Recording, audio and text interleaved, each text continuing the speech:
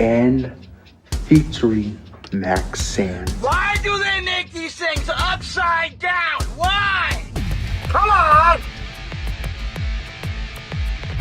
Come on! Come on! Come on! Ew, a spider!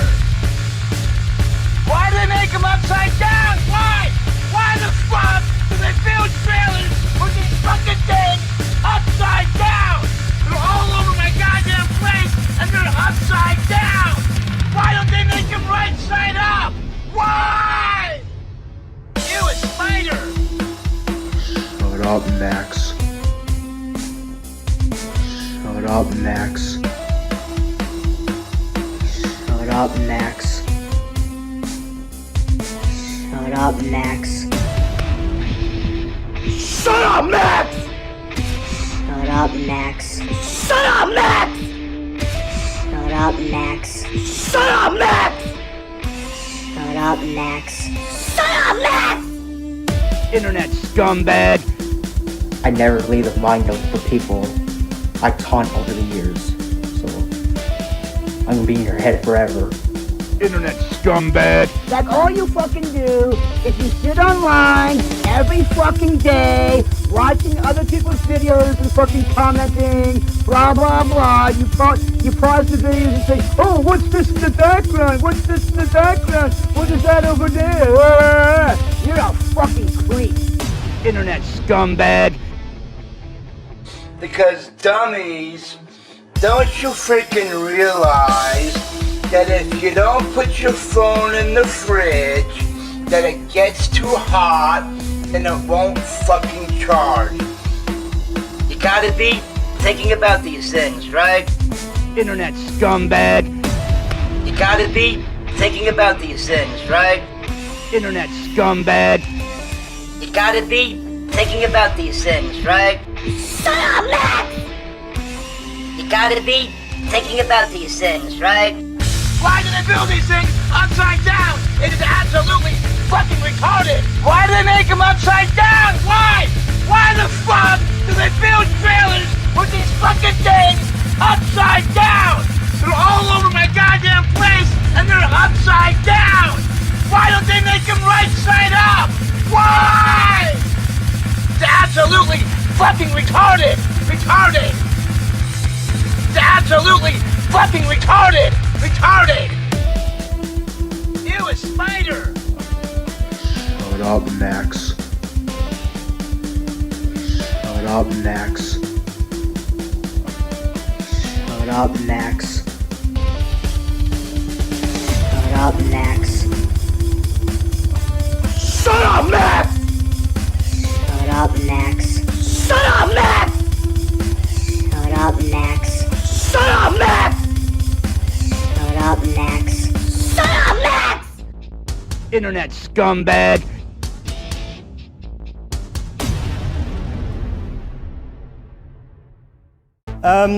700 years ago, if someone had come to Oxford and stood here and said, I think everyone should be allowed to read the Bible, even peasants, that person would have been described as offensive. He would have been denounced, shouted at, and eventually no platform.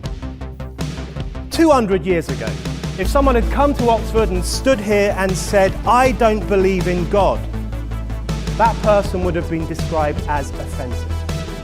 He would have been ridiculed, yelled at. 100 years ago, if someone had come to Oxford and stood here and said, I think a man should be allowed to have sex with another man, that person would have been described as offensive. He would have been booed, hissed at, no platform. So when today's student leaders clamp down on offensive stuff, they're actually carrying on a very long tradition.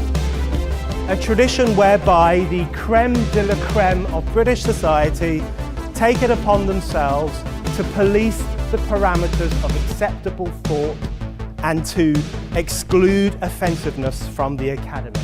need to say it's not okay. This hate conversation was not their intention. We understand that jokes are jokes, things are things, but at the end of the day, if it's promoting hate and it's promoting discrimination, you are directly a cause of it if you're allowing it to happen and you're not doing anything about it, and that goes for anyone in this country.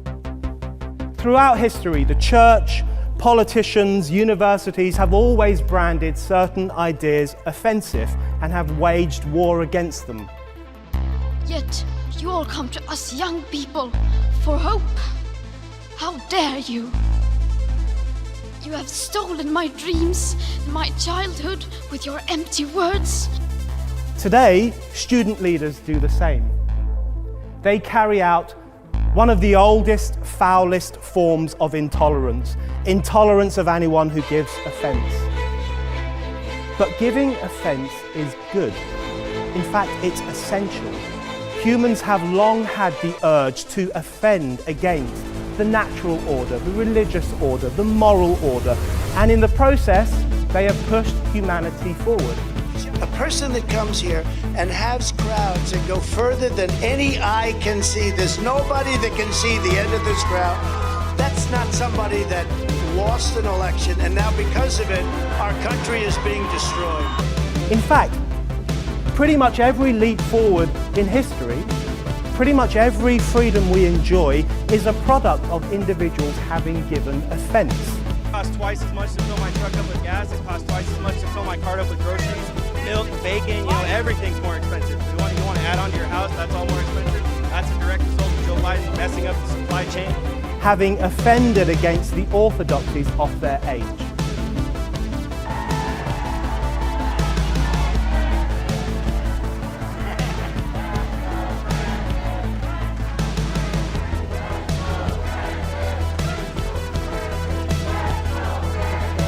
Offensiveness is not just something we have to begrudgingly accept.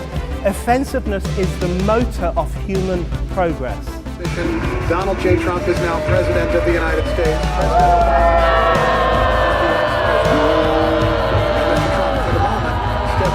The right to offend is not some pesky little part of freedom of speech that we have to put up with. It is the heart and soul and lungs of freedom of speech. It is the coursing lifeblood of human progress. It is the instigator of liberty and modernity and science and understanding. What a laughing stock today's student leaders are, that they can so casually dismiss the right to be offensive without realizing that their lovely, enlightened lives are the gift of individuals who gave offense. I know what some student leaders will say. Oh, but our no platforming is about protecting individuals. We only want to protect women from misogyny and black students from racism, so our intolerance is progressive. Please, how progressive is it to say that female students are so fragile that they can't cope with seeing a pair of tits in the sun? No, without falling apart. That doesn't sound progressive to me. That sounds paternalistic. How progressive is it to say that black students need these wise, white student leaders to protect them from harmful ideas? Because that doesn't sound progressive to me. That sounds neo-colonialist.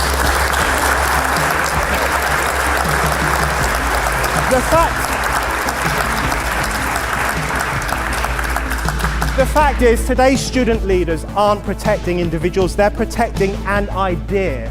And it is the most mainstream status quo idea of the 21st century, the idea of human vulnerability.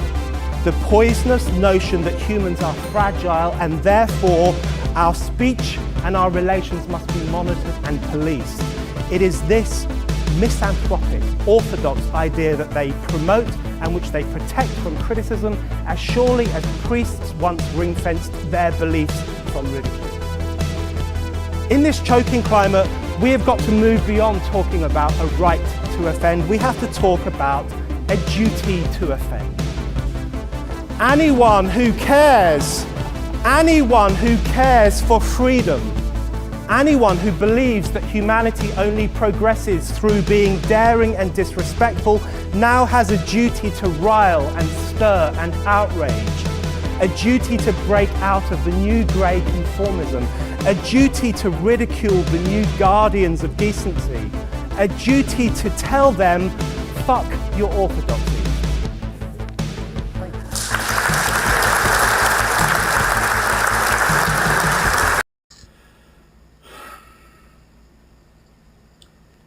I need help paying my rent. There are people who say, oh, Nick experiencing this, Nick experiencing that, experience here, experience it, experience. So everyone knows by now that I hate niggers.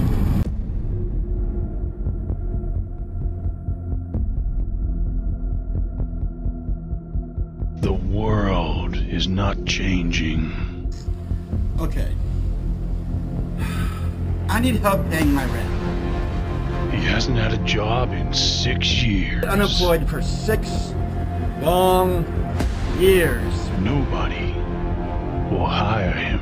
Unemployed, please hire me. His rent just went up. Nobody knows why. And they raised it an extra $6. I don't know why. I don't know why they raised it. This summer, get ready for the next chapter in the Dave Grady saga. People say, oh, why don't you look for a job? Why don't you look for a job? Why don't you look for a job?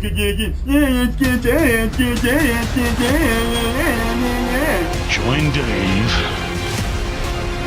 on his epic quest to try to get someone to send him $6. $6 a month.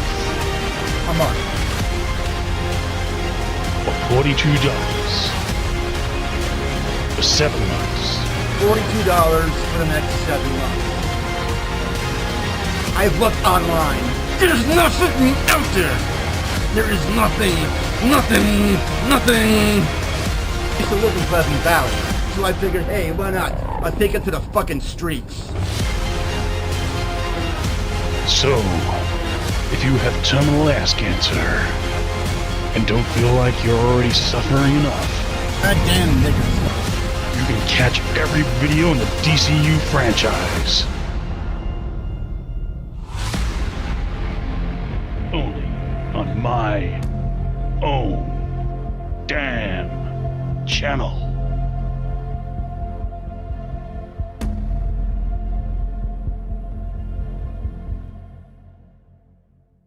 I have signs on my car windows that says, unemployed, please hire me. The niggers are upstairs playing the fucking jigaboo music. I need an answer, and I want an answer now. I have a big fucking huge question. Right? Check this out. Ready? Check this out.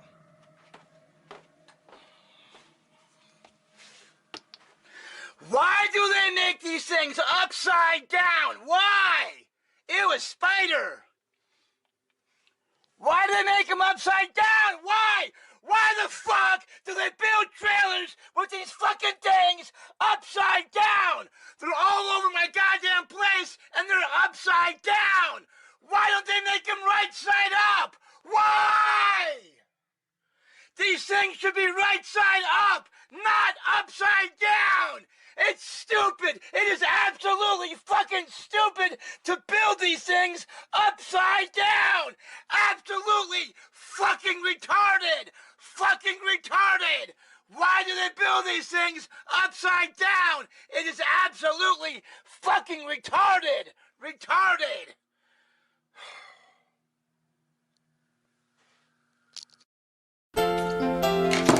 But, yeah.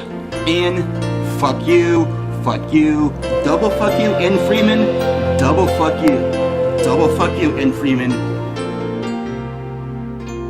I've known you all my life, at least that's how it seems.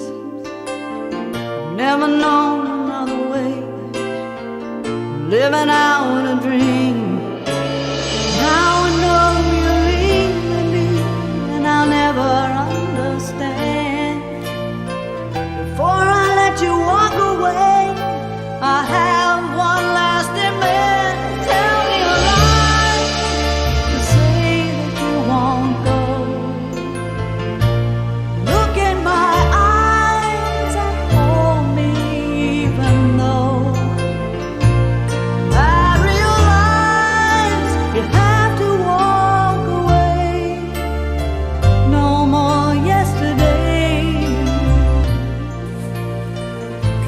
out there, please fucking hire me. Please. I'm gonna keep on making videos like this every day. Every day. Somebody out there gives me a freaking chance to fucking hire me. Always were my angels, flying high above, always looking out for me, angel that I love. Now my dreams are fading like age-old photographs that hurt too much to look at now, reminders of our past. Tell me a lie that you want to go. Back off! You told me the other day. Back off! I'm not gonna keep telling you. Even though Move that motherfucker off. you have to walk away, no more Fucking asshole! When'd you get so fat, Dave? Huh? When'd you get so fat? Move your fucking car. I wanna like you coming here. Move your fucking car! Do you remember how, like, I don't know, like, do you guys remember, like, when you were, like, a kid? If I don't like it, guess what? It's going in the fucking garbage. I'm gonna smash it.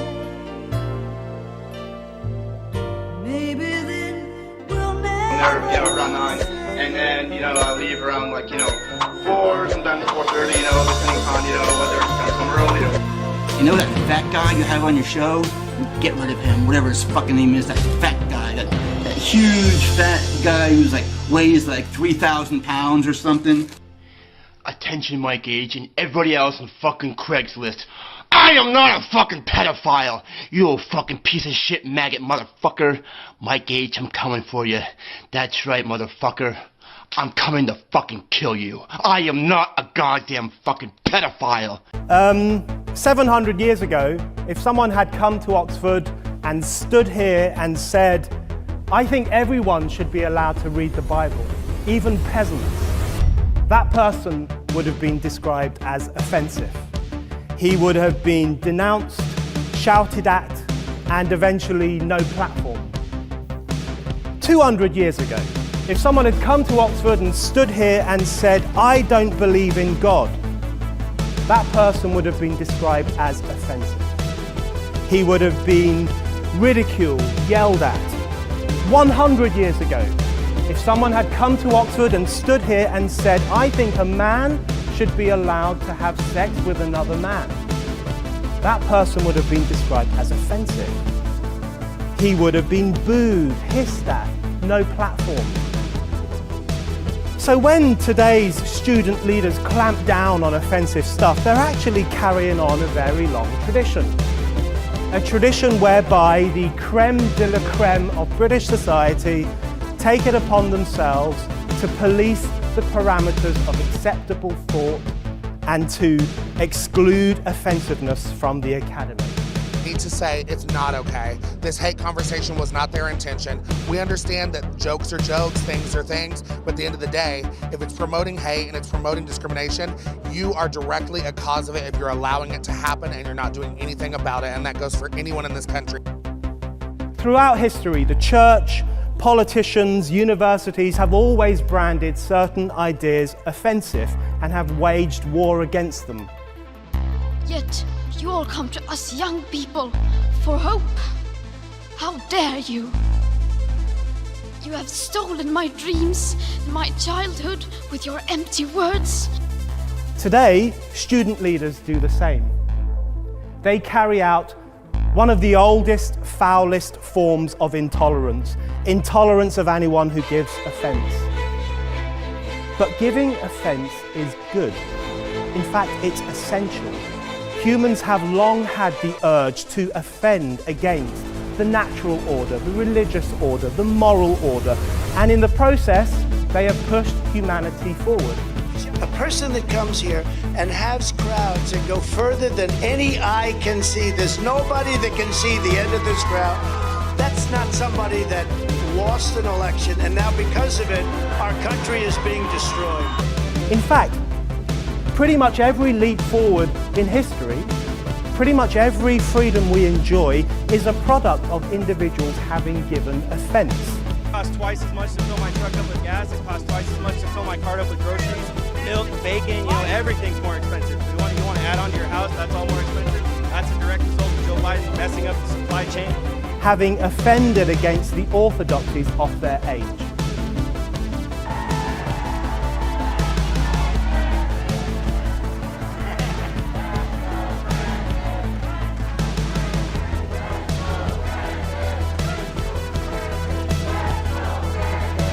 Offensiveness is not just something we have to begrudgingly accept. Offensiveness is the motor of human progress. Donald J. Trump is now President of the United States.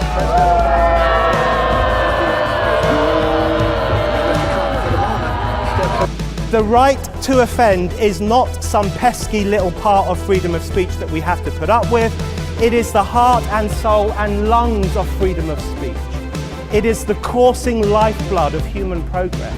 It is the instigator of liberty and modernity and science and understanding. What a laughing stock today's student leaders are, that they can so casually dismiss the right to be offensive without realizing that their lovely, enlightened lives are the gift of individuals who gave offense.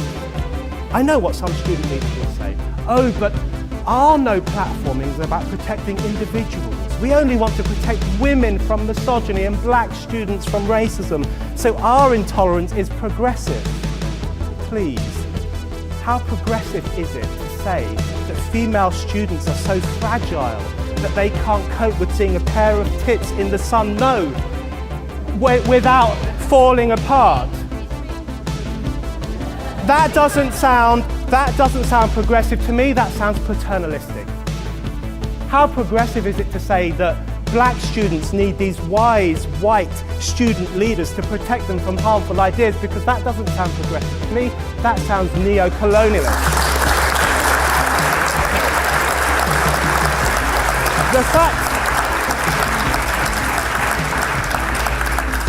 The fact is, today's student leaders aren't protecting individuals, they're protecting an idea.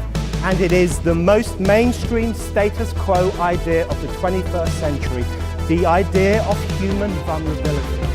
The poisonous notion that humans are fragile and therefore our speech and our relations must be monitored and policed.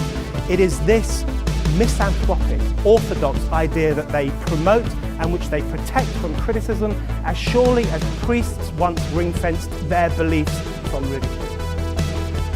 In this choking climate, we have got to move beyond talking about a right to offend. We have to talk about a duty to offend. Anyone who cares for freedom, anyone who believes that humanity only progresses through being daring and disrespectful now has a duty to rile and stir and outrage, a duty to break out of the new grey conformism, a duty to ridicule the new guardians of decency, a duty to tell them, fuck your orthodoxy.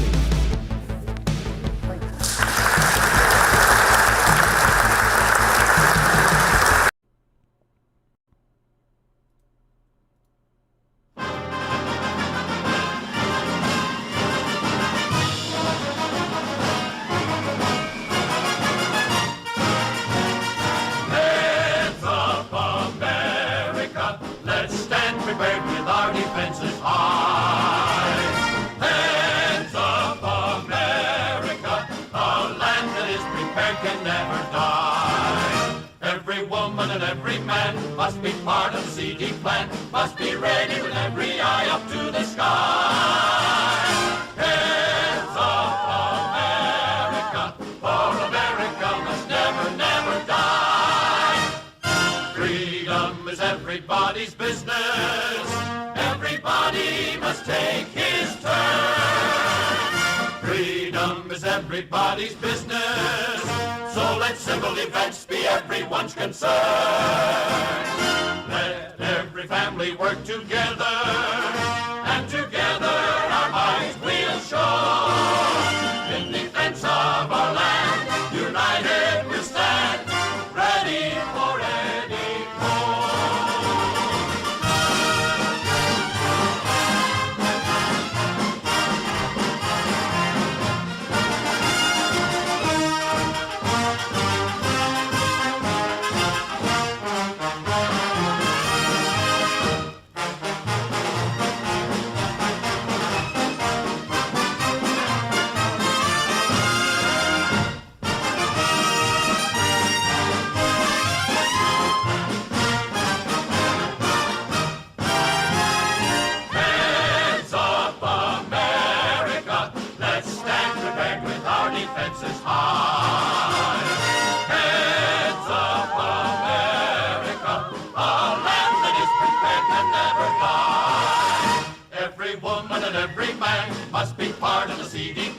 must be ready to meet whatever they may try.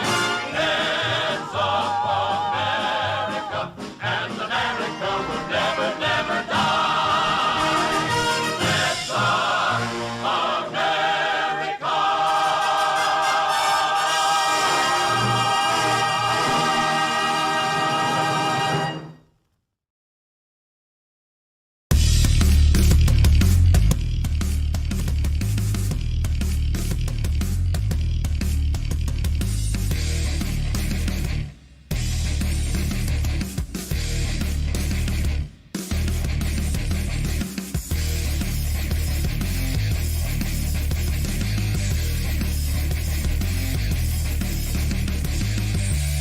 Good evening, ladies and gentlemen. I am Maxand, and this is just a stream. Dave Grady versus the Wahmens.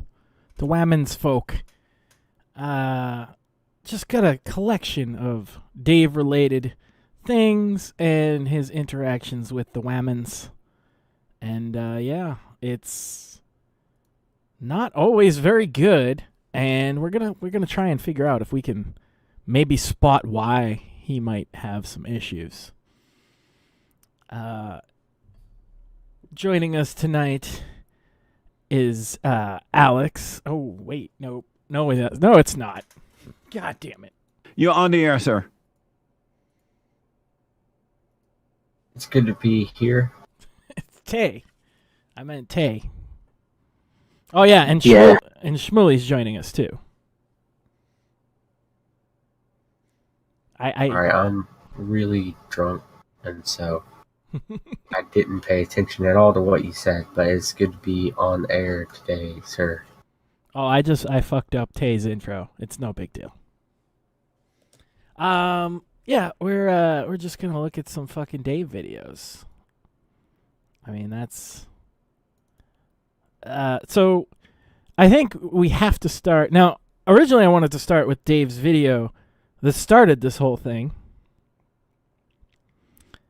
but he deleted it.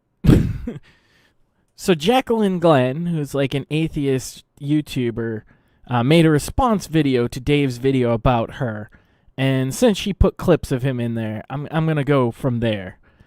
She has like 750,000 subscribers, so this is Dave's like big moment, and let's see how he does. Why? Why do people continue to support Jacqueline Glenn? Okay, this last guy is by far my favorite. He's the one that I showed a clip of at the beginning, and he, like, damn, speaking of people being really mad and emotionally invested into someone, holy shit, this guy's nuts. Why? Why do you people still continue to support Jacqueline Glenn? Why? So his main thing, yeah, he is mad that I've never gotten naked on camera, but his entire rant is basically asking people online to stop supporting me. He just does not understand why anyone likes me, why anyone would want to help me in any way. That red-headed atheist. I don't understand why that's people's go-to insult. Like, those are two just descriptive words of me. Oh, that girl whose birthday it is and who has a candle behind her and is wearing a black tank top. Oh, I fucking hate her. You're giving money to a red-headed atheist who has never gotten naked once. Are you guys terrified? I'm kind of terrified. On camera. Not once at all. You want to support someone? Go support your favorite sex worker. So I guess that's his main complaint. It's not that I am an atheist. I mean, he points that out, but he doesn't seem to complain about it. It's not because I've made videos critical of religion, it's because I'm not posting porn. So he thinks the only reason why you would want to support a female entertainer online is if her form of entertainment is porn. Like, there's no... Now, I just want to say, is Dave wrong? I'm confused here. Fucking based. Yeah, I don't see the problem yet. So far we haven't figured out what Dave's problem is, but we'll get there, I'm sure of it. There's got to be some clues in here somewhere. Nothing else of value that I could contribute to people to make them like me and want to support me by watching my videos and stuff. Like, it has to be porn or nothing. You know, and she gets packages from Amazon. People keep sending her gifts and packages and packages. Why? I mean, yeah, I do lots of unboxing videos. Actually, since today is my birthday, this is the time of year where I get the most packages to open. Why? Why are you people supporting Jacqueline Glenn? Why? Hashtag stop it. Stop it.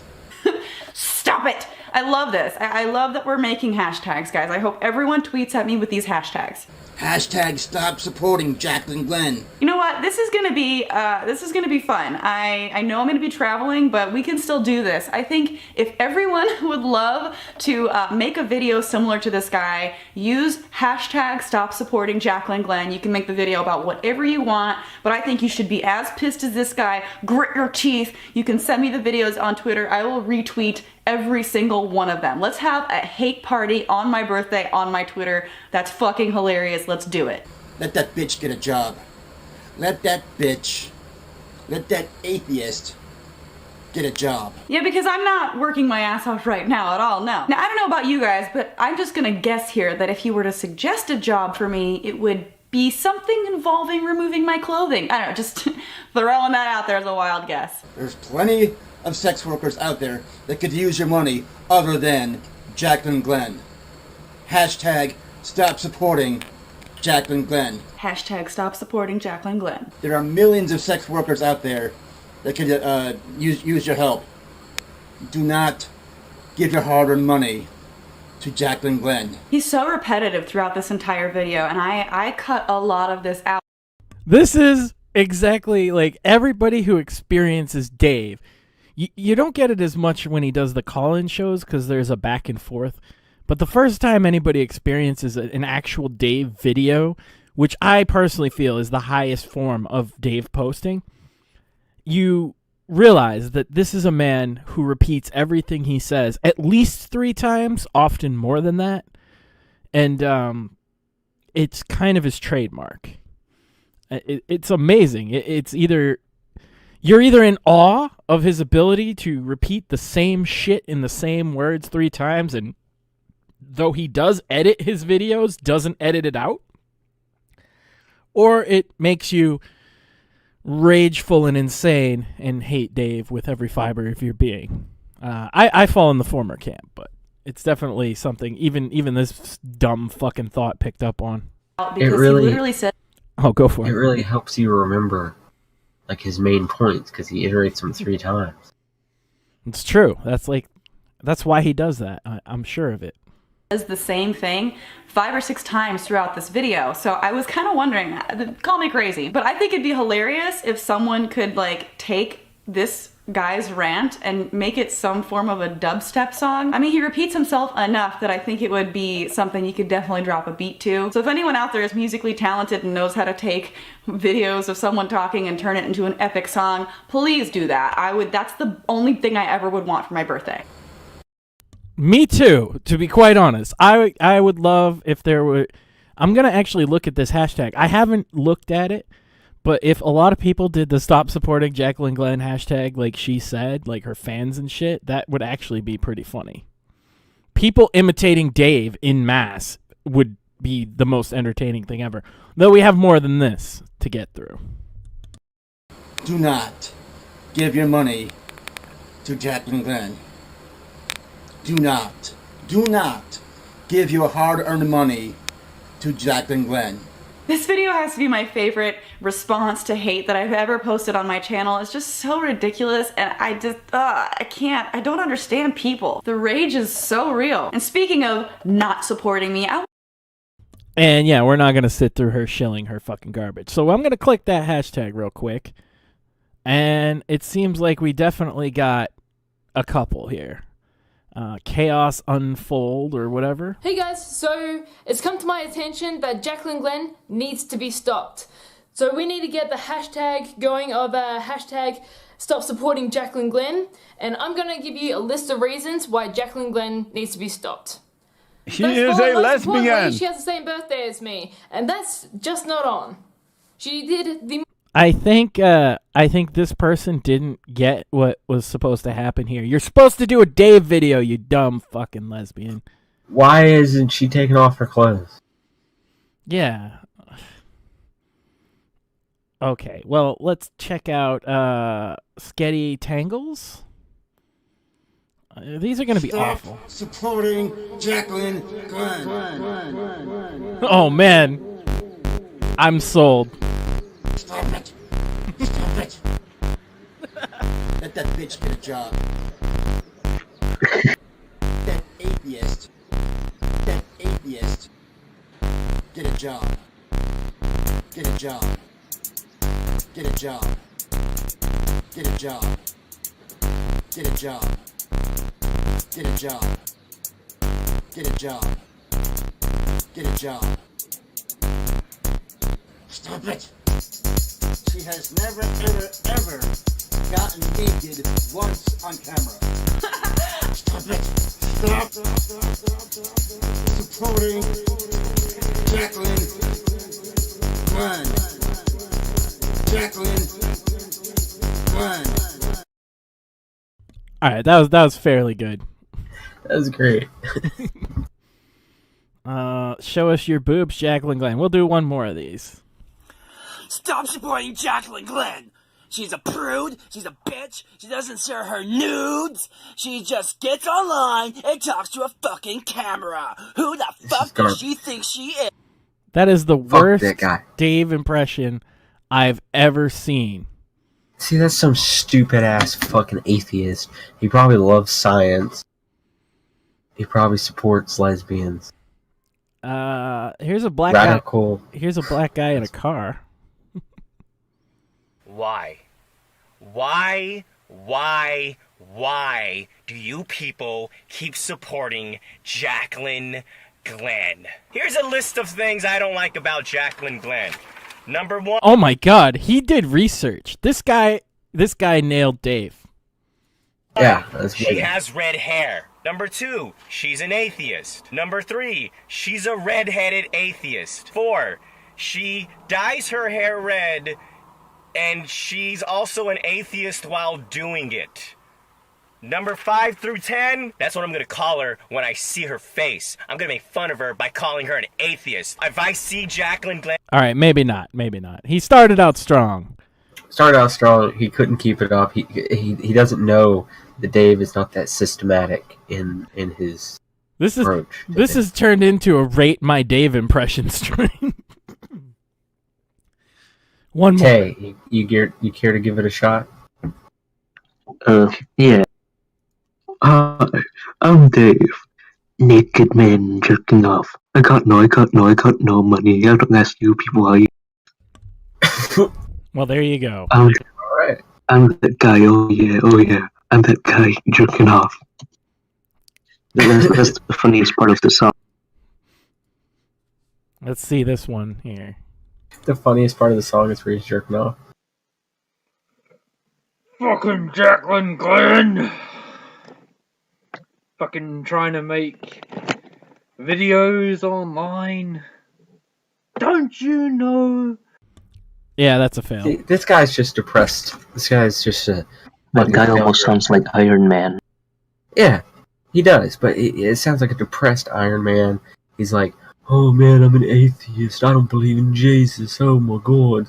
Oh, I can't even do an impersonation because I'm not a very fun person because I'm depressed. Because I don't get enough vitamin D living here in Britain. And I live under an oppressive state because we're too chicken shit to overthrow the yoke of the oppressive government for which we've been under for the past 300 years. That was a good impression of his impression, especially considering you only heard like 30 seconds of him. Let's see. That's all you need. Jacqueline.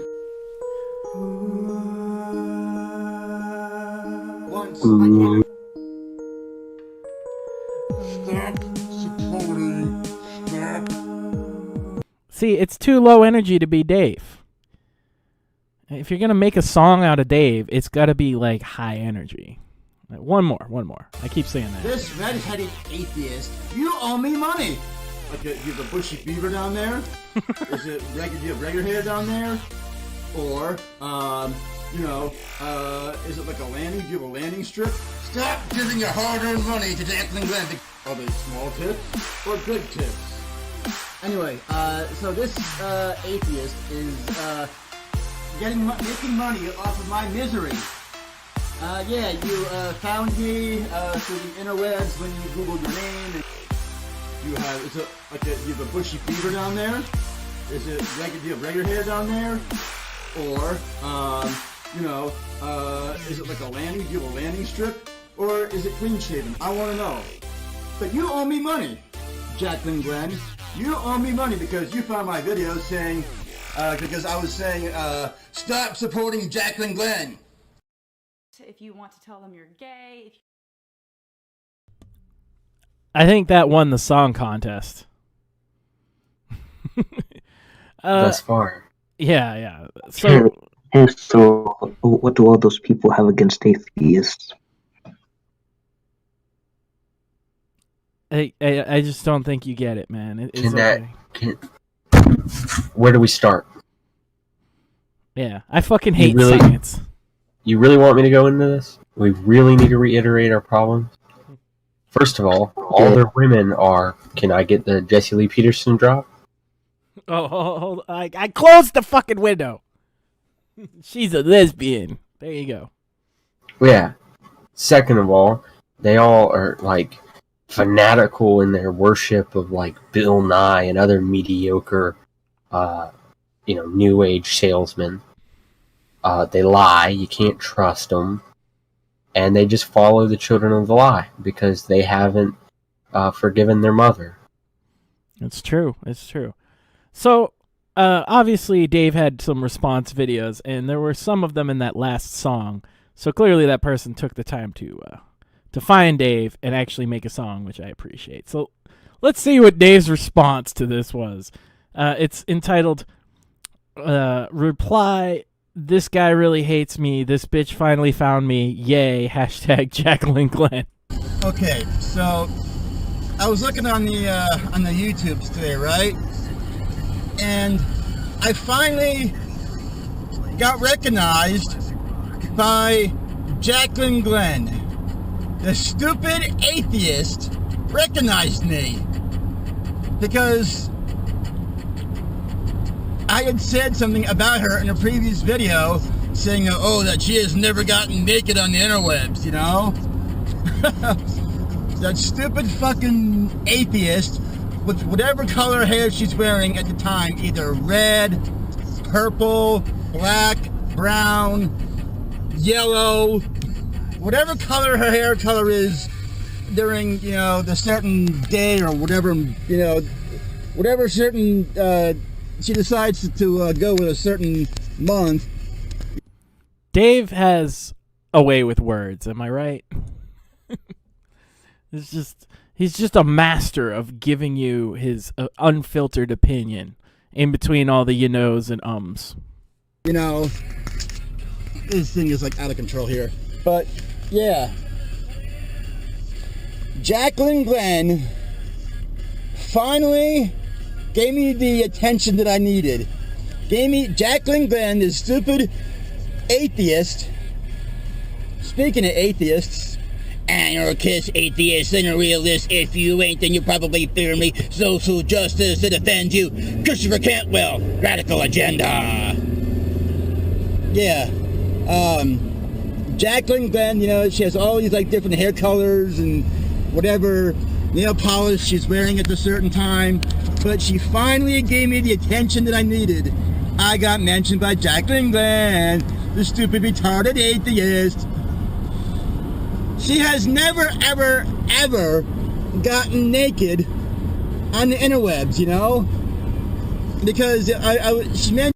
This is, in fact, he's channeling the entirety of 4chan in this, right? It's like tits or get the fuck out. He's just expressing an opinion of an entire segment of the internet. And I think he's a really underrated spokesman for autistics worldwide. Me, well, not me, but like in my video, and because I was watching YouTube today, and she was commenting on how I had said that she has never, ever, ever gotten naked on the interwebs. I'm kind of wondering,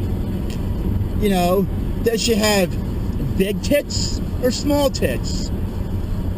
I know she wears nail polish, different color nail polish. I know that. I'm also kind of wondering, does she shave down there, or does she have hair down there? Is it like a full-on bush, or is it like neatly trimmed, or is it like one of like a landing strip kind of a thing, But Jacqueline Glenn finally gave me the attention that I needed.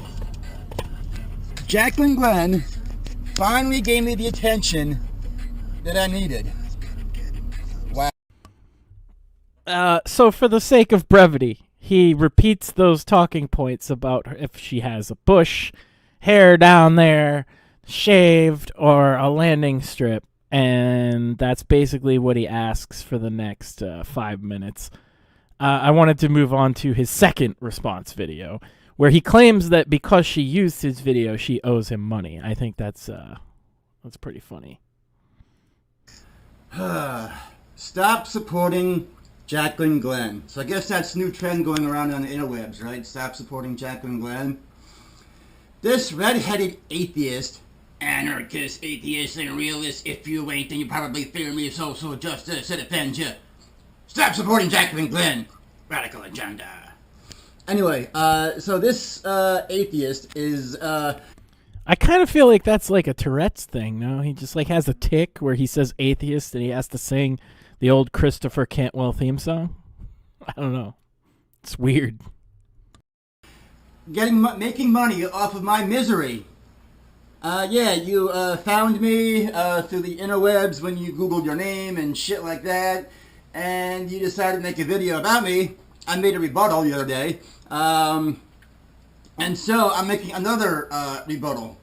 You owe me money. Bitch, you owe me money. Jacqueline Glenn, you owe me money. But first, a word from our sponsors. What size tits do you have? Are they small tits or big tits? Also, I also want to know. What do you think his next question's gonna be?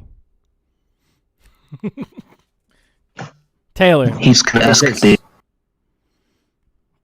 I'll go for it. Anybody, jump right in. Is it small tits or big tits? No, that was the first question. He's got another question. Is it a landing strip or is it bushy down there? I don't know. We'll have to find out. Do you have hair down there? Do you have hair down there? I want to know. Is it like a full-on bushy beaver hair kind of a thing, or is it like a natural pussy hair down there? Natural. It's all neatly trimmed and that kind of a thing, or is it like a landing strip, or all natural, like clean shaven? That's what I want to know. Do you have a bushy beaver down there? Is it do you have regular hair down there? Or, is it like do you have a landing strip? Or is it clean shaven? I want to know. So what do you guys think? What kind of pussy hair does Jacqueline Glenn have? Since it's the topic, we might as well. If I had to guess, brown landing strip. Brown landing strip. Tay, Yep. what kind of color and style do you think Jacqueline Glenn's pussy hair is? Brown pube. You think it's a big pushy beaver? Do I have to do the Dave thing and explain it? Like, which one? You think it's shaven? I think it's shaven. Beaver. She strikes me as a clean-shaven kind of broad. To hide all the disease that she's probably got. It's just... He's definitely very interested in that. But you owe me money, Jacqueline Glenn. You owe me money because you found my video saying, because I was saying, stop supporting Jacqueline Glenn. Stop giving your hard-earned money to Jacqueline Glenn, because there are many, many, many porn stars and sex workers that are out there who could use your money other than Jacqueline Glenn. Dave is the hero of the sex workers. That's what nobody understands. He's out there pushing for sex workers' rights and equal treatment and pay. Misery says she probably bedazzles it. That's probably... you might be right. There are many, many, many sex workers out there. There are many, many, many porn stars out there who could use your money other than Jacqueline Glenn. Hashtag stop supporting Jacqueline Glenn. Hashtag stop supporting Jacqueline Glenn. Hashtag stop supporting Jacqueline Glenn. Now, I want to know, because you have never gotten naked on the internet, so I want to know, do you have small tits or big tits? Are they like, jumbo size, or are they really like small size, Also, how about you post some pictures of yourself in a bikini? Like a thong bikini, so we can all see whether or not you have hair down there. Also, what color hair do you have down there? Is it black, brown, red, like the same color hair you have up here? Is it red? What color hair do you have down there? Or do you have clean shaven, I want to know. I want to know because, in today's society with women on the internet, you can never really tell. You can never really tell. Anyway, Jacqueline Glenn, you owe me money. You owe me money. I'm going to say about maybe $200, $300 because you're making money off of my misery. You are making money off of my misery, Jacqueline Glenn. You owe me money. So, Dave Logic, let's see if we can figure out what his misery he's talking about. So his video was, he's angry that she doesn't get naked.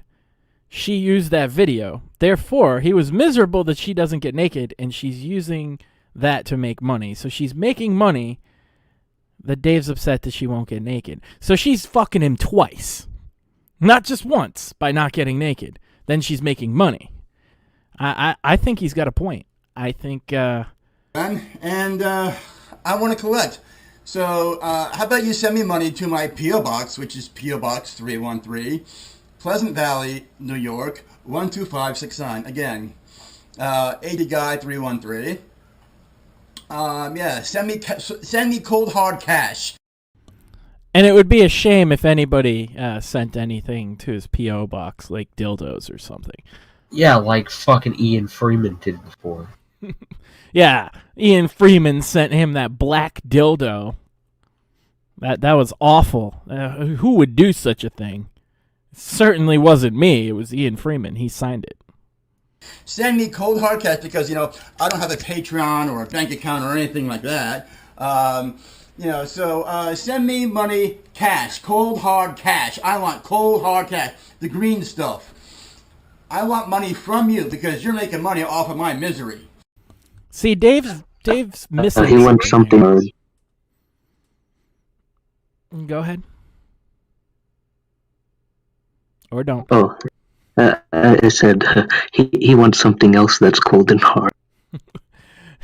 Well, I mean, instead of the money, he should just be asking her to send him nudes, Like, that's the way to do it.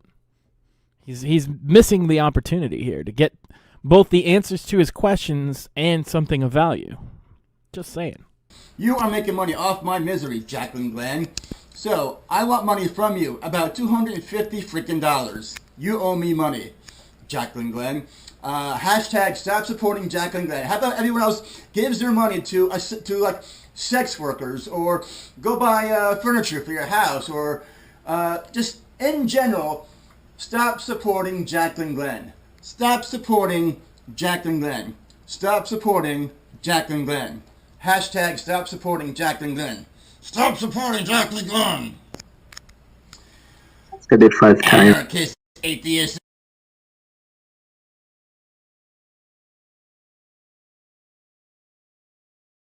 There are 37 comments on here, and we're definitely going to have to read some of these. Call Michael Avenatti. He'll take up the case. Dave needs a cape. You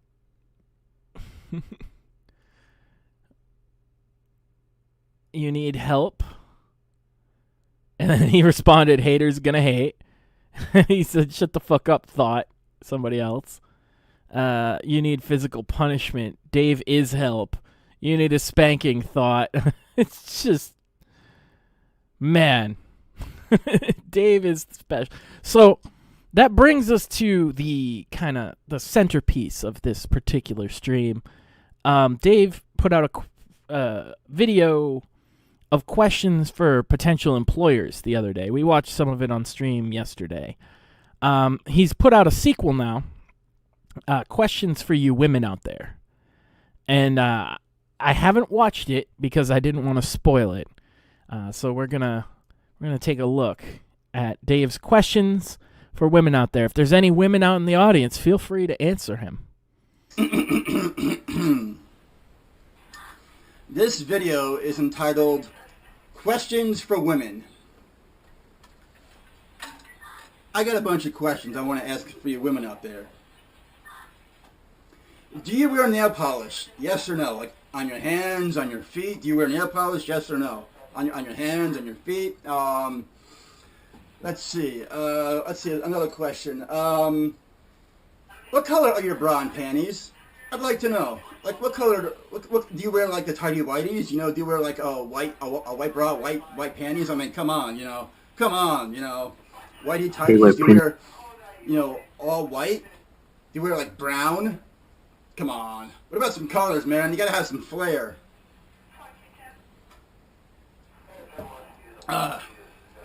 What colors are your bra and panties? I'd like to know. Can't be all white, right? White. So this is just to randomly any woman on the internet who comes across this video. What color underwear do you wear? It's amazing. See, Tyro says he's like a low energy Alex Jones. Here's the thing, is I think Dave is on medication now. And the reason I think that is because before we continue with this, since there are some people in the audience who don't know Dave as well as us, I want to give a refresher course. So this is an old Dave video that I think will express why Dave is such a meme. Attention, Mike Gage, and everybody else on fucking Craigslist. I am not a fucking pedophile, you old fucking piece of shit maggot motherfucker. Mike Gage, I'm coming for you. That's right, motherfucker. I'm coming to fucking kill you. I am not a goddamn fucking pedophile. I'm coming to find you. And when I find you, you are so dead meat, motherfucker. I'm going to fucking kill you. That's right, Mike Gage. You're going to fucking die. I am not a pedophile. And anybody else who's watching this on fucking Craigslist, I am not a fucking pedophile. That faggot motherfucker Mike Gage is a fucking sick fuck. That's right, Mike Gage, you are a goddamn sick fuck. Mike Gage, you will wish you never fucked with me. Come on, you want some? Come get some. That's right, Mike Gage, I'm going to fucking tear you apart. You're gonna wish you never fucked with me. I hope that you never... Oh, actually, when I find you, you're gonna fucking die. That's right, Mike Gage. I am not a fucking pedophile. You're gonna die, Mike.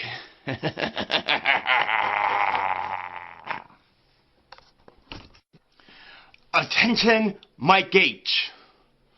I am not a pedophile, motherfucker. You're gonna fucking die. You wanna know what I have in my back pocket right here? I got something in my back pocket. You wanna know what it is? A jagged edge steak knife. Guess where it's going? Across your neck. When I find you, that's where it's going, motherfucker. I am not a pedophile! I'm coming for you, Mike H. You think this is a joke, calling me a fucking pedophile on fucking Craigslist and fucking HowardShrine.net? Hey, Doc, I want you to listen up, and listen up good, Doc. Ban that motherfucker! Ban Mike H from HowardShrine.net! I want you to fucking ban him! He's a stupid fucking motherfucker! Ban him! And Mike H, I can't wait to fucking find you, motherfucker. I'm going to fucking take this jagged edge steak knife that's in my back pocket right now, and I'm going to cut your throat open. You're going to fucking die! You will wish you never fucking messed with me, motherfucker. Mike H and everybody else on fucking Craigslist. I am not a fucking pedophile! I have never had sex with anyone! Let's just get back that last line there. Everybody else on fucking Craigslist. I am not a fucking pedophile! I have never had sex with anyone! And therein we find our answer. or a part of our answer. So I just Googled Jacqueline Glenn. And obviously we can't show you, but there are totally pictures of her in her bra and panties. Posing. Of course there is. She's like a e-thought. Yeah. Like this is like professionally done. So like Dave kinda has half a point. But like you can totally, because he suggested that she do that. And so he hasn't Google searched her at all. Probably not. Not a fucking pedophile! I have never had sex with anyone! I have never touched a kid! I have never had sex with a kid! I have never even had sex with underage girls! I am not a pedophile! Oh, you're going to die, Mike H. Come and meet me, motherfucker. I'm ready to fucking beat you up right now. Come on! Come on! Gonna fucking die. I can't wait to fucking take my jagged edge steak knife and cut your throat open. You're going to die, Mike H. You are going to fucking die!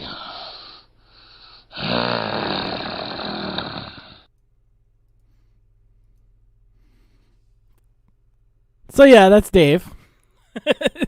For anybody that didn't know, that's why he's been a meme on the internet for a very, very long time. He mentioned the Howard Shrine thing in that video. That was like a forum dedicated to Howard Stern's like freaks and shit. He's been banned off YouTube on 3 separate accounts. The first one, he was one of the first people banned permanently from YouTube for making videos threatening to rape a 20-year-old vlogger in, I believe, like 2007 or something like that. Like when YouTube first came out. And I believe it was 2017 or early 2018, he was arrested because he had gotten in his head that cam girls on the internet should give free shows to unemployed men such as himself, because he hasn't had a job in 6 long years. He'll tell you all about that. And he got into some argument with some cam girl, and he made a video where he said he was coming to her house because she gave him his address, because she's fucking thought, this is just a guy that's fucking talking shit on the internet.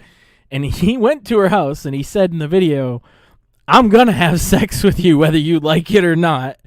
He showed up with the police said they found a knife and rope in his car, but he did get off on that charge. Like, he wasn't ever charged with anything. I do believe it was probably a bit of a misunderstanding. He's just they were probably like, this guy's fucking crazy, put him on more meds and let him go. And now here we are, watching his questions for you women out there. So that's some context. Brown, gray, come on. Gotta have some colors, red, pink, blue, green, orange, yellow, blue, purple, dark purple, White, what purple. colors am I looking at the wall there? Pink, red, blue, orange. You gotta mix it up. Maybe pink up here, red down there, purple up here, pink down there. Maybe a purple up here, pink, or maybe pink up here and purple, pink and purple. Maybe green and red. Maybe yellow and red. You gotta mix it up. You can't just wear all white. Come on. All white, come on. Let's see, what else? He's got a list on his phone. Do you have small tits or big tits? See, I like women who have small tits. I like women who have small tits. Small to mediocre. Small to mediocre. I mean, like. What's up? Huh? Did you say something? No. Well, let me. You were about to objectify a woman, Tay. Well, let me ask you this: do you guys prefer small tits or big tits? Big. It doesn't matter so much to me. What I like is wide hips. Like when the hips, like the angle going back to the body is pretty broad. Yeah, I'm attracted to like wide fucking hips. Well, Dave likes the small tits. Usually those women have medium to large breasts. Right? The ones with wide hips just tend to be built kind of bigger, right? That's true. Well, Dave likes the small tits. That's what we know. So Dave likes men, right? Well, I mean, he's never had sex with anyone, so we can't call him gay. Or so he said. They're kind of big, you got all that weight up here, If you got melons, you got all that weight up here. Come on. Another question. Do you shave down there? Or do you use tweezers? Do you pluck? Do you shave? Do you shave, use tweezers? Or do you have hair down there? I'd like to know. Do you use like a razor or like tweezers, or do you use scissors? Do you keep it clean down there, or is it like a bushy beaver? Some women I know, they have it like it's clean. Yeah, no. Or they have like maybe like a line, I forget what it's called. It's like a line kind of a thing. I think it's called a landing strip or something. I don't know. This motherfucker has made 5 videos where he repeatedly refers to a landing strip, and now he's like, I think they maybe possibly call it a landing strip. I don't know. I don't really know. Some women I know have like, they keep it like all natural, all whatever. It's they got hair down there, but they keep it trimmed. It's they keep it trimmed down there. They're they keep it. They got hair, but they keep it trimmed. Or some of these Asian women that I've known, it's like a full-on bushy beaver. Some of these Asian women who I know have a full-on bushy beaver. It's all like bushy, or these Asian women, or some of the... Well, we have our resident expert on Asians. Tay, what do you think? Asian women, bushy beaver, is that true? Well, the only Asian whose beaver I've ever seen is my own. Well, that was very insightful. Thank you. Is it bushy?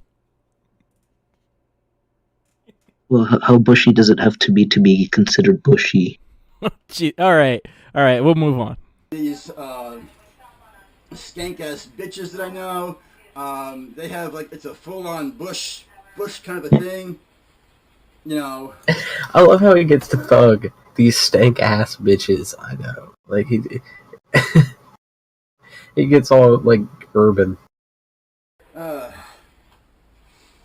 like women who have small tits and they keep it like all like kind of natural down there, you know, not shaved and not like a full-on bushy beaver, but like, you know, they got hair down there, but it's like, you know, it's trimmed, you know, it's not like a landing strip or anything. I like it where they have it like. So to recap, he likes it when they paint their nails and toenails. He likes colorful underwear. He likes small tits, and kind of, but trimmed, but not too bushy of a beaver. Although in the past he said he really likes super bushy beavers. So I don't know. Maybe he's changed over time. It's, you know, it's trimmed, you know. It's nice and neat, you know. Kind of a thing. Here's another question. Do you wear perfume? What kind of perfume do you wear? What kind of perfume do you women wear? What color nail polish do you wear? What color nail polish? Like white, green, pink, blue, red, orange. Maybe do you go holiday by holiday? Let's say there's no. I don't think there's any holidays in February. Maybe you wear red and pink for Valentine's Day. February, March. St. Patty's Day. Maybe you have green, white, and orange. Maybe green, white, and orange, or green and orange, green, white, and orange, or whatever for, you know, St. Patty's Day or whatever. Let's see, February, March, April. Let's see. We had Easter. We had Easter for April. So I know you have like a pink, maybe. Orange, maybe pink and orange, white and orange. You know, do you go holiday by holiday? Let's see, May. What holidays do I have in May? Let's see, that's Mother's Day. I'm losing it today. Let's see the holidays. As opposed to every other day when he's not losing it. All right, so let's see. Let's go for the next month, May. We have Cinco de Mayo. What do you wear any colors for Cinco de Mayo? Any colors for Cinco de Mayo? Then we got Mother's Day. Let's see, and then 27th, Memorial Day. Do you wear any colors for Memorial Day? Like maybe red, white, and blue. Let's see, June. Let's see that one. Let's see, what do I have on this day? The first. There is a holiday on the first. Let's see, Father's Day. Do women really wear it for holiday? I don't know. Well, apparently Misery said that she does a holiday. She says, still got Swazi style for Führer's birthday celebrations, personally. So, yeah, some women do holiday theme their nails. And she says a border wall brick for Cinco de Mayo. Yeah, I get that. That's definitely, it's a fashion statement. I think Dave would approve. July 4th, you know, that's July 4th. Do you wear red, white, and blue? Maybe red and white on this hand, maybe all blue on this hand, or do you have like it's like a red, white, and blue on all the fingers? Let's see, July, August. There's really not any holidays in August. I don't really think there's. September, is he actually going to go through every fucking Labor holiday? Day. Any colors for Labor Day at all? I don't know. October. Let's see, on the 14th, Columbus Day. Do you wear anything for Columbus Day? Do you wear any color nail polish for Columbus Day? What about Halloween? Halloween is my ultimate favorite holiday. It's not really considered like a school holiday. It's just a holiday. It's not like, you know, where schools are closed and business. It's just a regular holiday, you know. So do you wear like maybe black and orange for Halloween? You know, black and orange, or orange and black. Maybe white and orange, red and orange, red and black. You know, what colors do you wear? What color nail polish do you wear for Halloween? What about November? Let's see. Daylight. Well, the 3rd is Daylight Savings Time. Veterans Day. What colors do you wear for Veterans Day? Let's see. And then there's Thanksgiving Day. I don't know. Maybe brown and white. I don't know. Black Friday, do you want any colors for Black Friday, just as a reminder or whatever? And then December, there's Christmas Eve, and then Christmas Day. What colors do you wear for Christmas Eve and Christmas Day? You know, I'd like to know, what colors do you wear for Christmas Eve and Christmas Day? Well, if you really want, you know, to get Dave's attention, ladies, not only should you have the holiday-themed nail polish, but you should wear underwear that matches it, right? Right? Day. And then, of course, we have the ending, New Year's Eve. Do women wear, do you wear like all different colors for New Year's Eve? You know, maybe red, green, orange, black, yellow, purple, you know. I'd like to know. And then we have like, you know, January, and then the whole year starts all over again. So yeah, my questions are. Yes, that's how time works. Do you have small tits or big tits, or like, you know, like melons, you know? I like my women to have like, you know, small to mediocre tits. What color bra and panties do you wear? What color bra and panties do you wear? Please tell me you don't wear all white. Please don't tell me you wear all white. Come on. You gotta have some colors, right? Like pink and purple, red and purple, black and purple, maybe blue and green, maybe all blue, maybe yellow and red, maybe blue and red, maybe purple and red. You know, you gotta have like, you gotta have the colors of the rainbow. You gotta have the colors of the rainbow. Honk honk. You gotta have the colors of the rainbow. So, yeah. What color bra and panties do you wear? What color bra and panties do you wear? Please tell me you don't wear all white. Please tell me that you don't wear all white. Maybe black and green, you know, blue and red, purple, orange, pink. Maybe a Okay. hot pink. Maybe you're a person who likes all hot pink. We're Maybe going you're a person who just 1.5 likes to wear all speed. blue. Or maybe you're a person who likes to wear red and blue, or maybe purple and pink. Or black and pink, or black and blue, or black and red, you know? You gotta have colors. Let me ask you this. Are your panties see-through? Are your panties see-through? That's a new question. He should have put that at the top of the video, because I feel like if we weren't watching this on stream, no one would get this fucking far. Are your panties see-through? I'd like to know. And again, do you shave down there where it's all clean? Or do you have like a full-on bushy beaver? You know, like a full-on bushy beaver. Or do you have like, you know, or maybe say it's like, you know, it's trimmed down there, but it's like, you know, you keep it nice and neat. Or is it like a landing strip, you know, like a whole line kind of a thing? I'd like to know. Do you have like a landing strip? Is it like a full-on bushy beaver kind of a thing, you know, or is it like a really big? Some of these Asian women, right? Some of these freaking Asian women who I've known, they got full-on bushy beaver. I like it all like natural, where it's nice and trimmed, you know, nothing too messy, you know. Do you have hair down there? Yes or no? Yes or no? Do you have hair down there? Yes or no? Are your tits like, you know, do you have like small tits, maybe mediocre tits, or like big melons? Like, I mean, you got that big weight, you got that weight up here, right? And what color are your bra and panties? What color are your bra and panties?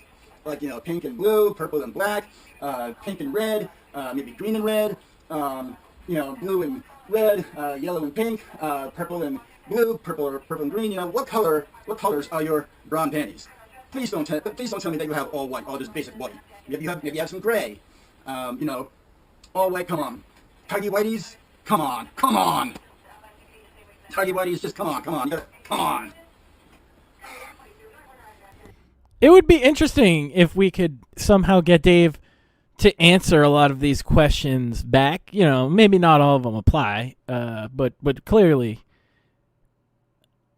you know, it would be funny if he wore whitey tighties himself or something like that. Do you wear nail polish? Yes or no? Yes or no?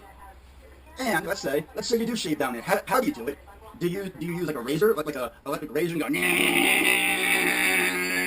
you know? If you shave down there, how do you do it? Like you stand in front of the mirror, or you just go like, you know? Do you use tweezers? Pick. That's gotta hurt. Pick. You know, that's like.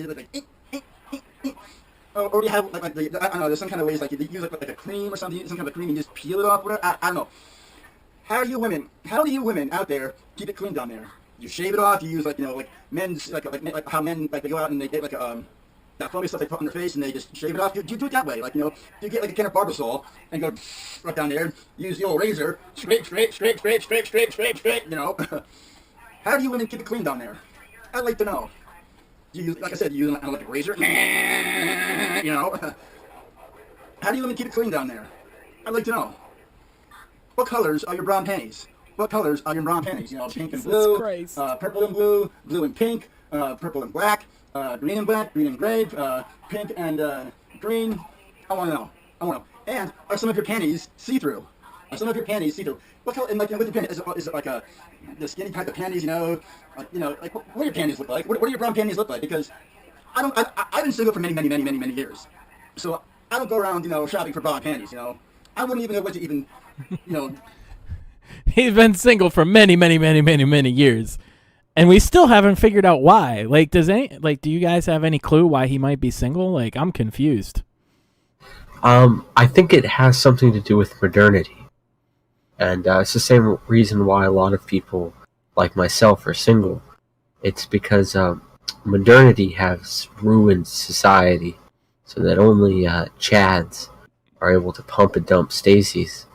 And true aristocrats like myself and Dave are not able to be recognized for the greatness that we possess inside of ourselves, as we would have in times of old, when we would have obviously been in the king's court. We would have been, the king's men and been recognized for our greatness and our supreme chivalry. Yeah, I mean, that's probably true. You'd be in the king's court as one of his advisors, and Dave would be the jester. You're onto something there. I think you might be right. If he repeats himself on the fucking panties thing one more time, I'm gonna move on. But let's just see, because I got it in 1.5, but he still keeps saying the same. Although the second run through of how do you do it was pretty funny with the yeah and all that shit. Somebody should fucking gif the shit out of him. I haven't had a girlfriend in years, many fucking years. So, some girl comes to buy me this and buy me that. Buy you what? I wouldn't know what to get. Buy you what? Fuck you, get the fuck out of here. But yeah, are your panties see-through? Are your panties really skinny? Are the panties like a skin kind of thing? Or is it like boxer type of thing? What kind of panties do you wear? Do you wear boxers or briefs? Or do you wear ones that looks like a V-shape or something? I've seen something that has like a V-shape, like a V-shape kind of thing. Yeah. What size bras do you wear? Is it again, I don't know what these things even look like. If some girl comes up and says, "Oh, buy me some brown panties." He doesn't even know what a bra looks like. Okay, what size do you wear? Really, bitch? What fucking size do you wear? So again, are your bras like the small kind? Are they like the big kind? Are they like the, I wouldn't know. But yeah, so, what colors are your bra and panties? Please tell me they're not all white. Do you have big tits or small tits? Or mediocre tits? Do you keep it clean down there? Is it like a landing strip? Is it a full-on bushy beaver? Or is it or do you keep it nice and trimmed? Like a really nice and trimmed? Do you wear nail polish? Do you go holiday by holiday? Oh, Kiz has joined us in the chat. Make sure you tell Nick, he has to watch this video, because I'm sure he'll really appreciate the landing strip question. Like 4th of July, Halloween, Christmas, Easter, shit like that. Do you go holiday by holiday when you wear nail polish? I want to know. What colors are your bra and panties? Do you have big tits or small tits? Do you shave down there? Do you keep it clean? I want to know. I haven't had a girlfriend. I don't even remember, since the early 2000s maybe. I don't know. So again, tell me this information that I need to know. I want to know this information. Tell me. Leave comments below. Oh, speaking of comments, if you leave a rude and nasty comment, guess what? I guess this is the point in the video where I point out, leave your comments below, except comments are disabled for this video. Aw, damn. If you leave a nasty comment, it will be deleted. So I gotta say, so leave your comments below. I want to know if you shave down there, if you keep it clean down there, if it's like a full-on bushy beaver, what colors are your bra and panties, please tell me they're not all white. I mean, do you have different colors, so on and so forth. Are your panties see-through? Are they see-through panties? I'd like to know. Is it like a see-through blue, see-through green, see-through black? Is it like a V-shape? Are your panties like a V-shaped? Or, you know, what kind of panties do you wear? What kind of panties do you wear? Like, are they blue and green, yellow and blue, purple and black, yellow and pink, pink and purple, blue and purple, blue and pink, green and pink, green and yellow? Like, what colors do you wear? What colors do you wear? And what sizes are your bra and panties? You know, is it like really thin? Like, is it really easily to take off and remove or whatever, you know? And let me ask you this. If you do shave down there, do you do it while in the shower? Do you shave while in the shower? I mean, I would assume that you do. Do you, like, you know, just like go in the shower or take a bath and you're just like, you know, shaving down there or whatever? Like, are you like sitting in the tub, or are you straight up, you know, taking a shower, you get the razor, you know, you get the foam? That is true. Hold on. we gotta add the circus theme. Chat is correct. We gotta put the circus theme underneath just a random portion of this video. Because it is copy free. I always use this one because it's the first one that comes up. So let's go back. Because it's going to end too quickly. And we'll just random. Panties? Do you have big tits or small tits? Do you shave down there? Do you clean? I want to know. Because I haven't had a girlfriend. Oh, Kiz says the second one. Okay, hold on. I always... Yeah, I like the first one better because it's like more cinematic. I don't even remember, since like the early 2000s maybe? I don't know. So again, tell me this information that I need to know. I want to know this information. Tell me. Leave comments below. Oh, speaking of comments, if you leave a rude and nasty comment, guess what? If you leave a nasty comment, it will be deleted. So I gotta say, so leave the comments below. I want to know if you shave down there, if you clean down there, if it's like a full-on bushy beaver, what colors are your bra and panties, please tell me they're not all white. I mean, do you have like different colors, so on and so forth. Are your panties see-through? Are they see-through panties? I'd like to know. Is it like a see-through blue, see-through green, see-through black? Is it like a V-shape? Are your panties like a V-shaped? Or, you know, what kind of panties do you wear? What kind of panties do you wear? Like, are they blue and green, yellow and blue, purple and black, yellow and pink, pink and purple, blue and pink, green and pink, green and yellow? Like, what colors do you wear? Hold on, I think we can actually improve this. What sizes are your bra and panties? You know, is it like really thin? Like, is it really easily to take off and remove, whatever, you know? And let me ask you this. If you do shave down there, do you do it while in the shower? Do you shave while in the shower? I mean, I would assume that you do. Do you, like, you know, you just like go in the shower or take a bath and you're just like, you know, shaving down there or whatever, like, are you like sitting in the tub, or you straight up, you know, take a shower, you get the razor, you know, you get the foam, you get the foam on there, and you're just like, you know, you know, answer my questions honestly. I want to know. Alright.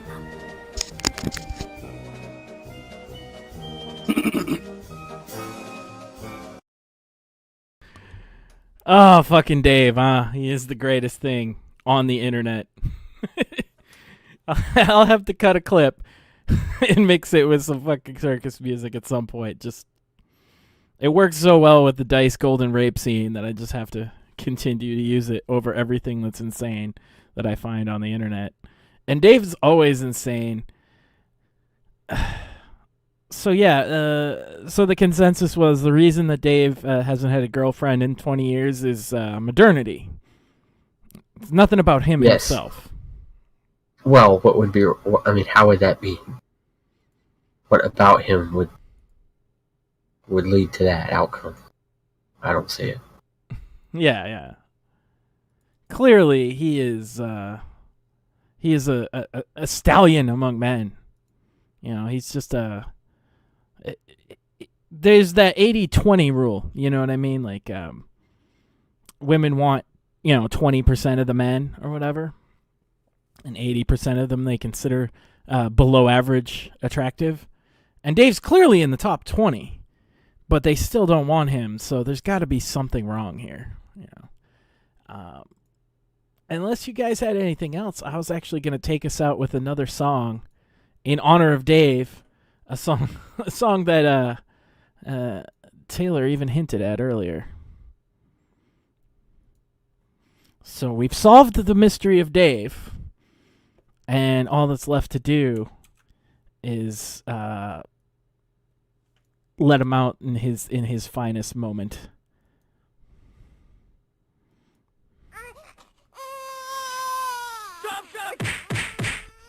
Thank you. Hi, I'm Dave. Naked men jerking off. Hi, I'm Dave. Naked men jerking off. Hi, I'm Dave. Naked men jerking off. Hi, I'm Dave. Naked men jerking off. Controversy. I called myself. I got no money. Controversy. I called myself. I got no money. Controversy. I called myself. I got no money. Controversy. I called myself. I got no money. What is this shit with extra fun money? Extra fun money. Where are you? What is this shit with extra fun money? Extra fun money. Where are you? What is this shit with extra fun money? Extra fun money. Where are you? What is this shit with extra fun money? Extra fun money. Where are you? I got no money. I don't ask you people how you do it, so you know what? Fuck you. None of your business. How I support myself. I don't ask you people how you do it, so you know what? Fuck you. None of your business. How I support myself. I don't ask you people how you do it, so you know what? Fuck you. None of your business. I got no money. I don't ask you people how you do it, so you know what? Fuck you. None of your business. I got no money. I'm that guy. Oh yeah. Before I go, and Chad seems to be enjoying the old Dave Cringe content, have anybody seen the old classic, The Dave Grady Show? Because that might be a good one. Because if people haven't seen that, and some people were new to the Dave thing, I think we do have to go with The Dave Grady Show. Because before we go, this is a masterpiece of cinema. And I'll play that song again afterwards, but this is like the pinnacle of Dave.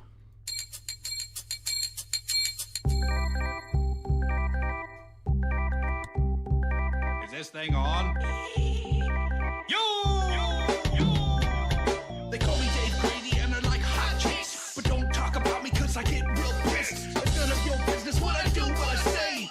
You're just a bunch of niggers anyway. I never tell a lie, I never tell a lie, I never tell a lie, I never tell a lie. I don't get help from the government. I don't have a job but I pay my rent. I live alone in a house with some other. So don't ask me again, you motherfuckers. I like Easy Mac for a dead red snack. And whenever I get thirsty, they call me Dave Grady and they're like hot chicks. But don't talk about me cause I get real pissed. They call me Dave Grady and they're like hot chicks.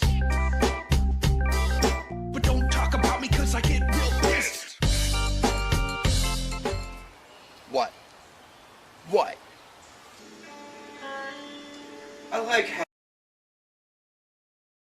Fuck, I forgot. This is the part that always gets me copyright struck because he plays the fucking Doors in the background. So we are going to skip just a fucking hair. Sorry about that. You can always check it out on the channel, which he totally runs and I don't run at all, called Hudson Valley Guy 11. No!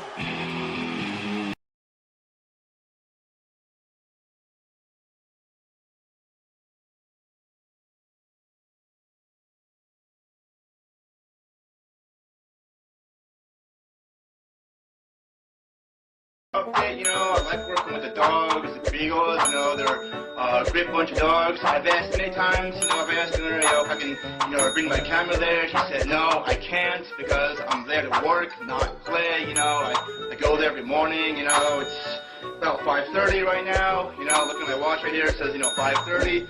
So, I'm just making this quick video shout out to those people on that stupid DS message board, because you people don't want to believe whatever, go at yourselves. So I'm just making this quick video vlog update real quick. So just let you all know, I go there early, like 8, sometimes 8, 9, sometimes in between, I get to like 8:45 or so, close to 9, so I'm there, around 9, and then, I leave around like, 4, sometimes 4:30, depending upon, whether he comes home early or late, whatever, it all depends on his schedule. So, that's kind of thing, so just want to let you guys all know, we're with the dogs, you know, they're a great bunch of dogs, you know, they all have names, it's kind of hard to remember them all, you know, clean the cages and that kind of stuff, so just make this quick shout out to you guys all that, you know, still working with the dogs, you know. Alright, catch you guys all later. Alright, bye-bye. Hello, fellow YouTubers. Got this box here from Tom, you know. This is the best part anyway. From Asselville, Wisconsin, you know, Big Daddy, you know, all know on the Death Squad board. Let's open the box and see just what the fuck you sent me. I noticed you taped it really well. Let's see what you sent me there, Tom. Nice. Let's see. An air horn. I'm still gonna have fun with this, pissing people off in the drive, you know, when I'm driving, you know. You know. And, oh, thanks for this, Tom. Appreciate it. The Batman, Batmobile. Thank you, Tom. Thank you. I don't know why you scratched out the things in the back. I really don't know why, but I'm the Batman. You got me this one. Another one you got me. Thank you, Tom. Thank you. This one I already have, but thank you anyway. I already have this one. It's on my wall, but thanks anyway. I don't know what this gone fish. I have no idea what I'm gonna use this for. Maybe I'll give it to a kid or something. Stuff from the cars, bubble stuff. Tom, really? Come on, really? Yes, thank you, Tom. Thank you. Jesus, I have enough of them already. You got me chiclets. Thanks, Tom. Thanks. Jesus Christ, Tom. Some kind of water gun? Really, Tom? Really? Really? Thanks, Tom. I have enough of these, really. I got plenty of this, you know. Little soldiers. This I could really use. I'm gonna build myself like a miniature walkway over the Hudson, and I'll make it with like, you know, some like wood or whatever. Make like a miniature walkway, and I'll put these like little soldiers along the walkway, whatever, something, and like, you know, like ba-ding, ba-ding, ba-ding, you know, like picking people off, you know. Yes, they bought a bunch of shit at Walgreens, all to cover up the thing that they wanted him to open last, which is a t-shirt. But thanks, I'll appreciate this, Tom. Thank you. And last but not least, you got me a shirt. I'm gonna read to myself here. Thank you for the shirt, Tom. No, I will not be wearing this anywhere, but in fact, I'm going to take this shirt and I'm going to throw it away. Tom, I appreciate what you got for me, Tom, but the shirt is going in the garbage. Thanks anyway.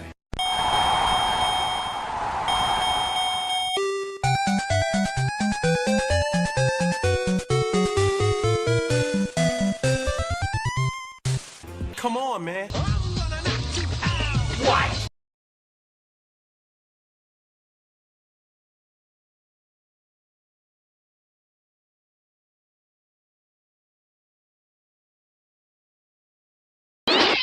You know what, Tom? You're an asshole. A big asshole. Got a pair of scissors right here. You know that shirt? I'm gonna destroy it with this pair of scissors. I'm gonna go ahead and cut it down the line, down the middle. I'm doing this in memory of you, Tom. You're an asshole. Destroying the shirt. You know what, Tom? I think I'll just go ahead and like that. This is the destroyed shirt that Tom sent me, but I went and destroyed it. Die, Tom. I hate you, Tom. You're an asshole, Tom.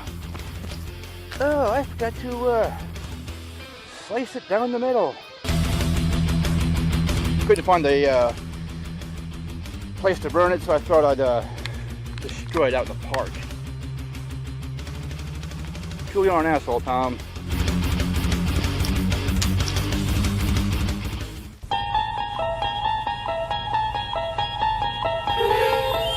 Ladies and gentlemen,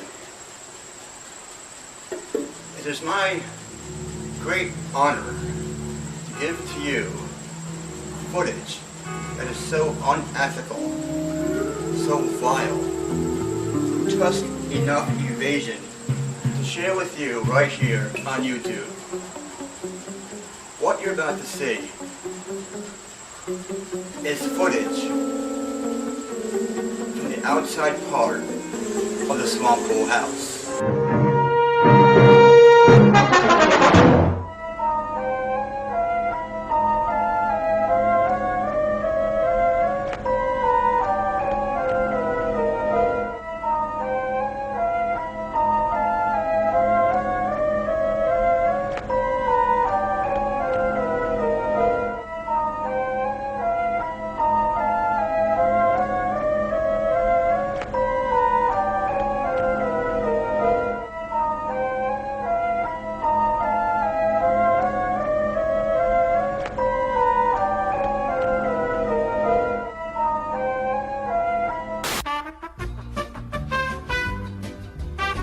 I'm back. Over and over and over and over and over and over and over and over. Commission, ASL, ASL.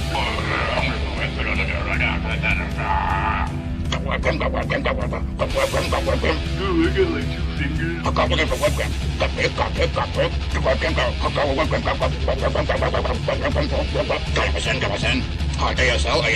ASL. That is what's wrong with America today.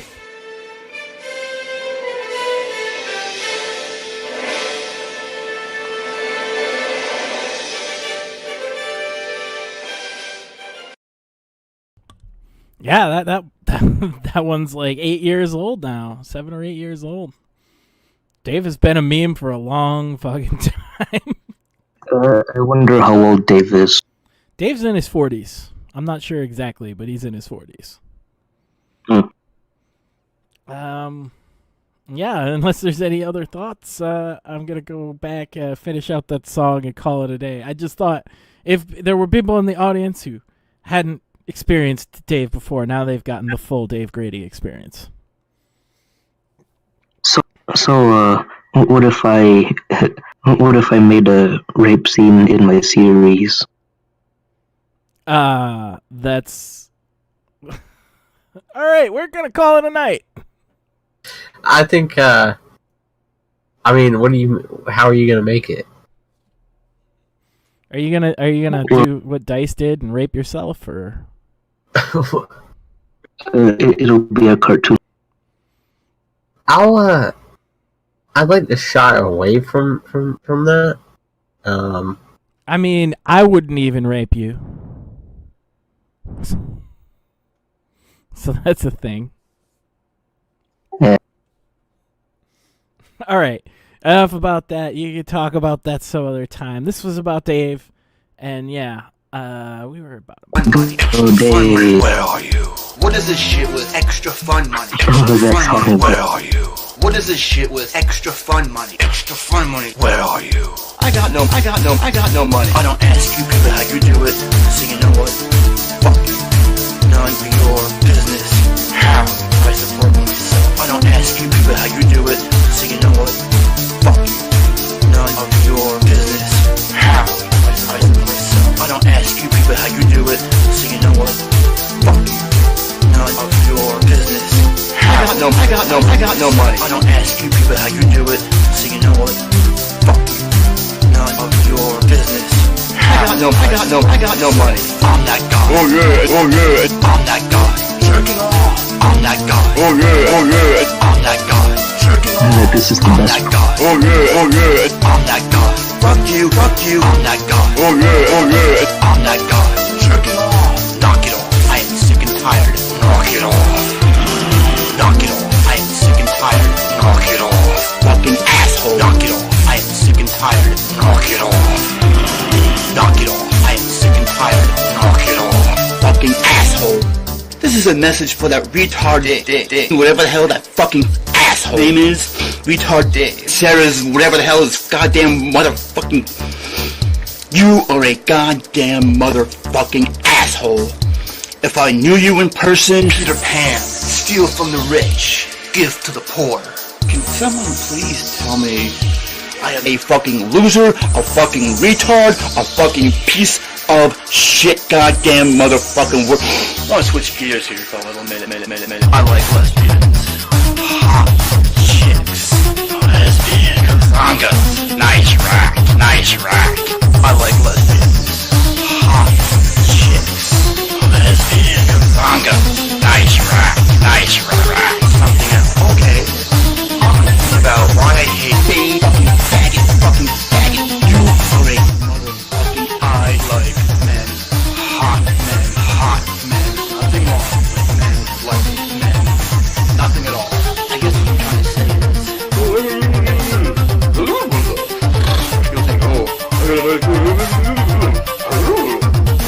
Soul for revenge, not blade.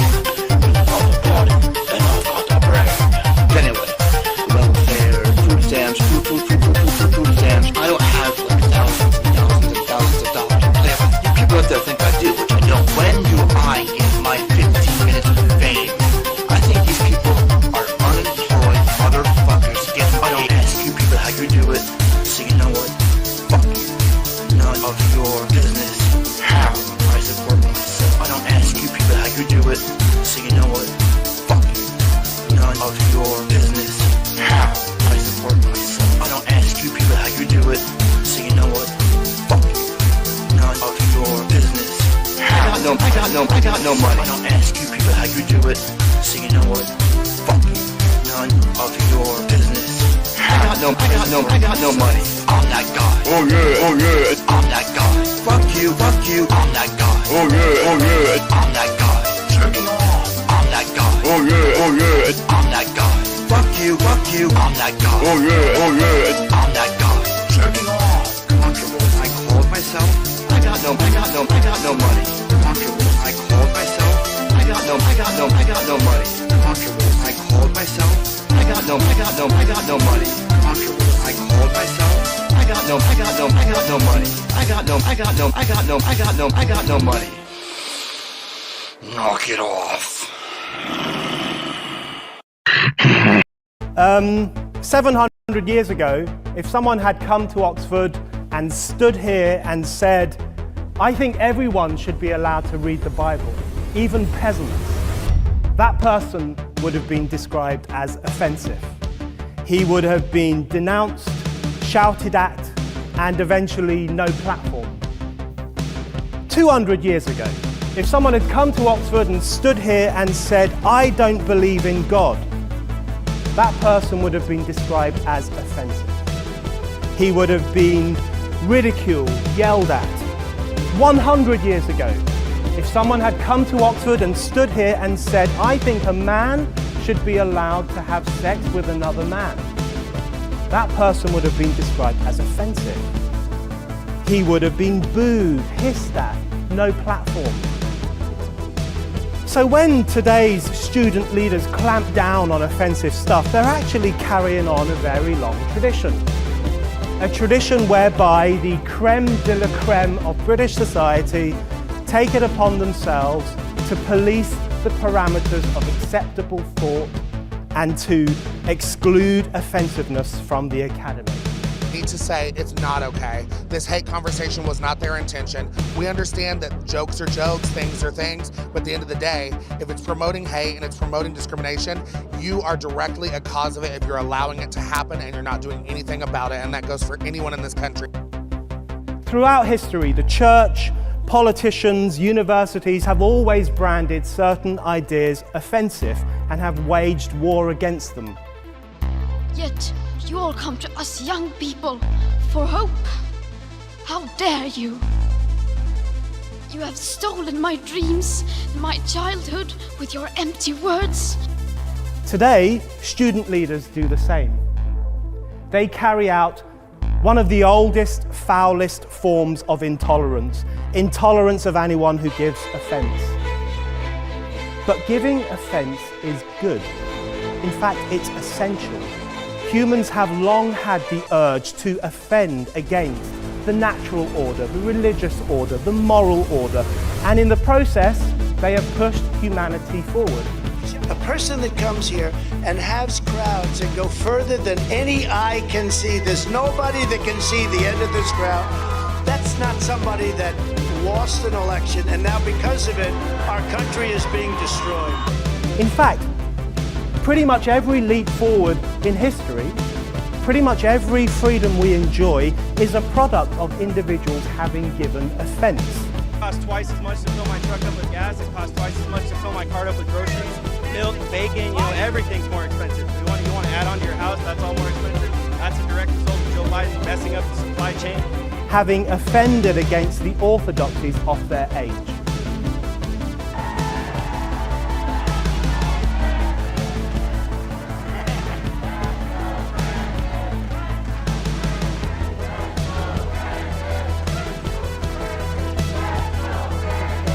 Offensiveness is not just something we have to begrudgingly accept.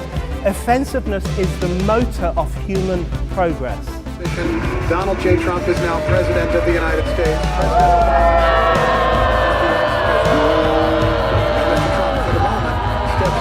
The right to offend is not some pesky little part of freedom of speech that we have to put up with. It is the heart and soul and lungs of freedom of speech. It is the coursing lifeblood of human progress. It is the instigator of liberty and modernity and science and understanding. What a laughing stock today's student leaders are, that they can so casually dismiss the right to be offensive without realizing that their lovely, enlightened lives are the gift of individuals who gave offense. I know what some student leaders will say. Oh, but our no platforming is about protecting individuals. We only want to protect women from misogyny and black students from racism, so our intolerance is progressive. Please, how progressive is it to say that female students are so fragile that they can't cope with seeing a pair of tits in the sun? No, without falling apart. That doesn't sound progressive to me. That sounds paternalistic. How progressive is it to say that black students need these wise, white student leaders to protect them from harmful ideas? Because that doesn't sound progressive to me. That sounds neo-colonialist.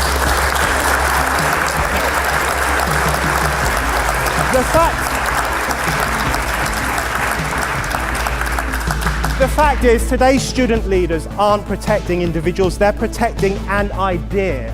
And it is the most mainstream status quo idea of the 21st century, the idea of human vulnerability. The poisonous notion that humans are fragile and therefore our speech and our relations must be monitored and policed. It is this misanthropic, orthodox idea that they promote and which they protect from criticism as surely as priests once ring-fenced their beliefs from ridicule. In this choking climate, we have got to move beyond talking about a right to offend. We have to talk about a duty to offend. Anyone who cares for freedom, anyone who believes that humanity only progresses through being daring and disrespectful now has a duty to rile and stir and outrage, a duty to break out of the new grey conformism, a duty to ridicule the new guardians of decency, a duty to tell them, fuck your orthodoxy.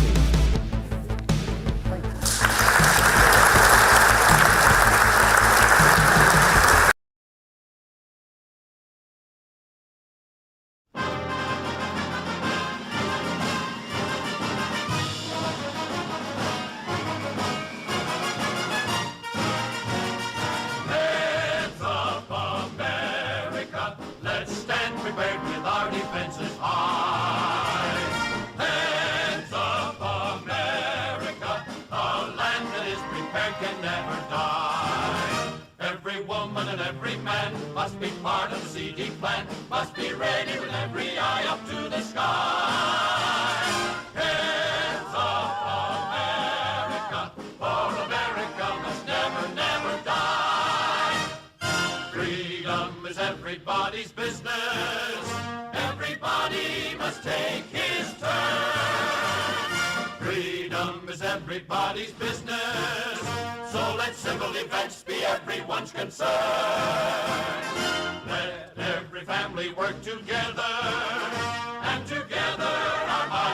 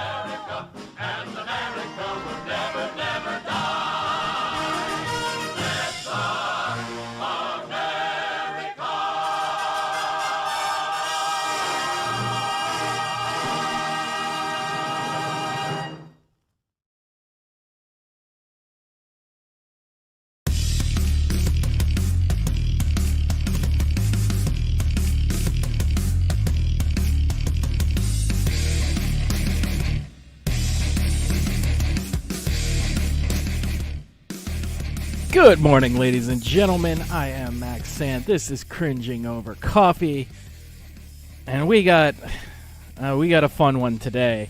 It's brought to my attention by the one but not only Iron Man. That Dave had some with great pleasure. I'm some fresh new content, and it's spectacular. It's some of his best work, I have to say. I just want to get right into it, honestly.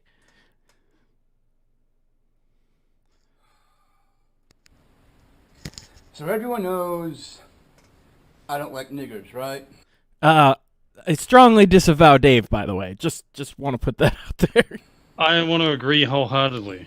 Like, I thoroughly endorse his product or service.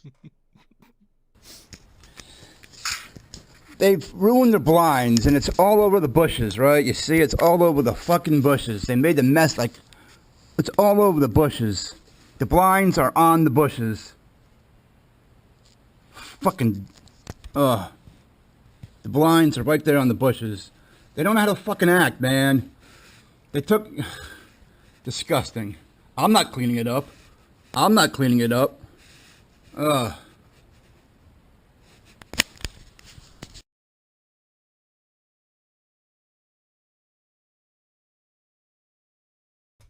The blinds are on the bushes.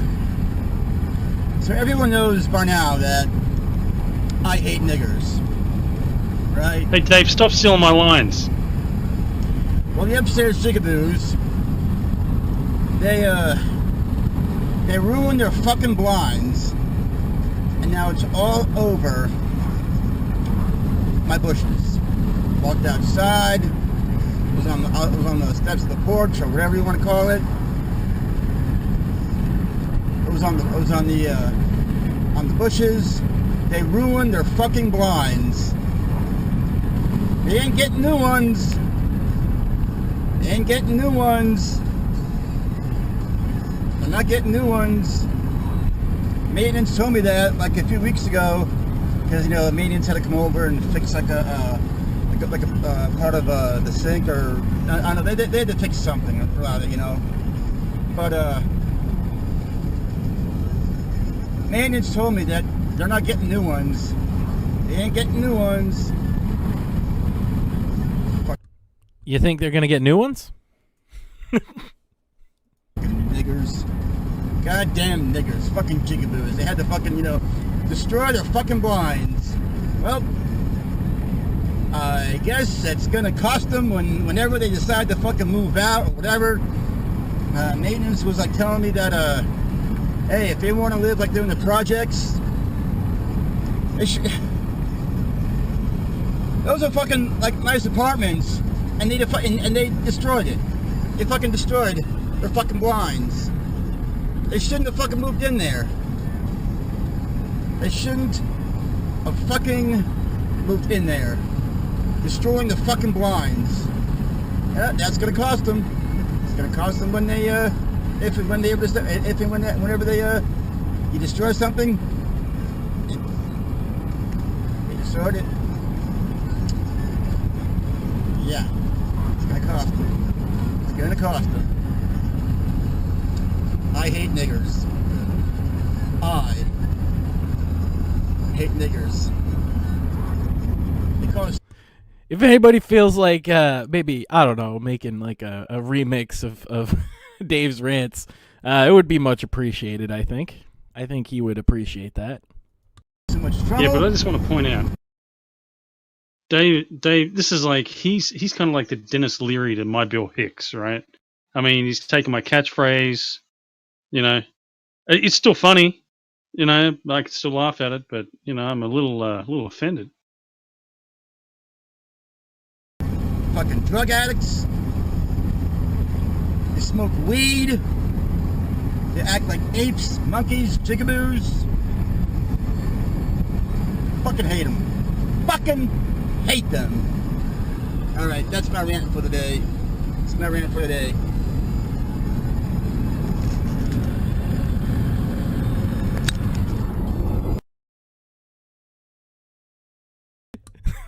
The text. Oh man. So everyone knows I used to live at BWS, right? On 55, battered women's shelter. Guess what? There were niggers there too. Fucking niggers. The guy next door to me, the BWS, I was in room number, I can make a turn here.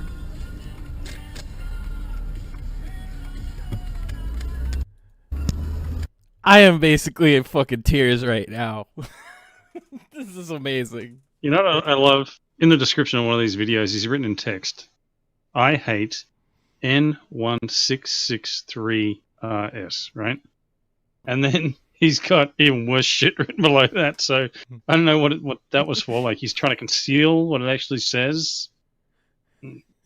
I got it up on screen now. It says, I hate N1663RS.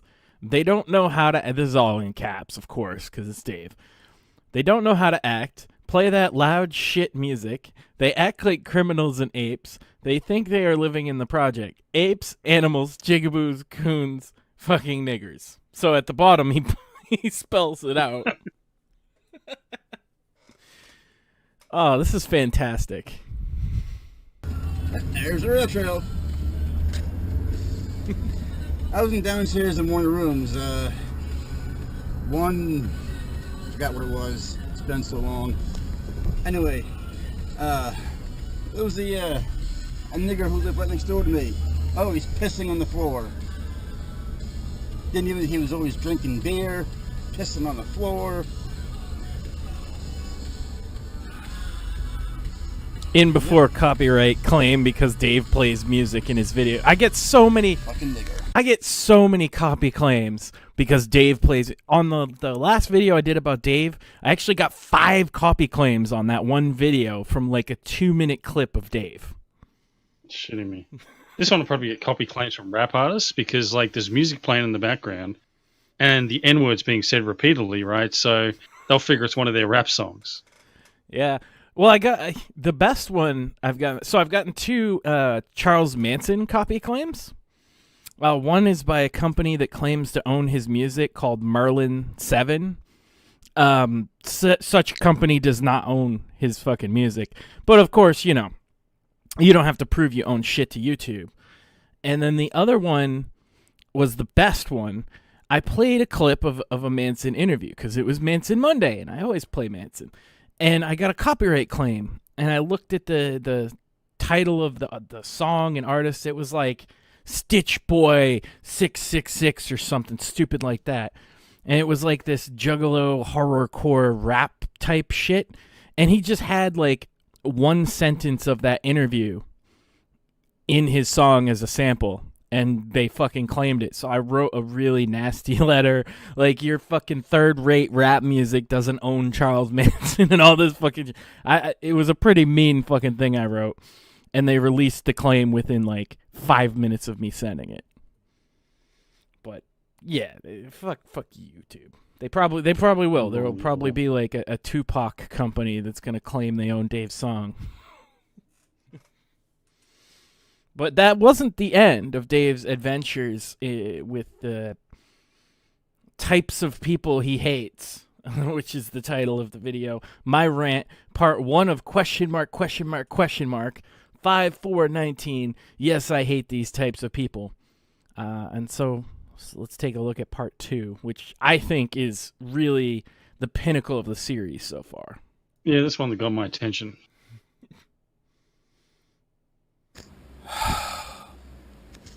So right off the bat, 2 seconds in, you just have to notice the amazingness that Dave has a megaphone.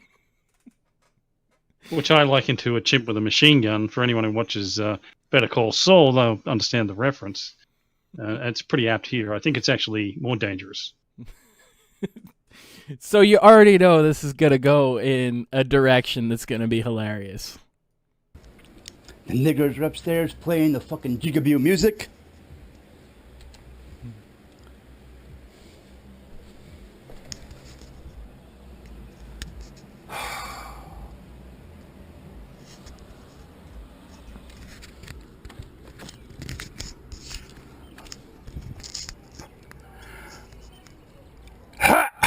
Ahem. I love because that's how he starts a lot of his videos out too. Ahem. Exaggerated throat clearing thing.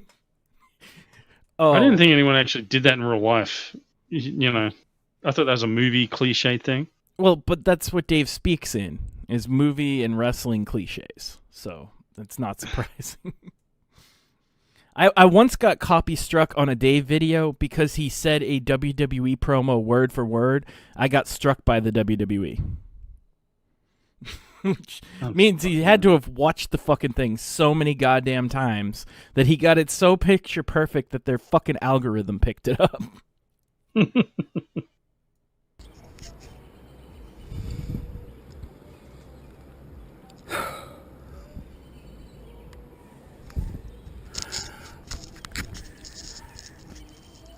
I don't want to hear your music.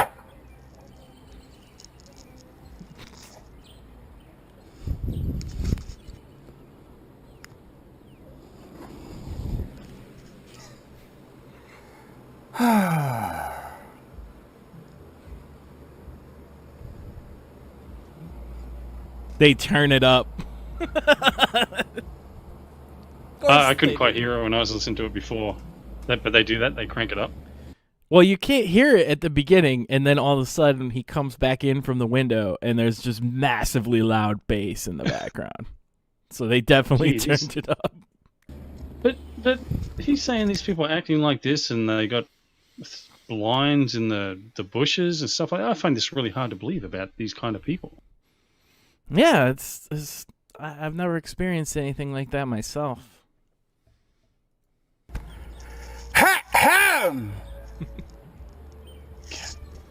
Yeah, they definitely turned it up, because even out the window, it's louder.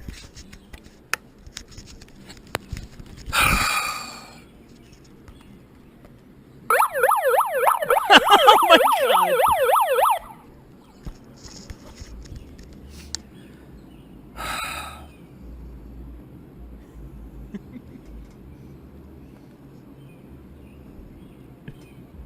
Not only did he get a megaphone, he got one with a siren on it. That's spectacular.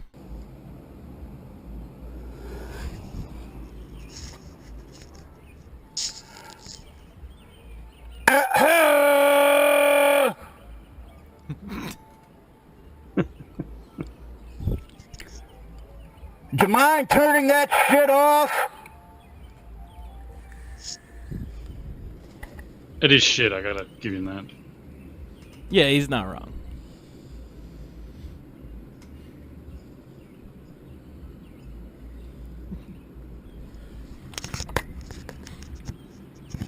I don't think they turned it up anymore, but they definitely aren't turning it off. Ahem!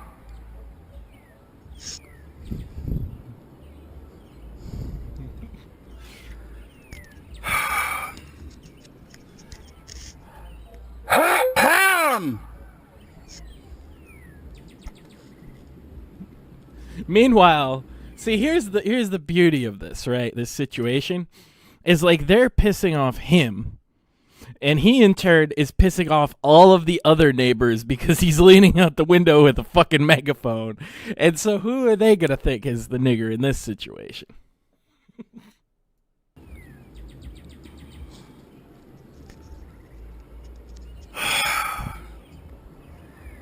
Fucking hate these people. Ahem! Imagine living there and just like, you know, you're hanging out. Maybe you got the windows open. It's a nice day. You hear the birds chirping. And all of a sudden you just hear ahem echoing across the fucking fields. This is great.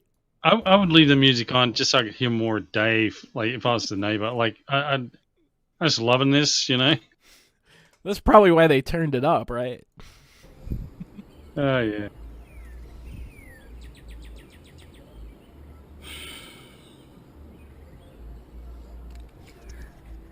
I don't want to hear your music down here!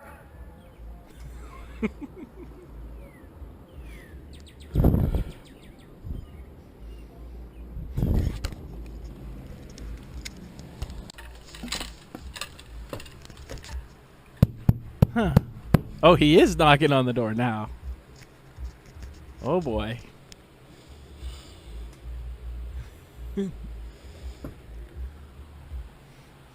Yeah, it speaks to that Dave might be a little smarter than I give him credit for, because through the megaphone he's not yelling nigger and jigaboo. What do you think the odds are he says anything like that to their face? Pretty slim? Good question. He'd get there eventually, I'm sure.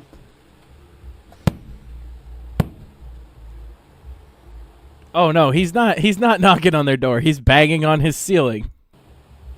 That'll work. Okay, I'm declaring it now, because, like, anyone who's seen... There's a movie called High Strung, a 1992 movie, and Jim Carrey plays a part in it, like, you know, younger Jim Carrey. It's about this guy who's... It's just a series of monologues strung together, like, into a film, and this guy's in his apartment, and he's pissed off at the world. So he will do a monologue about he's pissed off about one thing, and then the next scene will lead into he's pissed off about something else. And it's kind of like Jerry Seinfeld, except a pessimist, you know, like fucking all these niggling little things that annoy him. And one of the things is the neighbor playing thrash music, like some just fucking dude bro fucking muso fucking dude playing fucking loud music, and he's bashing on the ceiling with a broom handle, you know, and just getting pissed off by this fucking guy. And this is Dave's life, like in a film. It's fucking uncanny. I'll have to watch that, do a review as it relates to Dave. That's Dave's life. He rants about shit that aggravates him in his apartment or in his car. I wish a lot of his old stuff didn't get deleted, like, because he deletes a lot of it himself. Because you could make a hell of a movie just out of his rants, because there is kind of a narrative. You know, it's a long-term narrative that I've seen develop that I think most people miss. The problem is there's no good endpoint for it, except maybe if he gets shot by these people.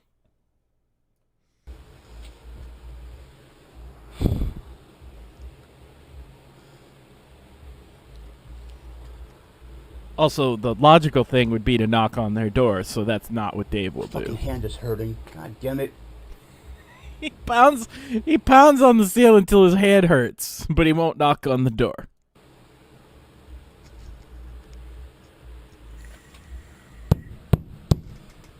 Also, I assume that's why the guy in the movie uses a broom, right? You don't want to hurt your hand.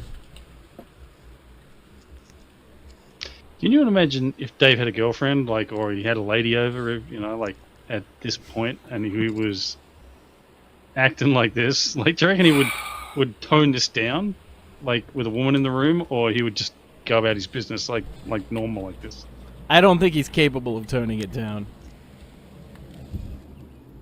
This is him toning it down, right? Because when he knows that they can't hear him, he's like, nigger, jigaboo, I hate these people, all that shit, right? But when he knows that there's a chance that they might interact with him, he doesn't say that.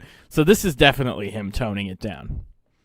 This is what he I can thinks just is imagine a socially woman, you know, acceptable. like sitting on the couch, like watching him do this and thinking, how the fuck do I get out of here? Yeah. You know? What's the closest exit?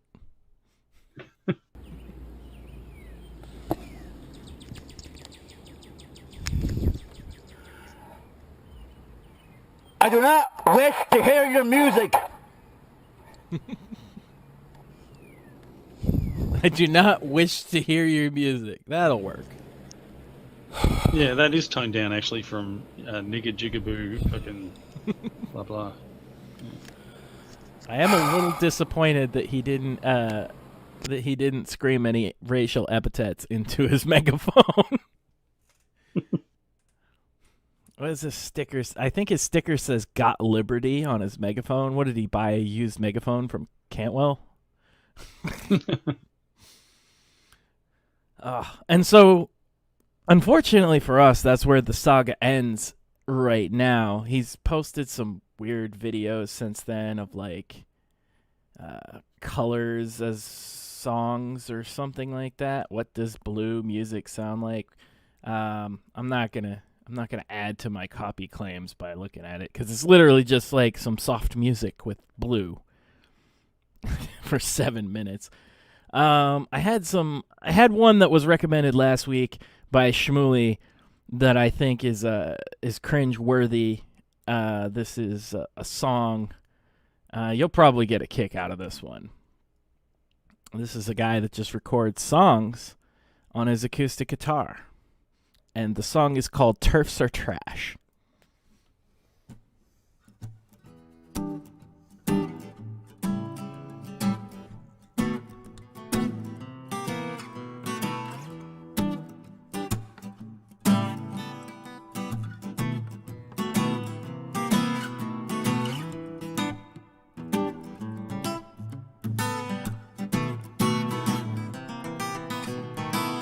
It's not hard to use the right words when you're talking to people and you know the ones that they prefer. It's not that complicated to use respectful language. It's the least you can do. And if you don't, we know the truth about you. Your loyalty to patriarchy, your false feminism, hydromisogyny. Turfs are trash! Turfs are trash! And no one should stand for trans exclusionary feminism. There's nothing radical about traditional gender binaries. No one should stand for trans exclusionary feminism. There's nothing radical about traditional gender binaries. Turfs are trash! Turfs are trash!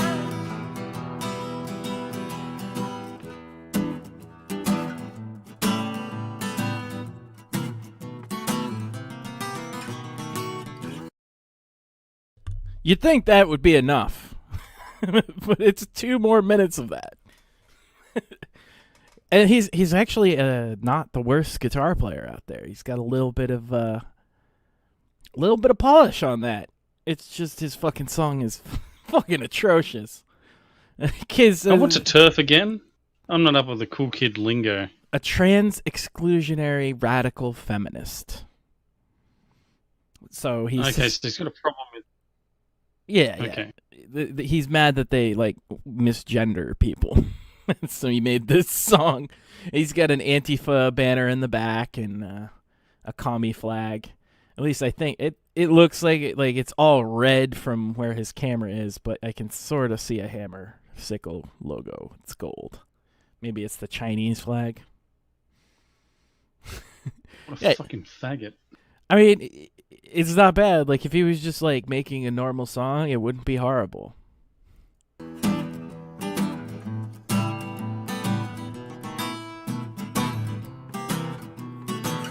If you intentionally misgender anybody, you're a sexist piece of trash, deserves a fist to the teeth.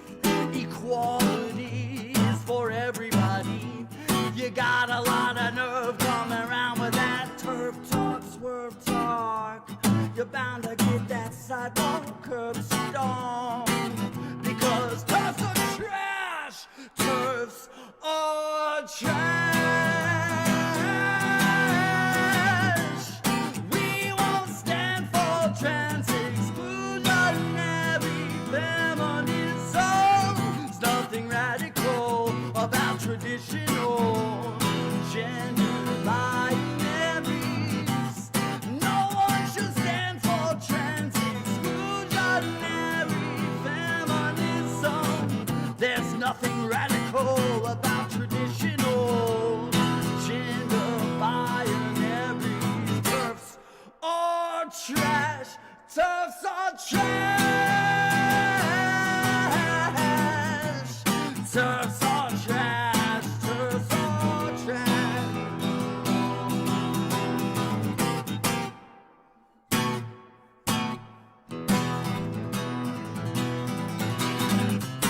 No one should stand for trans exclusionary feminism.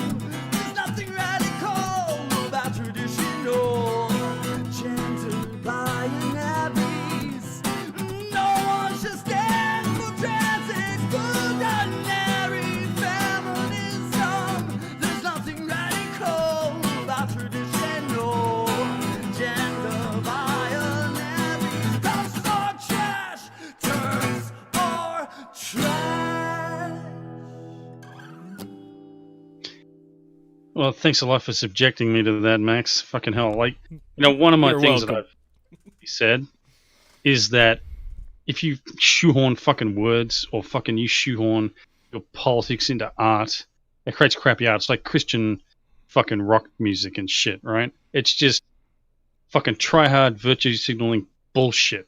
It's not art. It's not fucking real art. It's fake art. So fuck that shit. Well, this is art. If it were ironic or like watching it ironically, I think it's art. You can blow out his entire argument just by saying, "Of course it's radical." If it's not radical to promote kind of traditional norms on anything, then why is the alt-right so bad?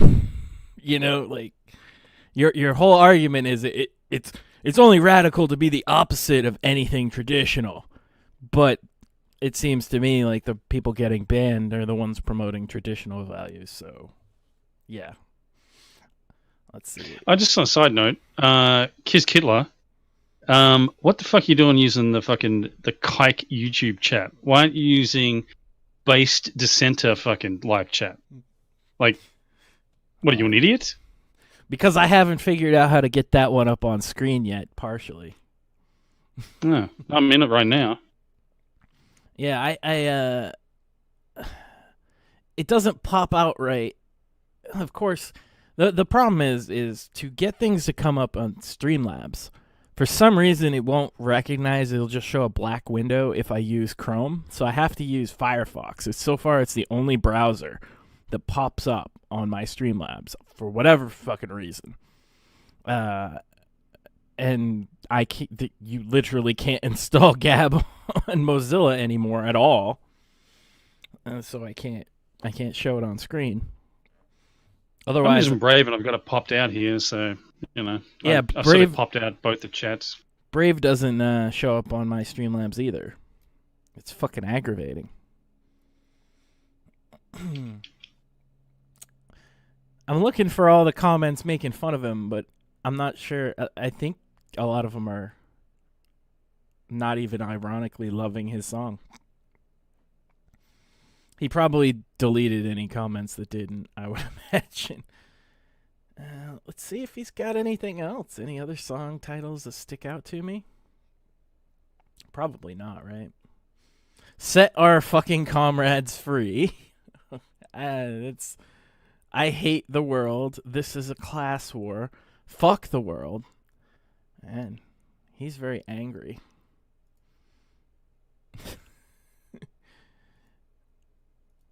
I'm gonna give one a play. We're gonna spin one more. Set our fucking comrades free. Oh god.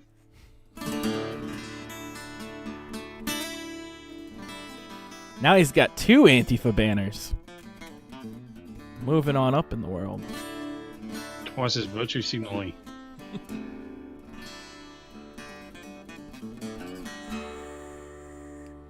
By the way, Kiz, I cannot respond. I'm not signed in to YouTube.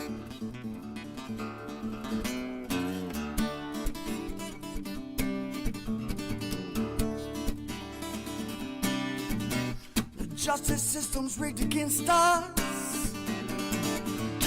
I call bullshit. Paid to make convictions. Filling prison with innocent victims.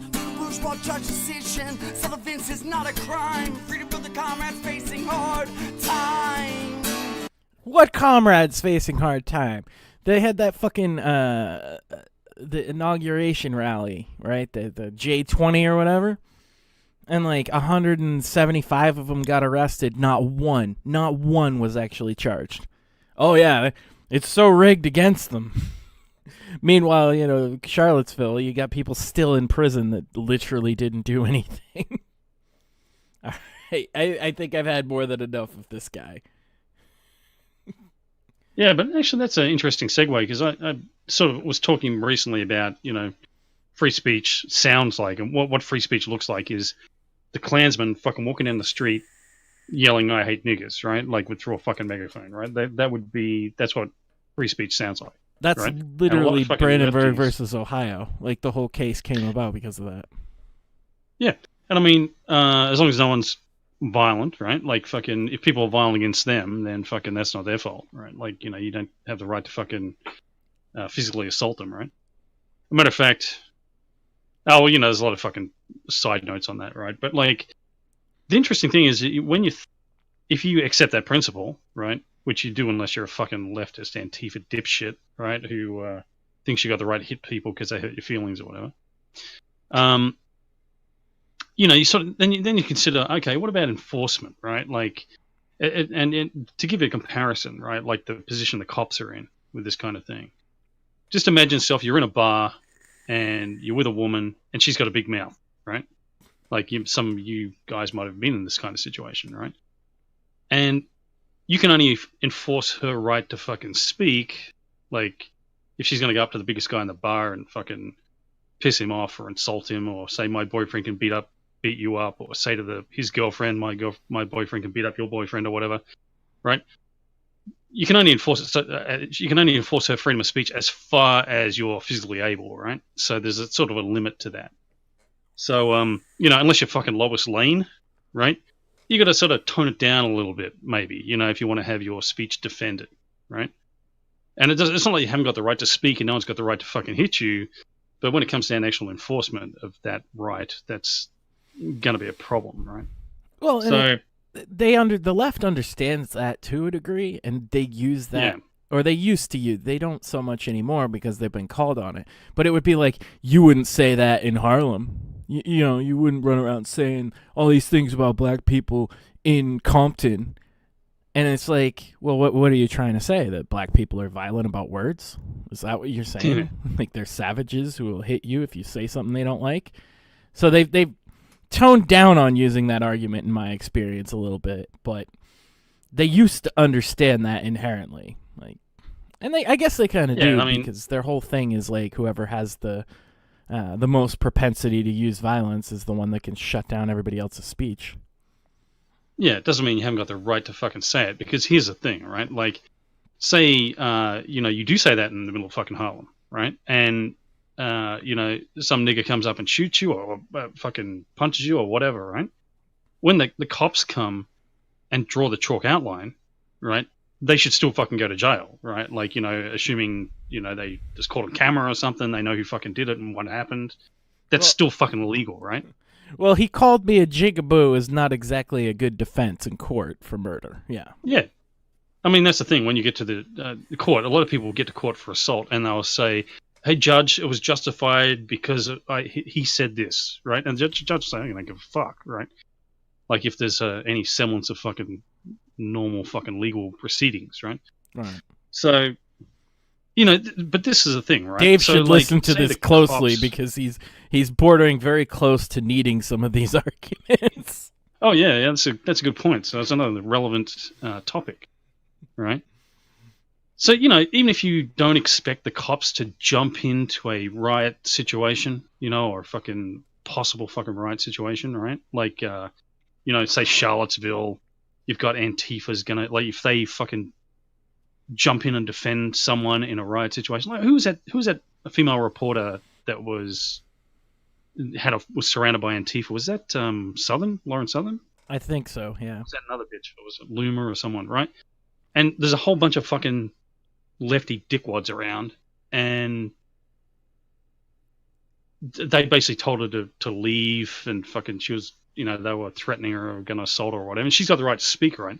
But they could say, okay, well, this could flare up, and fucking this mob's going to attack you and attack us, and fucking we're not going to be able to defend you when we get attacked or whatever. So we're not going to. They were sitting there in riot gear or something, right? But like, yeah, technically they don't have to fucking leap to your fucking defense, right? You know, that's another Supreme Court case about cops don't have to fucking defend your fucking. It's true. They're under no obligation to fucking, you know, do something. I forget the name of the guy, but it was the one with the serial killer that he fucking tackled and got like his scalped and shit, with the cops watching.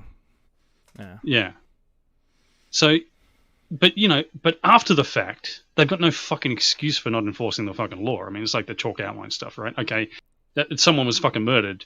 You come and draw the chalk line outline after the fact. But you still got to fucking enforce the law. I mean, that's what really pisses me off. So even if like Charlottesville, right? They've got video of Antifa being violent, and say they had video of fucking like Nazis being violent. Like, pick those individuals that you got fucking evidence for and charge them. And like, don't have selective application of fucking law, obviously, right? Like, what happens at the time? Maybe you got a fucking excuse.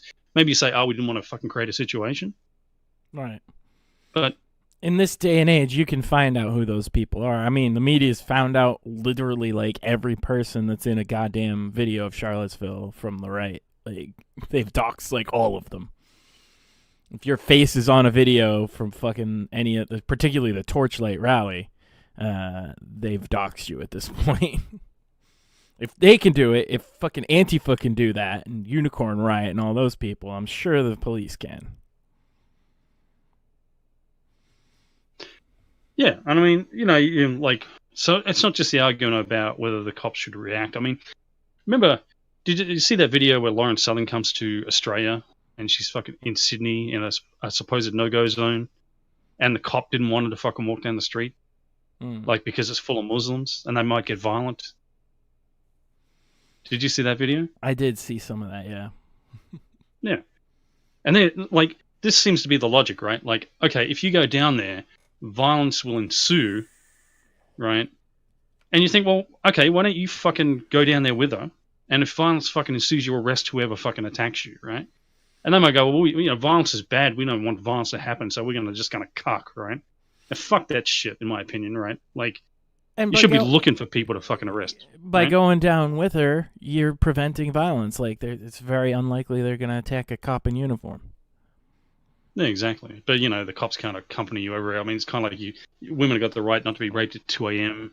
in a fucking dark alley, right? But cops can't be everywhere, so, Well, if he's there and he's saying don't go, just fucking go with her. Like, I don't know. Yeah, exactly, yeah.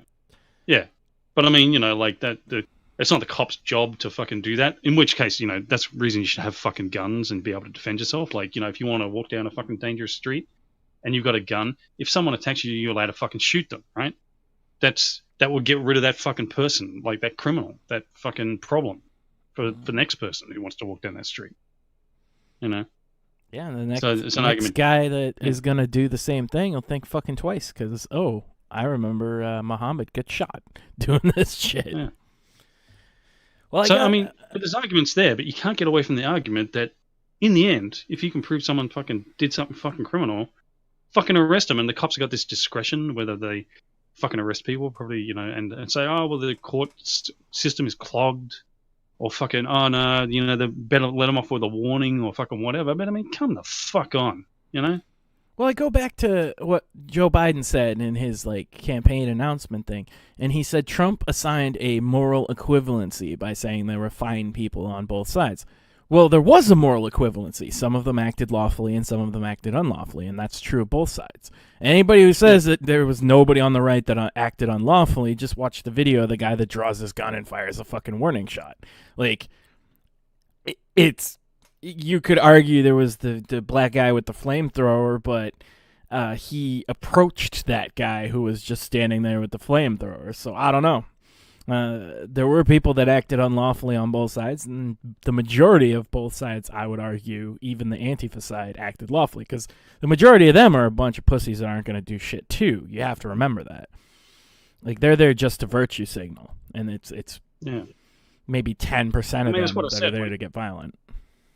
Some fat bitch gets hit by a Dodge Challenger, right? Doesn't necessarily mean you had anything to do with it. I think they're trying to pin conspiracy on all these fucking guys. Like, they planned out this guy was going to... And they had nothing to fucking do with that. This guy, fucking whatever fucking reason, that was his own fucking choice, his own decision, right? Had nothing to do with their plans or any fucking bullshit like that. I mean, so if some fat bitch gets run over 2 blocks from where you're doing a fucking permitted fucking protest, like, that's your fault? Get fucked, right? I mean...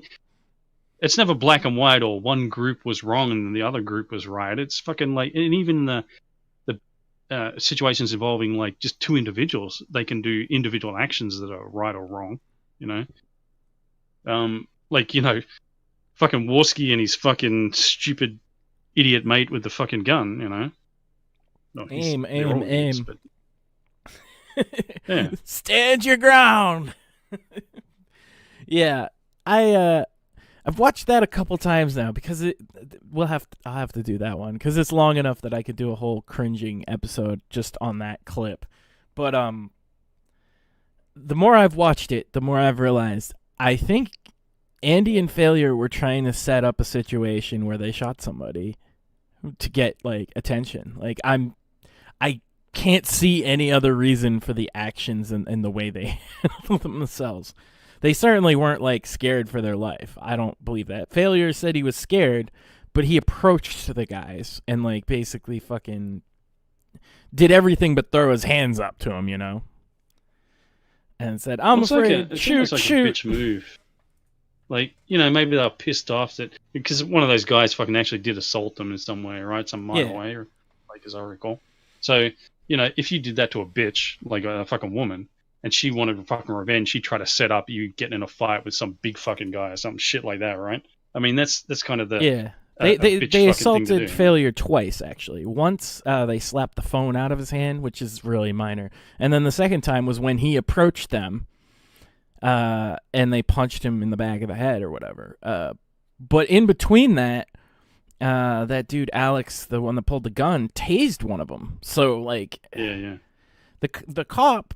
And that's why I want to watch it, is mostly the cop's reaction. He was basically calling them a bunch of pussies for not just, like, fist-fighting them, which he has somewhat of a point.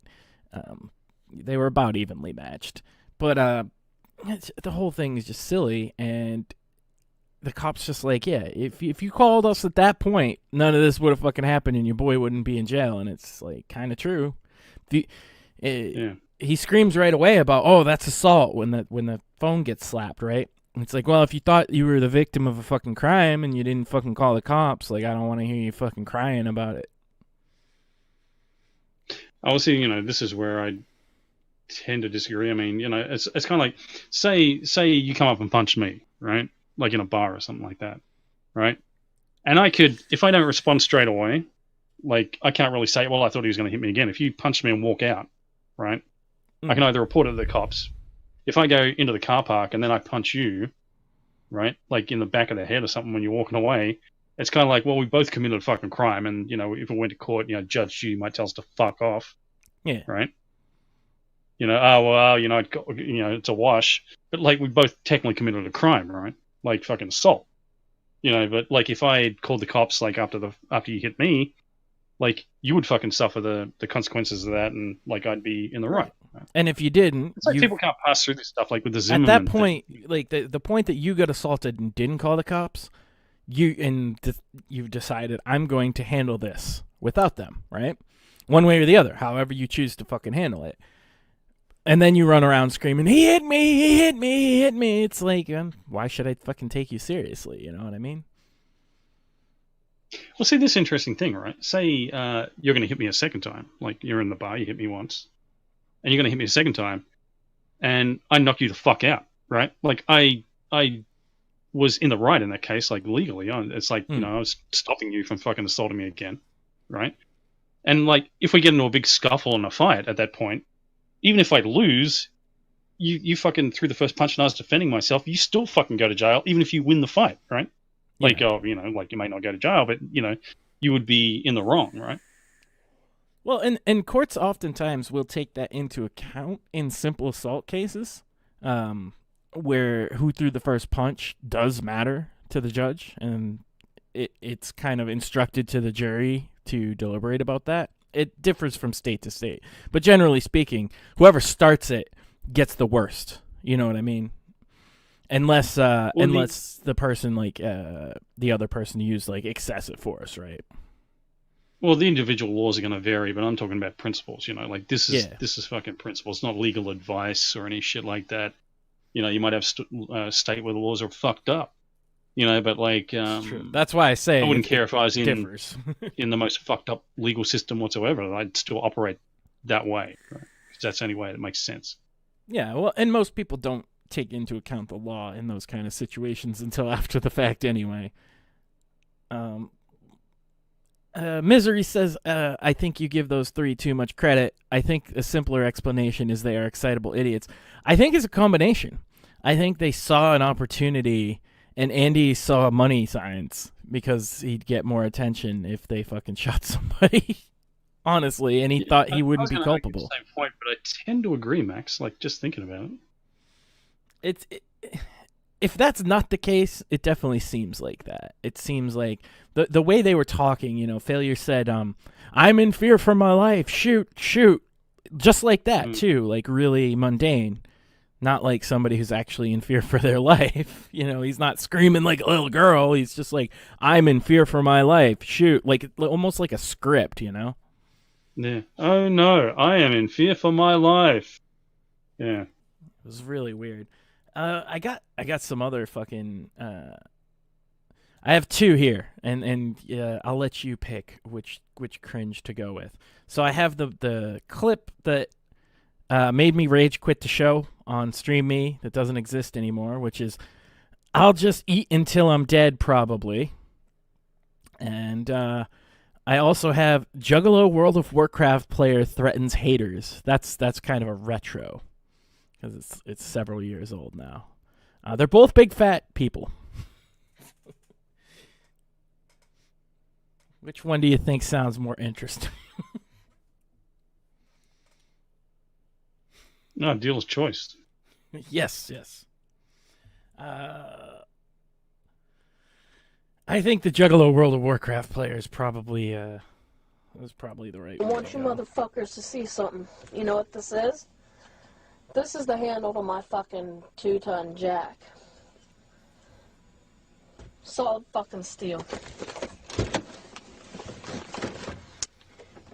You know why it's up front, in the front seat, and not in the back where my jack is? Because if you fuck with me, you're gonna get it to the fucking head. That's why. That's why you fucking pussies don't fuck with people in real life. You have to fuck with people on the internet because we'll fucking take you out.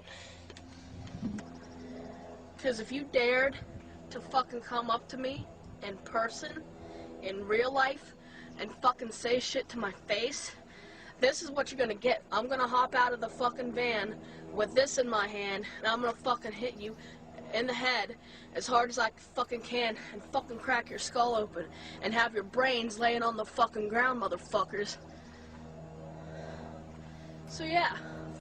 So, the ultimate question is that a man or a woman? The ultimate question is, the ultimate point I would make, rather, is that I'm actually more scared of this person than I was at Cantwell with his weapons in that hotel room with the vice bitch. Like, I find this one more convincing and scary. Fuck with me. Come find me. Y'all know I'm in Morgantown, West Virginia. Yeah, you fucking fat ass motherfucker. I don't. That's my favorite part, is he starts calling them fat, and he's like 400 pounds himself, or she. It's actually a woman, by the way. I'm pretty sure. Care if you're a fucking I was looking lawyer. at bitch tits, and I was thinking, well, it could just be fat man tits, you know. So yeah, that really is a hard one to figure out. I bet you can't even fucking breathe outside your fucking office, you fucking 500, 600 pound motherfucker. You know what that is? That's like, I keep hearing this insult, right, from people, right? So I'm just like, that's what I've heard. Like, you know, if you hear all these fucking insults all the time, that's what you tend to think, when you insult somebody, that's what you say, right? Like, that's what kids do. Well, it's funny because he's like, I bet you can't even breathe. Well, it's like Cantwell when he start fucking doing shows where he's talking about, you know, you've got to get your shit together and fucking get off the booze and fucking shit like that. And it's like, what? I'm not drunk. What are you fucking talking about? But he's like talking to the audience. Like he's like, it's a pep talk for himself, you know? Better fucking thank God I fucking moved back home. So I would right in your fucking skull. On here, you fucking pussies actually fucking whine about me quitting the game that you fucking bullied me off of. You fucking attack me, you bully me off the game, then it's wah, boo-hoo, she just deleted her account. Wah. So that's why I Better say be it's a who's woman. bullied off a game. Yeah. She got bullied off of World of Warcraft. I've never heard of such a thing. You're such a fucking pussy-ass motherfucker. You're actually complaining that the person you bullied left so that you don't have anyone left to bully. Oh, boo-hoo, where the fuck am I gonna find another street kid to make fun of? You know, why don't you go, whatever fucking city you're in, go to your fucking ghetto. Yeah, you're not gonna go to the ghetto and find someone from the streets to fuck with. Because you're a fucking pussy-ass pansy. You know? Hang on, my logic circuit just fucking fried. Like, hang on. They're a pussy fucking saying shit about someone who rage quit fucking Warcraft because they got made bully, like a bully, quote unquote. Hang on, what were they doing that makes them a pussy? I don't know. This clip is literally 8 years or 9 years old, so I don't even know like the lore. Holy shit! Yeah, fucking hell. It's fucking unbelievable that you would fucking complain and cry. Wah! She deleted her account. Now who am I gonna bully? You fucking pussy. Okay. That's what they fucking complain about. faggot. John LeHume, or whatever the fuck your fucking faggot ass name is. Fuck you too, you piece of shit. I'll fucking bust your fucking head open. That's a valid fucking thing to complain about. Like, I get mad, like, when Cody and Renee had their show, right? And, like, we were getting to them through chat, and then they stopped reading chat. I complained about that. Mm-hmm. Of course, then I just started calling in. And then when I got banned from Free Talk Live, I complained about that. Yeah, it's a valid complaint. Look, if your goal is to bully, and the person you're bullying has stopped allowing it to take place, it hurts a little. It's sad. You have to find a new target. And you better fucking pray that I never fucking cross your path. That's why you motherfuckers fuck with people on the internet, because you know that fucking with people in real life is dangerous. You know that there's real motherfuckers out there like me who keep this on hand, who don't fucking take your shit. Isn't it real? And this is for everyone who fucking wants to see moves. Oh, I want to see moves. You think I don't look like much? Oh, no, you look like a lot. You look like a ton. Take By the way, first shot if you fucking dare, because that's what I fucking learned in ninjutsu. In ninjutsu. This So looks like the world record holder for the fucking most swiped left on Tinder or something. and talking about the ghetto, well, here's your ghetto. It's a trailer park. Block. Or I can go lower. Right to the fucking balls. This thing, I'm short. I can get low to the ground. And you can't fucking hit me. Misery says, luckily all you need to do is briskly walk away to safety. This is true. You walk for your lives. She's coming. Bring it, motherfuckers. Bring it. You see my house? You see where I fucking live? Bring it. So, full disclosure, I actually grew up in a trailer park. Just like that. Double wides and all that. It's not a house, though. Like, you can't call it a house. Just saying. Oh, nothing wrong with that. Man, I wish I fucking had something to hit. It's just an expression, mate. Not all. Yeah, but I think this person should invest in some kind of projectile weapon because, like, they're going to have a problem closing the distance with an iron bar. So I don't know, with those ninjutsu moves, I don't think she's worried about it. I'd love to see like a where are they now for that. So what's the thing with juggalos? I mean, like, is that like a sort of median sample of these kind of people? It's kind of yeah. There's definitely like waves of them, And that would be a pretty good example of like the current wave. The older ones are not so like spurgy for the most part. I mean, they're still spurgy, but they're not like this level.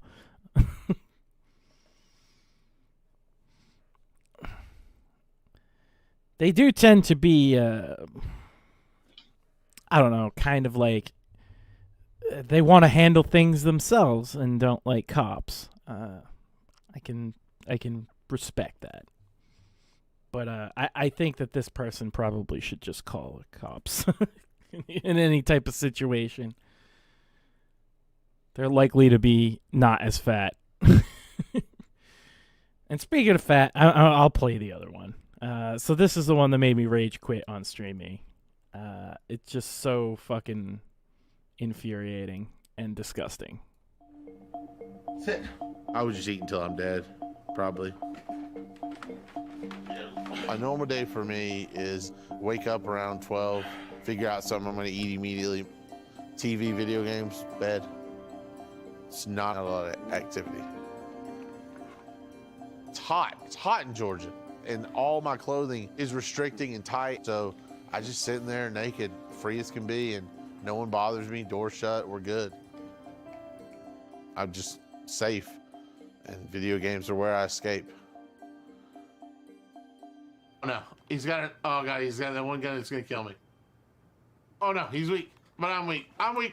Oh, I'm gonna die. He's down. All right, I gotta go in the kitchen. He's gonna die, all right? Stuff. Heart attack in about 3 weeks. All right, I'll be right back. Yeah, and that was his whole thing. Is like, I'm gonna die of a heart attack anyway. I might as well just fucking eat myself to death. I love the excuse you know how he's that gonna it's. die? He's going to exert a gravitational pull on the moon, and it's going to fucking impact his house. I love his argument. It's hot in Georgia. He's got a fan on him and a air conditioner in the window. Like, how hot is it really? But I guess if you're 600 pounds or whatever, it's probably still pretty hot. Okay, pro tip for everyone out there, right? If you can't wipe your own ass, you're too fat. Okay. That is a pro tip. And he definitely can't. Wait till you see his bathing routine. I'm accepted in all those virtual reality worlds and the gaming world I'm in. No one sees me. No one sees me. That is my outside. That is my world that I can be the Casey I want to be, but not be judged on my weight. I never would have thought at 34 I'd be living with my father and I'd have no job, have no real money, and just be playing video games all day and eating. But it doesn't stop him, you know, that he never would have thought that he understands. That's what aggravates me so much about this. That's why I got so mad last time, is he understands his predicament. He understands that it shouldn't be that way, and he's just like, meh, whatever, fuck everybody. I've always been a big kid. Go for it. I mean, it's just kind of like, there's a point at which I would say, look, I need some help, and what I want you to do is lock me in a fucking cell and slide salads under the door, right? Like, it really is that fucking simple, you know? Like, what am I, like, you know, when I've just eaten a big fucking pizza or something like that, so I'm in a frame of mind where, you know, like, I'm not hungry, and I say, fucking do this, and whatever I say, don't let me out. I could be fucking dying, and I'd rather fucking be dead. I put most of the blame on him, but wait till you see his father, because his father has a good fucking hand in this. Well, this is the thing. Like, if I don't say put me in the cell and slide cell under the door, someone should fucking do that to you. Or like, if you're too big to fucking actually walk to McDonald's or something, someone's fucking enabling it, right? All they gotta do is fucking stop doing it. And his father enables it to a degree that's what actually got me really fucking mad. I was probably 300-something pounds, but then I got out of about cocaine. You might want to fucking do something. Yeah, you would definitely step in if he was an addict to fucking heroin or something. But food, it's fine. He's only like 700 pounds or whatever it is. He considered himself healthy at 500 pounds, so God even knows what he weighs.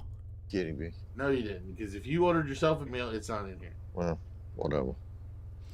That's that's the part I want to get back to. So, well, this motherfucker, his dad enables fuck you at the fuck drive-thru. out of him. Yeah, they fucked you. They didn't give you your meal.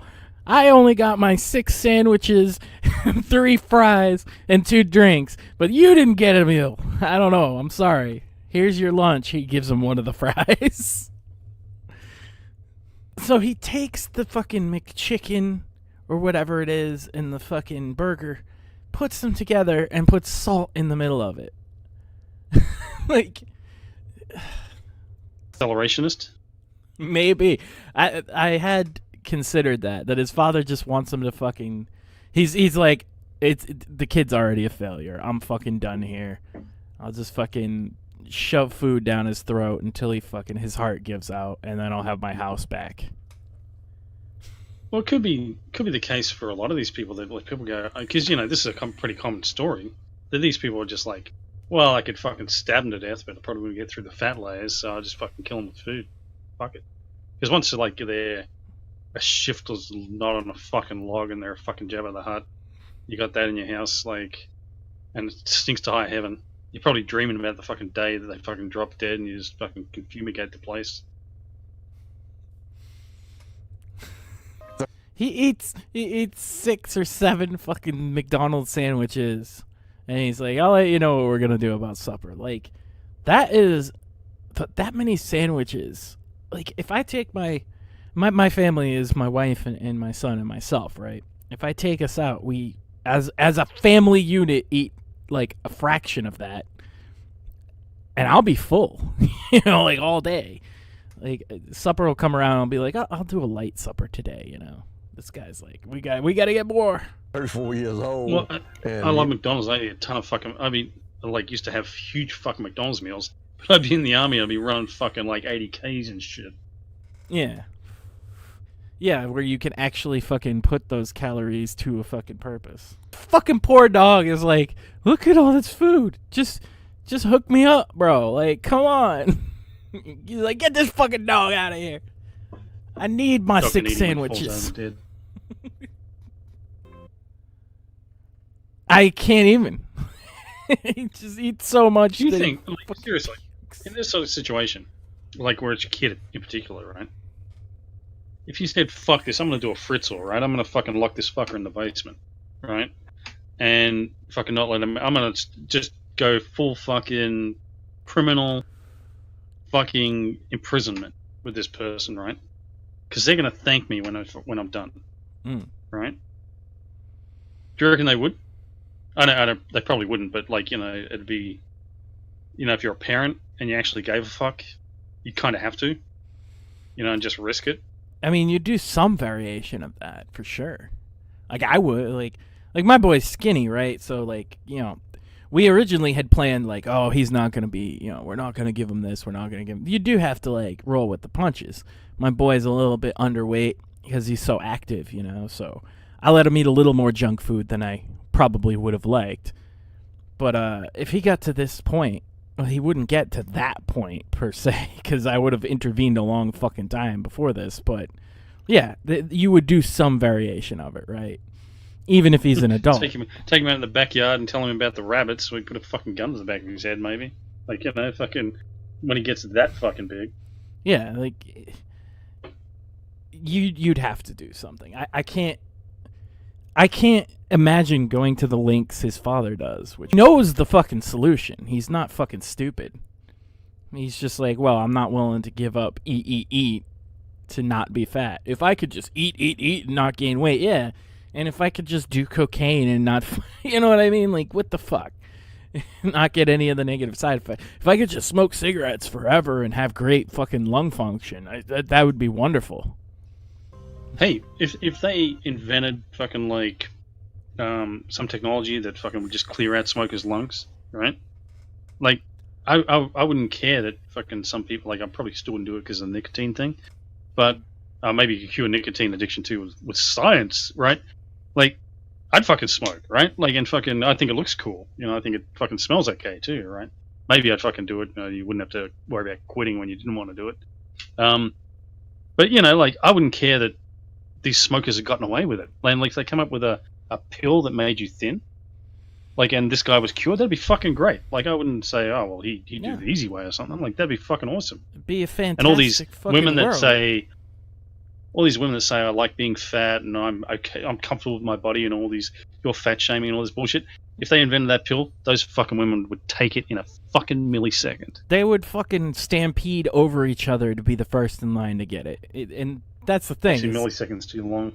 At least this guy is like honest about it, like that it's shitty, and that he's not saying, "Oh, my fat acceptance" or anything. He's like, "Yeah, no, this is a shitty way to live. I feel like shit, but I'm not willing to do anything to change it." I can at least respect that he's not trying to turn it into like, no, this is a good way to live. This is healthy. And anyone that makes fun of me is an asshole. Well, he probably does think anyone that makes fun of him is an asshole. But if you are that fucking out of control, like the average person, they got somewhat in this case, this guy's father obviously cares enough to give him a place to live, right? If you got someone who cares that much for you, it's fucking wouldn't be that hard at some point to say, help me. Fucking, I'll sign off fucking my right to fucking make my own fucking decisions. Like I'll sign some kind of legal waiver or fucking power of attorney or whatever the fuck you need to fucking help me. Misery says they have that pill. It's called Speed. The downside is tooth loss and psychosis. The problem for him is he's beyond the point where meth would help because it'd just blow his heart up. He'd fucking die instantly. Well, if he lost weight, his skin would be fucking sagging, like still sagging and shit, and he'd need surgery for that. I think that's what this show is I think they get people like surgery and fucking, they kind of force them into it. I think this is like Dr. Phil interviewing people before he sends them to the ranch or whatever.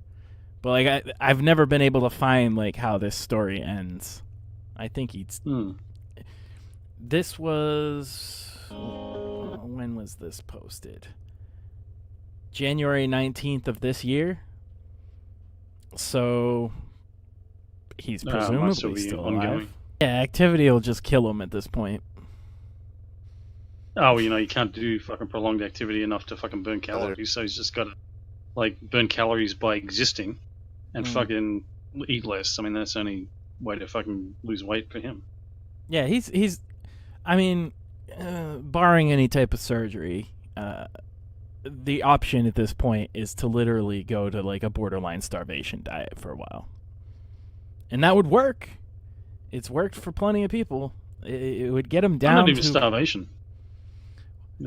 Well, you know what I mean, like just salads, and very small ones at that. And no, I mean, have you seen that faggot Thunderfoot? Like he's a lefty douchebag, but like atheist faggot. But he did this video where he's measuring the amount of fucking carbon, you're converting oxygen to carbon dioxide, right? So you're losing carbon from your body, right? And he's actually measuring just in terms of physics, right? How much weight you are losing in a day by breathing, right? And you can actually measure it. He's like sits on the scale for like 30 minutes and fucking measures it, right? It's like a fairly noisy measurement, but he manages to do it. And guess how much you lose in a day? Like just a normal average fucking male, just existing for 24 hours. I have no idea. 1.1 kilograms. Okay. That's not water weight or fucking any shit like that. That's fucking like breathing out carbon dioxide. So one of the interesting things he does is compares it to your body, like burning energy, right? Like burning chemicals to get energy as a result is like a fire, right? So if you got a log that was a kilogram and you set it on fire, right? It would fucking, a couple of hours it'd be gone. Like it'd just be ash and fucking carbon dioxide in the air, right? So your body's doing the same thing except slower, and it's like a wet chemical fucking reaction, right? Well, an inactive person burns about 1,500 calories a day, right? That's an inactive person. The average person burns about 2,000 to 2,500 a day. It's the average person's a bit You can basically double it if you exercise. right? Like you can basically double what you're doing. And he could still like there's exercises that they do with like fat old people. You know what I mean? Like right in the bed. So there are things that he could do, and let's say burn 2,000 calories a day, which means he would have to obviously intake less than that significantly to see weight loss over time. Yeah, but that's the point, right? Like, if you're losing 2 pounds, like in your measurements, right? Like, if you're losing 2 pounds a day just by fucking breathing, right? I mean, anyone could take a day off eating, right? And then all he's got to do, and you instantly lose that amount of weight.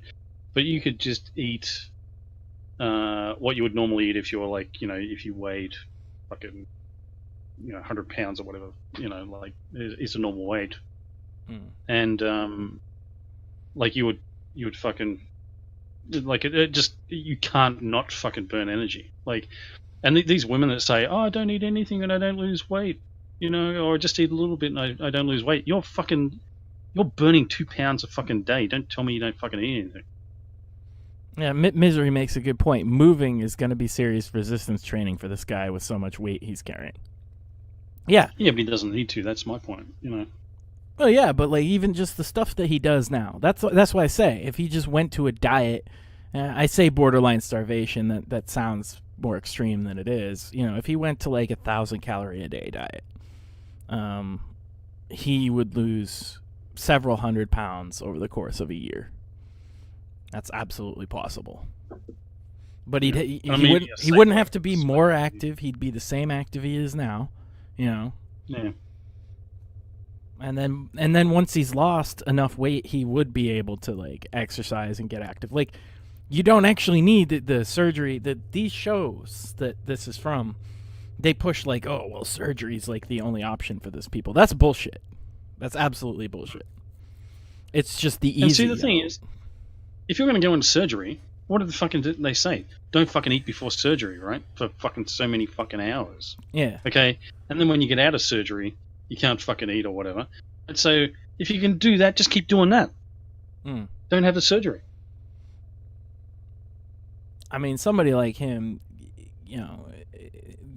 the thing is after those surgeries, the ones that restrict the stomach or whatever, the gastric bypass or whatever, your stomach is so small that you are only allowed like so many teaspoons of fucking food initially, and then it's they give you like a powder for it, and it's like somebody like him is a risk that they're going to fucking explode their stomach or break the bypass. It's just, that's how it is, and that's why they don't recommend these surgeries for a lot of bigger people, because they're like, it's a waste of money. They're literally going to kill themselves. Hey, I got a great idea, like big elaborate scheme, right? Where you say, okay, we're going to take you into surgery, but you can't eat for this long, and then you fucking go, oh shit, there's we double booked the surgical bay, so like fucking we got to put it off another fucking 8 hours, so you can't eat anything. But just hang in there, fucking champ, and then like knock them out and wake them up and say, oh, we had a complication, so we're gonna have to put you back in another fucking 8 hours, and just fucking make them lose that way with this big elaborate thing where you string them along, but you can't eat or you'll fucking die on the operating table. Or just bring him in like he's set up for it and be like, okay, we're gonna put you on an IV because you can't eat anything, and then it's just like what they give people in a coma, right? Like the bare minimum you need to fucking function. It's just be like, yeah, as soon as we get you into surgery, it's just we're waiting on it, and you just leave them there for a couple months. Oh, you can walk around with your IV. Don't worry about it. You can play video games. You just got to take it with you. Well, the video games is a thing, right? If you were to lock this guy in a cell, right, and have his fucking big fucking tub in there, fucking have some kind of fucking big fucking toilet sort of thing, and say, you fucking take care of yourself, slam, right?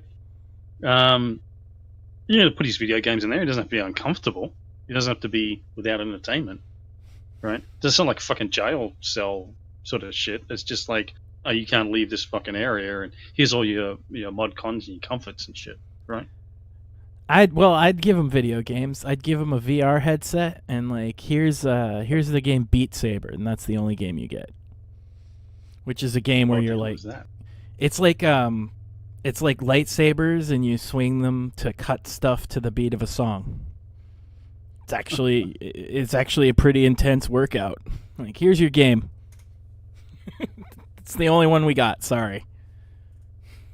We're trying to help you out. No, see, I think all these motherfuckers are like, these fucking meatheads that fucking, work at gyms and shit like that. And they're like, exercise, right? Like, you don't have to fucking do that. And they just got this thing that you have to like, the fat farm fucking mentality is like they get these people and they're going to exercise fat fucks. And it's like, I don't think you need to fucking do that. All right? It's just like, you're never going to turn these people into fucking athletes. Like, they don't give a fuck about that kind of shit. They don't have to give a fuck about that kind of shit. Just fucking don't eat. Misery. Right? Don't eat as much. Misery makes a good point. I know, remove the video games. It made that other fat angry enough to throw ninja kicks. It's true. Yeah, that's true. Every spurg out burns calories, you know? Nah, I think that the end of this guy's story is either he gets the surgery and it works out, and then they do like a documentary on how great it is. But they also put him into like counseling and programs and shit too, because they want these people to be a success story so they can do their touchy-feely follow-up documentary, you know? Or he dies of a fucking heart attack, which is probably more likely. You know, clearly he's got fucking problems if he's saying, I'll just eat until I'm dead, probably. Like, he's got some shit going on there. Well, you get people that are like, I'll smoke until I'm dead kind of thing. Yeah. This one's a little more immediate, but it is the same thing. On the way they're going right now, I mean, we've got to make some drastic changes.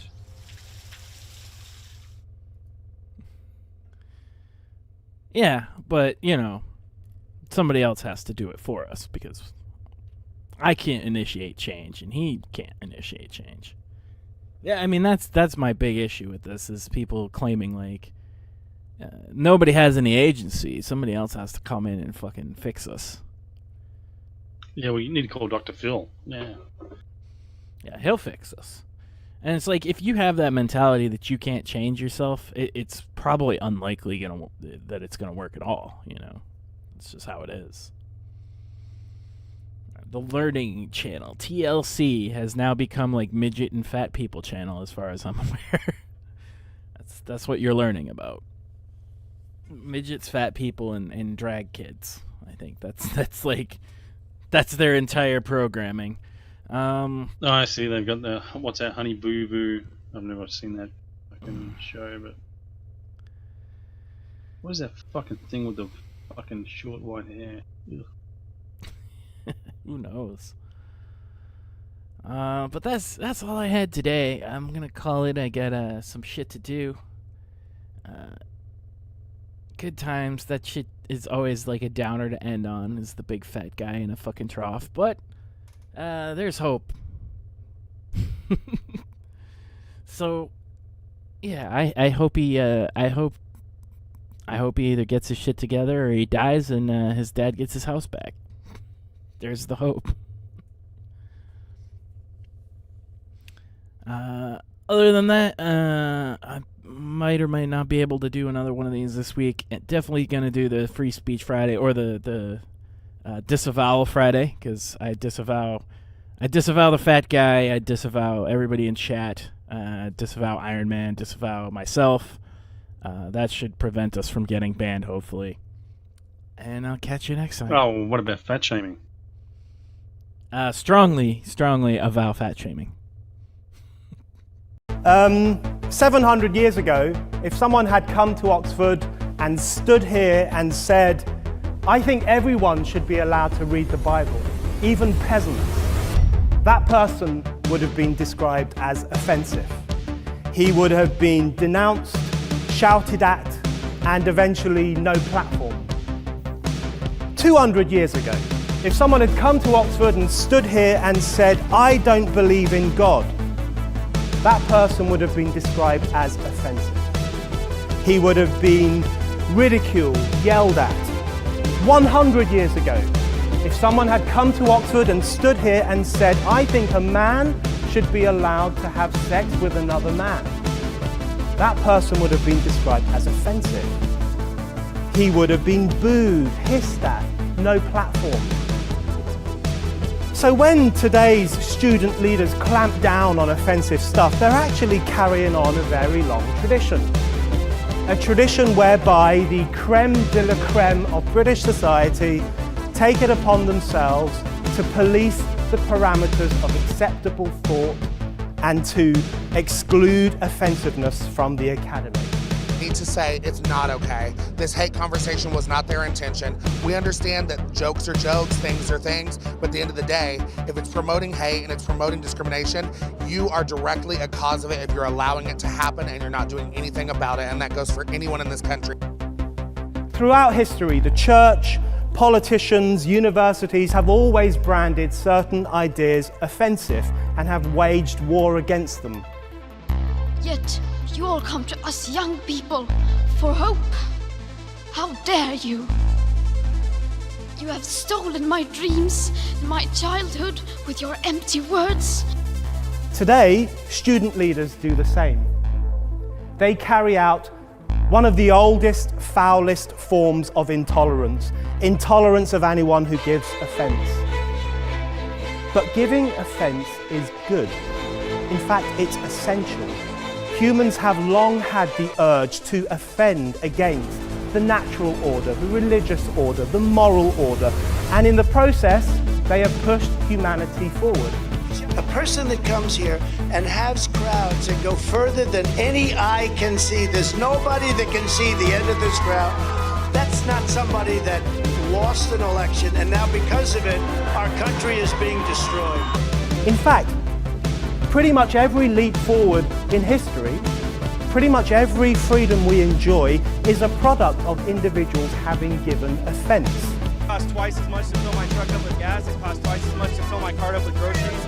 Milk, bacon, everything's more expensive. You want to add on to your house, that's all more expensive. That's a direct result of Joe Biden messing up the supply chain. Having offended against the orthodoxies of their age.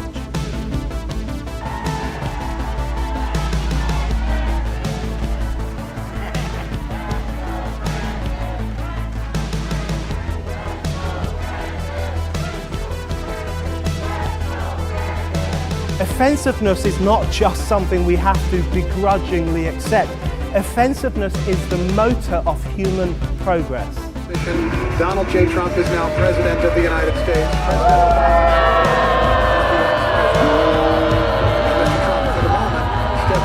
The right to offend is not some pesky little part of freedom of speech that we have to put up with. It is the heart and soul and lungs of freedom of speech. It is the coursing lifeblood of human progress. It is the instigator of liberty and modernity and science and understanding. What a laughing stock today's student leaders are, that they can so casually dismiss the right to be offensive without realizing that their lovely, enlightened lives are the gift of individuals who gave offense. I know what some student leaders will say. Oh, but our no platforming is about protecting individuals. We only want to protect women from misogyny and black students from racism, so our intolerance is progressive. Please, how progressive is it to say that female students are so fragile that they can't cope with seeing a pair of tits in the sun? No, without falling apart. That doesn't sound progressive to me. That sounds paternalistic. How progressive is it to say that black students need these wise, white student leaders to protect them from harmful ideas? Because that doesn't sound progressive to me. That sounds neo-colonialist.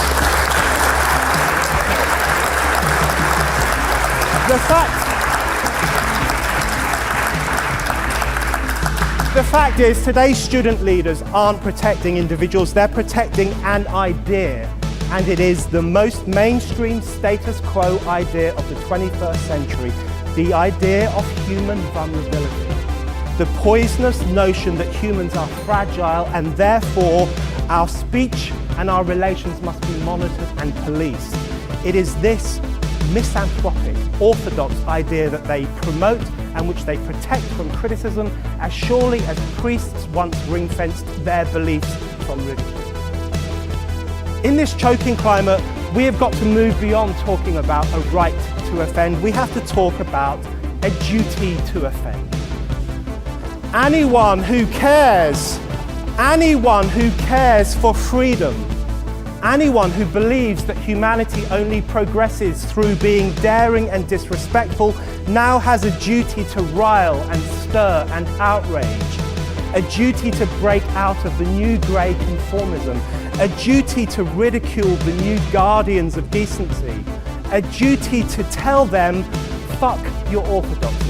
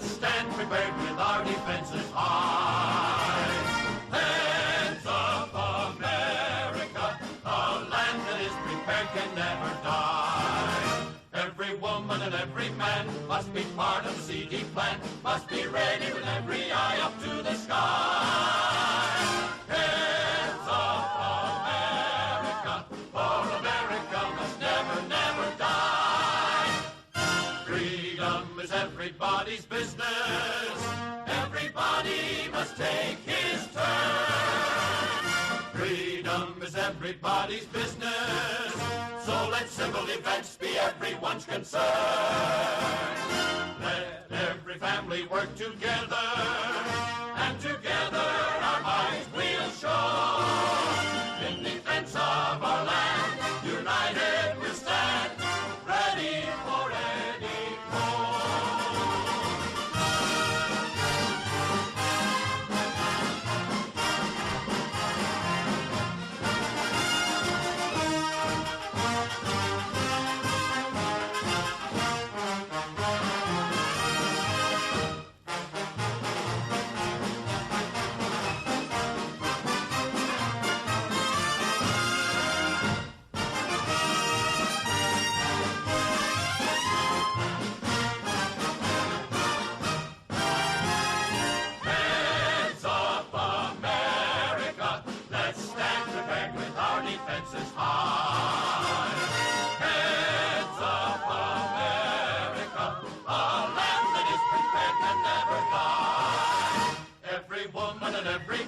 Must be part of the CD plan, must be ready to meet whatever they may try. Heads of America, and America will never, never die. Heads of America.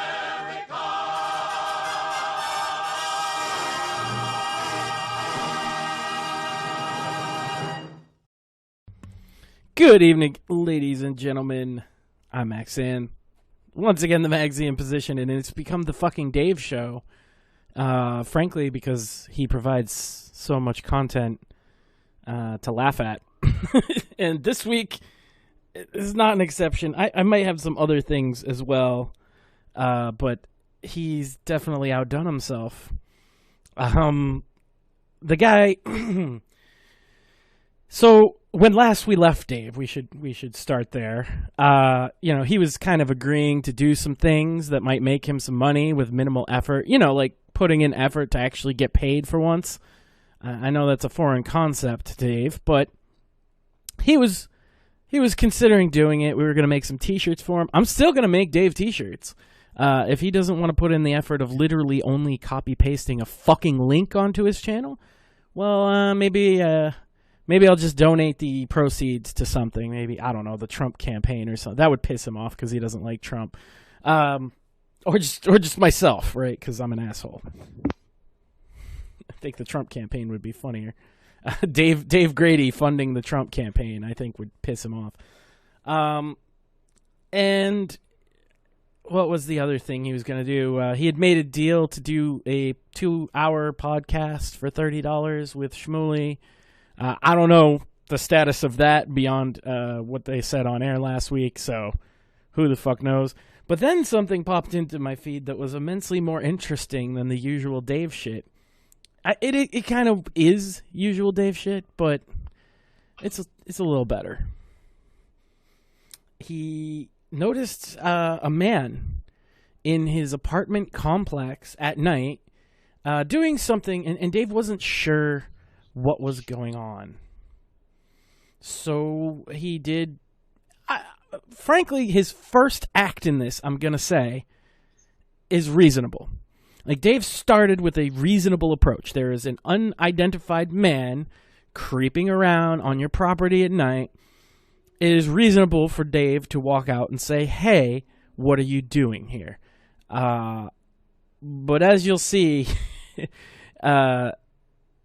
anything with Dave is not reasonable, or it doesn't stay reasonable for very long. Here we go.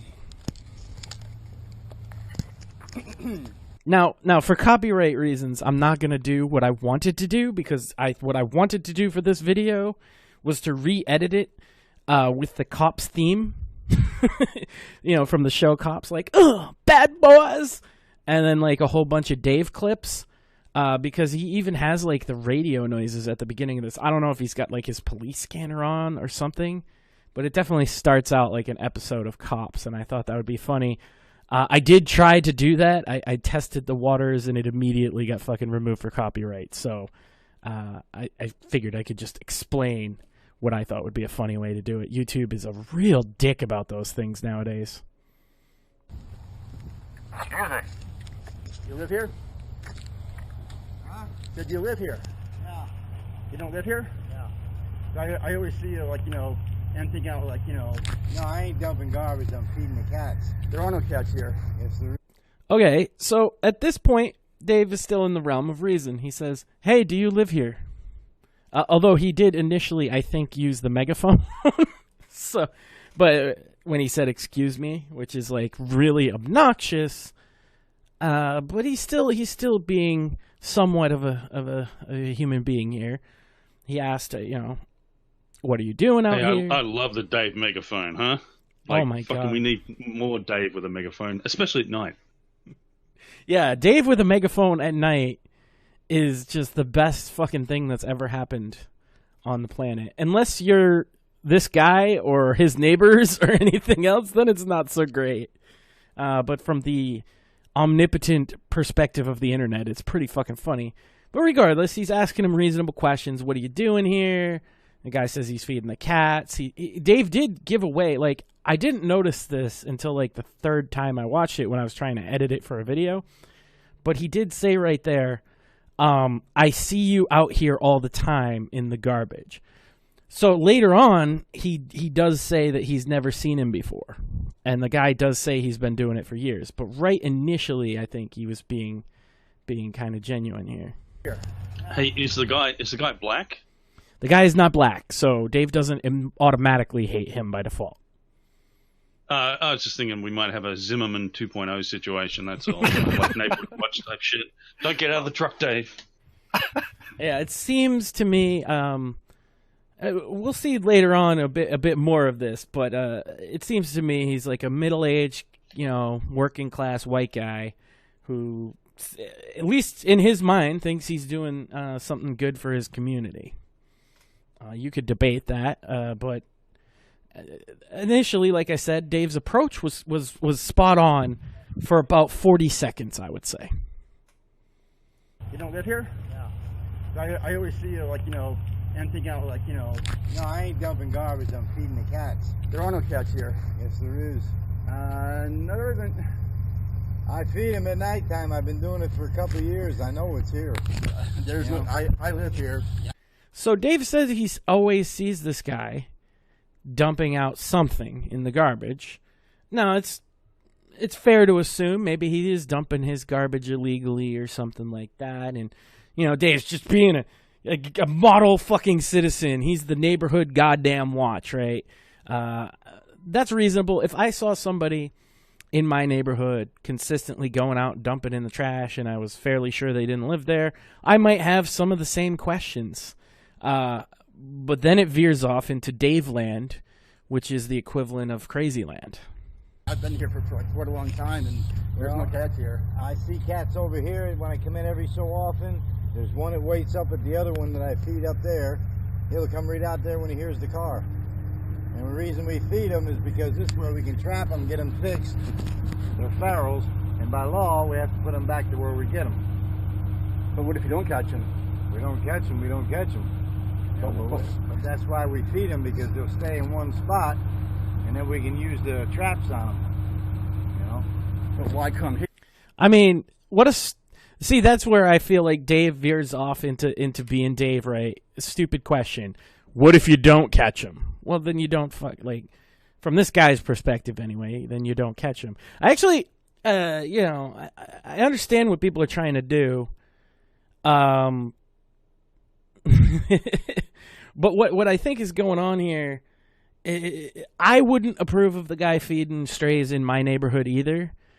But again, like the sane person reaction at that point, I would be like, well, I don't think you should be doing that around here because it will attract more strays. And the guy will say, well, I've been doing it for a while. And I'd be like, okay, agree to disagree, and maybe talk to the property manager and see if he's got permission. That would be like a normal person's reaction. Like, I'm a tenant. I don't like this because I don't want stray cats around. Stray cats cause problems. They get into trash. They could potentially spread rabies, particularly to local pets and things like that. It's understandable that if you wouldn't want strays around, but that doesn't seem to be Dave's problem. Dave's problem is just that the guy's there at all. So, yeah. So he's already veered off into a little bit of crazy. But there's two more videos plus an audio clip where it gets really crazy, and I don't think the story is over yet by a long shot. Yeah, I don't get the logic of it either. Like feeding the fuckers, like if you why not just trap the fuckers straight away? And I don't get that. Maybe there's something to that. So was the video that you just saw the one that you made me react to yesterday? I don't know. We're starting at the beginning, Tay. Get with the fucking program. Yeah, shut the fuck up, you chick faggot. Oh, we do. I have a number of places I feed. But why do it here? I mean, the reason I've been doing it here is because I've been doing it for a couple of years. How long? About 2 years altogether. I've been here like longer than that. Well, yeah, I ain't never seen you before either. I mean, I used to feed over on that side over there. There was a mama cat and kittens. We got the kittens. Then the mama cat disappeared. We never got a chance to grab her and fix her. So I quit feeding over there. And here, these two spots, I've been feeding these two spots for 2 years at least. So you grab cats and you fix them? Yeah. So why? So they can't breed anymore. I mean, again, with the stupid question, like, why are you going to fix stray cats? Like I said, I wouldn't support feeding stray cats in my neighborhood, but I wouldn't be like, well, why do you get them fixed? Because, like, that's a fucking obvious question. But, it's Dave, so. The problem around this whole county here, well, basically Poughkeepsie area, town, the city, is the cats are so many. People in these goddamn apartments, they get cats and they move and they can't take them with them, they dump them. They don't get them fixed. So then the cats are out here running around breeding. Yeah, but you're out here feeding them, which causes the problem to, escalate. How do you figure it escalates by feeding them? Yeah, that's like the best point he makes how do you in this figure whole that? thing. It is. If the thing is, like with strays in particular, right? If you leave food out for strays, they will migrate to where the food comes from. So, like, his entire premise, I'm not sure when in this video he says it, but his premise is if we don't feed them, they'll stay here and they'll just die. And that's not actually the case with most strays. They'll migrate to somewhere where there's a food source, whether that be from a person or something else. Is Dave arguing with another spook? Because the guy goes, how you figure? Kind of thing. It's kind of like, what do you mean how I figure? Like, that kind of makes sense, right? Yeah, it definitely seems like... It seems like this interaction is destined to go poorly. Well, I think it'll go viral at this point. It's certainly been among the most shared Dave content, which seeing people share, like, The last video in the series that I'm going to show was on somebody else's channel entirely that has never put up a Dave video as far as I know, and it's getting shit tons of shares from people. I've had like 5 or 6 people send it to me.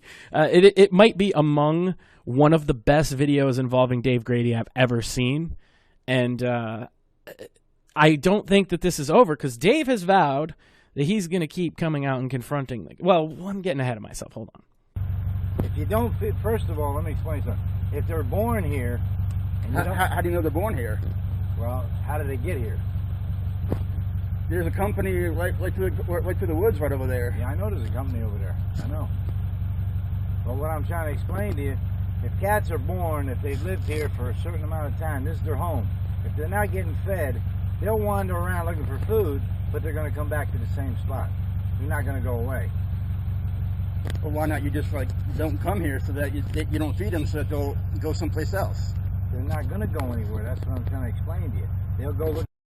Yeah, I just fundamentally disagree with that premise, but I understand that this guy clearly, honestly believes what he's saying, and he does make a decent. I don't know. It could turn out in the end that this guy is like some perverted cat fucker, and Dave is fucking the only one who's onto him, right? And he's got all these bullshit excuses. No. People will anyone else asks him, and he says this, they go, "Oh, okay, that kind of makes sense," you know. Oh, so it's how do you know they're born here? He's fucking blown the fucking case, man.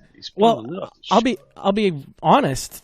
Just watching this first video, I wasn't sure. I thought that there was something off about his answers. Either this guy's got a bit of the tism himself, or he was lying. It does seem like some of the things he says seem they don't make sense, and some of the laws he cites, I went and looked up just to because something struck me as weird about the whole thing, and he said that by law they have to return them to the place that they got them. That's not true. By law, you're not supposed to take a cat yourself to go get it fixed because it might not in fact be a stray. You might be stealing somebody's cat and going and taking and getting it fixed. By law, you're supposed to have animal control handle that. So in New York State, I looked it up in New York State, and that's what it said. I could go back and find it, but I don't think it's that much of a fucking detail that we need to fucking go through. But yeah, initially what you're supposed to do if there's strays around is call animal control. The guy does say he's part of a charitable organization or an NGO of some kind that does this, and that might be true. But I understand Dave's skepticism. I just don't it's no one can understand why Dave reacts the way he does, right? A normal reaction, even if you thought, okay, maybe this guy's scoping the place out for a robbery, right? You don't know, you just see the guy, you ask him some questions, you're not satisfied with his answers. The next thing you would do, because Dave lives in an apartment facility, would be, hey, so-and-so, the property manager, this guy's creeping around at night, I don't know what he's up to, could you fucking come take a look at it next time he's here? Or if you really think he's really up to no good, you could call the cops. But he wouldn't be Dave if he did those kind of things. Yeah, I honestly, I have seen autists fixate on a fucking detail that no one else would consider relevant, and actually get to expose a fucking lie. I've had someone do it to me, you know. Yeah, it's definitely a thing. Now, upon more information, without spoiling anything, his tism senses might have been a little off this time. But I think it's literally this guy's just a bit off too. Not Dave off, because he doesn't strike me as all that funny, you know. And clearly he's doing something which he thinks is productive, so he's definitely not like Dave. Find food, but they're going to come right back to where they used to live in, because that's their home. But why come here, though? We're just going around in circles, man. Like I said, I've been doing it here for a couple of years now. We're just going around in circles, man, is Dave's life story. Ugh. Yeah, that's pretty observant, like right off the bat, like so quickly to figure that out. Hey Max, you've heard of that movie Larger Than Life, right? With Bill Murray? Possibly. Well, Dave is smaller than life right now. Starring Dave Grady. Have you seen Isn't that it? TV show Dexter? Well, this guy might be doing the same thing, except with cats. Man. Got 2 up there about 6 months ago. And here, I see them every so often, but we haven't been able to get any here yet. But I'm sure you can catch them like maybe over at Cherry Hill or something. What is the problem? What is the problem? I'm just saying that you come here and, you know, you're trying to catch cats that aren't even here. That's what you're saying, but I have seen cats here. I haven't seen any.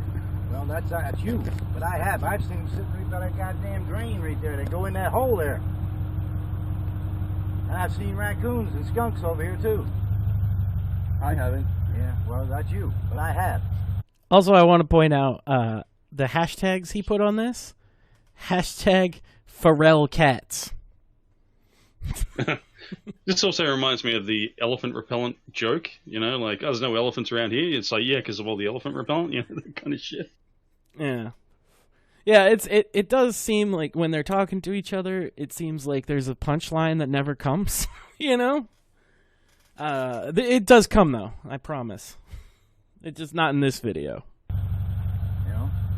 But what is the problem? I mean, what is your problem as far as me being here feeding these cats? I'm just wondering why you come here and, like, you know, you're just feeding, because, like, if you're feeding them, that's kind of more like, you know, trying to get them to come more and more, you know? I mean, like, if you don't feed them, they'll just go someplace else. See, that's the opinion of people. They don't understand what the hell is going on. Number one, there's no other cats that have been coming here since I've been feeding, just the ones that are here. And the feral cat has a shelf life of 3 to 5 years. Okay? If they get upper respiratory, for instance, that'll kill them, because if we don't... Did he just refer to them having a shelf life? Maybe he is Dexter in the cats. Yeah, he's a cat Dexter, I'm telling you. Like, fucking, you know, he's not attracted to him after that period of time, is what I'm thinking. You know, Dave spoke a lot of sense. You know, you keep feeding, they'll keep coming back, right? Why don't you just feed them somewhere else? Yeah, and his only retort to that is, oh, that's the opinion of people who don't know what's going on. Well, I've seen it. You know, you get the crazy cat lady that feeds the cats, and she ends up with fucking 400 cats at her house. So tell me how that works if they won't go somewhere else, right? Like, they go where the food's at. They go where it's the easiest. They take the path of least resistance. And since he's feeding them, they're going to stay around. And look, feral cats being around is a problem. I understand this guy has a difference of opinion. I bet we could have a fucking conversation on it, because he seems a little more with it than Dave. But the fact that cat ladies exist with 30 or 40 fucking cats is proof that his theory is wrong. You know, I kind of agree with Dave on this video, which is kind of amazing because he makes sense. Yeah, well, he will become unreasonable very, very fucking quickly. Yep, that's why it's a fleeting moment. Yeah. That's why I want to give him his due right off the bat when he can still get it, because it's going to get really fucking ugly. Oh, boy. And I don't think it's done yet. Like, as of the time of recording this, it has been going on for the better part of a week, and there is no resolution yet, as far as I'm aware. See it, they can't give them medication. Their nose gets plugged up, they can't smell food, and they can't smell water. So that means they don't eat or drink. And after a week, maybe a week and a half or so, they'll die. All their organs will shut down. Okay? And then you got distemper. What? That's another thing. Okay, so they can't smell water, so they can't identify with. Oh, that's not water because it doesn't smell like water. What? So I won't drink it. I don't know. That's definitely either one of those, like, the guy's got a little tism, so he knows a thing or two, or like just made up on the spot. This is why he said things like that. And I thought that this guy is making shit up on the spot, and that's why I inherently was, like, suspicious of the guy, and understand why Dave was, too. Because, like, that's a little weird. An upper respiratory infection, they can't then smell so that they won't eat or drink. That doesn't. I don't know if that follows. Maybe it does. I'm allergic to cats, so I don't hang out with them. Oh, I used to have a couple of cats when I was younger. They're very nice. Yeah, I if he's Dexter in cats, I actually 100% support that because cat genocide now. That can come anytime, anywhere. Rabies, there hasn't been much of a rabies outbreak in years on cats anyway. Raccoons there has been off and on, but yeah, but see, this is the thing: is he's trying to counterpoint the points that normal people use against what he's doing. I can tell because like the first thing you say is feral cats around is a rabies risk, and it is. And if he says that there's rabies in raccoons around and there's feral cats around in the same area, they're gonna come into conflict at some point, and then I don't know. I don't know. It just he said coons. He's talking about raccoons, is he? I thought he was talking about black people. Yeah, raccoons. Yeah. No, there's already black people around. I'm not sure if they have rabies. We'll have to ask Dave for more information on that. He seems to be the expert on black people in his neighborhood. Yeah, but if you're continuously coming here night after night, trying to put food back there, whatever, they're just gonna keep coming here. I mean, if you don't feed them, then they're not gonna come here. whatever, man. I mean, you shouldn't come here every so often trying to you got all these buckets in the back of your car here. That's my supplies. I mean, do you get paid for this? No, I am a non-profit organization. I'm Road Angels Feline Rescue Service. You got a card? No, I don't have a card. I got paperwork in the car, though. You don't have a business card? No, I have no business cards. So you come here trying to, feed cats that don't come here, and... Well, you keep saying there's no cats. I've never seen any cats here. Well, they're here. And you feed them because why not just not come here? Well, I'm not going to let the cats go hungry. That's for one thing. But you don't live here though. I don't live any of these places around here. I live on 44, but I got 20 stops that I do around the city, the town, and the city. I got 20 stops. I got about 50 to 75 feral cats that I feed every night. Why? There's no cats here. Whatever, man. Whatever. I'm not going to keep arguing with you.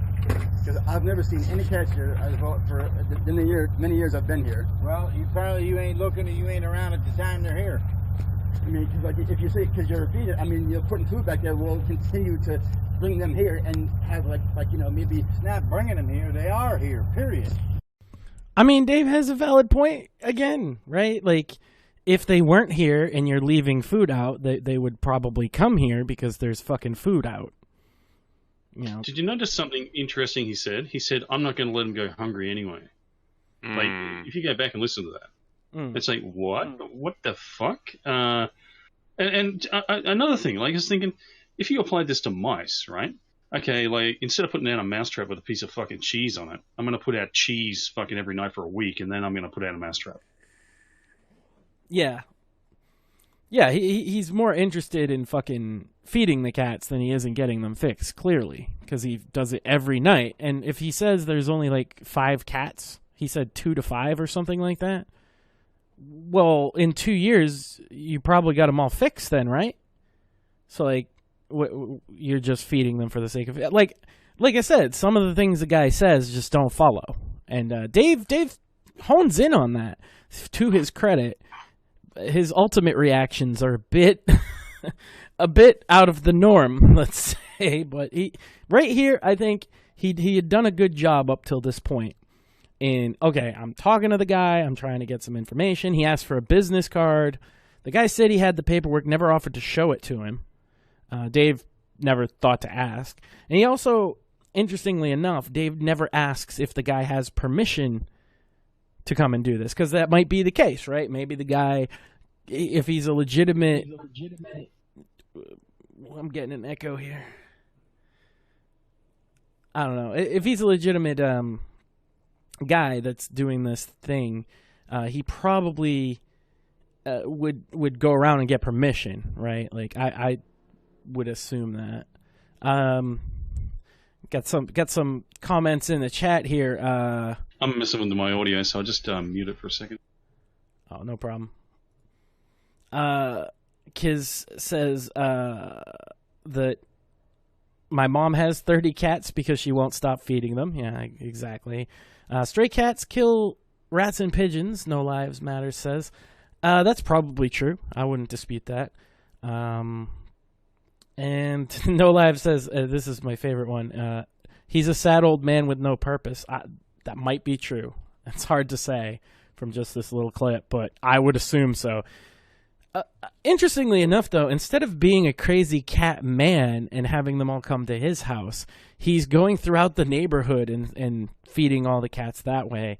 It's definitely a unique strategy as opposed to the cat ladies that let them all come there.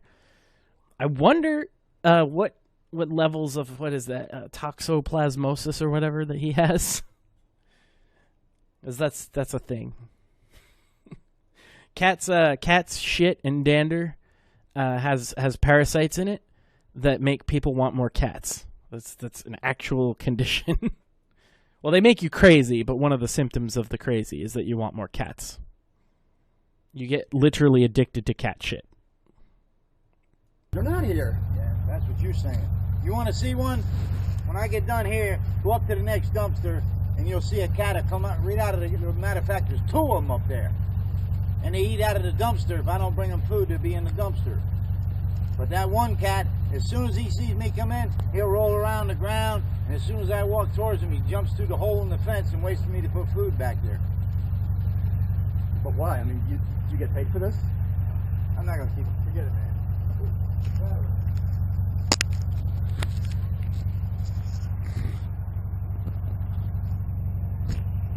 Dave's like, do you get paid for this? Do you get paid in cash? Do you get paid in cash every week? Or every other week? What kind of uniform do you have to wear? Who do you report to when you show up? Do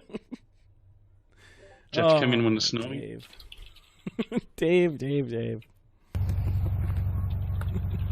This is still going on YouTube. Oh, it's on YouTube, buddy.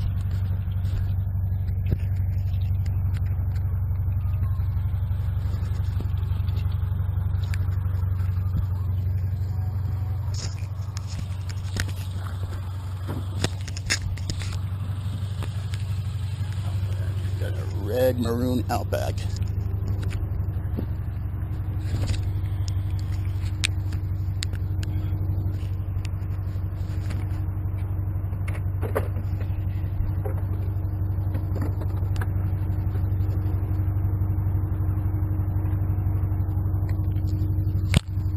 Says he works for a non-profit organization. Bullshit.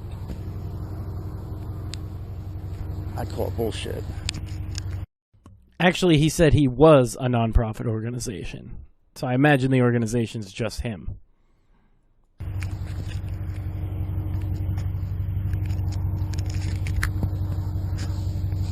And to be fair, he might be. They'll give a 501c3 if he could find like a donor. And crazy cat ladies will donate. Oh, feed the cats in the neighborhood. Like they'll donate to that. So he might be. Like I'm not gonna say one way or the other. I missed the organization name that he claimed he belonged to, but I have it on good authority. I can actually ask him myself at some point in the near future. So, have you considered this guy might have a fucking severe case of toxoplasmosis or whatever that fucking shit was, and it forces him to get in his truck and go around and feed cats all around the fucking neighborhood? Yeah, that's kind of what I was getting at earlier.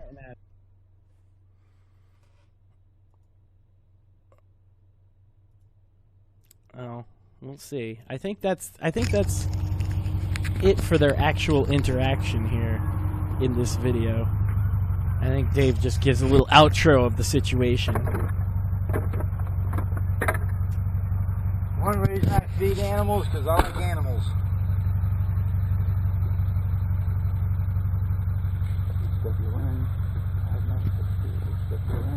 HWN 5962. HWN.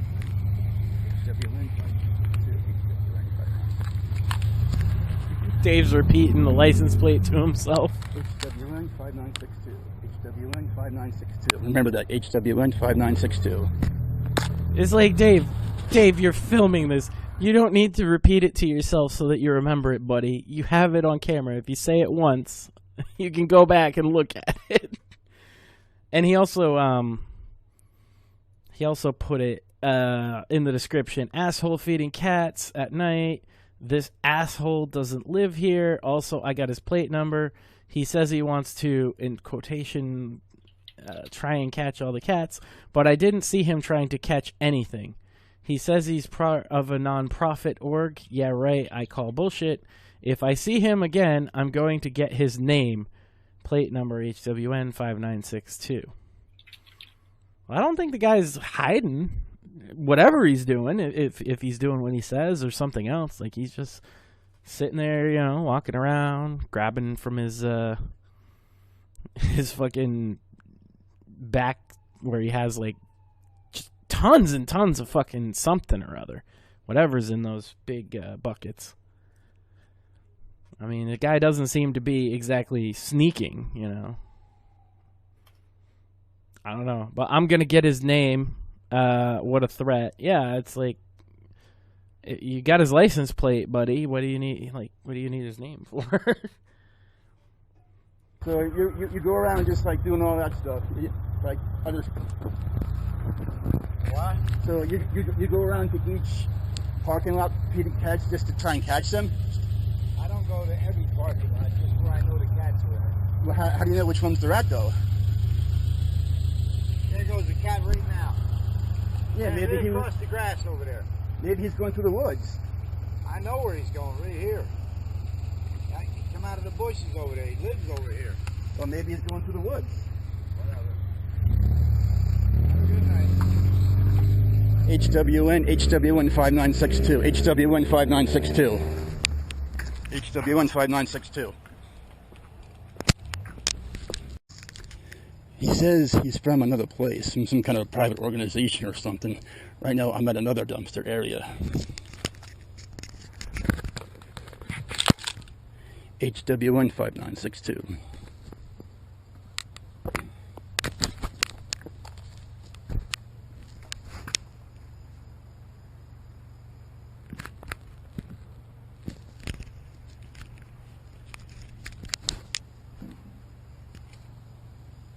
And here we have Dave just hiding by a dumpster, waiting for an old man to show up. This is where Dave has kind of gone off the rails. Up till now, I've been kind of supportive of what Dave's doing here. He's asking, like Kiz said, Dave is asking mostly the right questions. I agree. He didn't ask all the right questions, but he asked most of them. But this guy... He's just standing out by a dumpster now, like hiding in the corner, waiting for the old man to come back. It's like, what do you think you're gonna do, Dave? You know what I mean? Like, where's this heading? Well, we'll see. Well, it could be that this guy had all these answers figured out. Like, if anyone comes up to me, this is what I'm going to say, right? Even though he's up to something weird, and like Dave came up and threw him off balance and asking questions he didn't expect and didn't believe his bullshit. So, It would be fun to be Dave's neighbor. Okay, having talked to people who are Dave's neighbors, strongly disagree. If you think the bullshit that we see on these fucking videos he puts up is all there is to it, you would be strongly mistaken.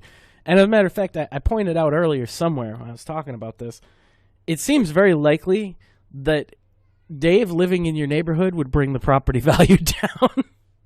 Damn. Too bad I don't want to move out to New York, though. Well, just stay away from his public housing complex, and you'll be all right.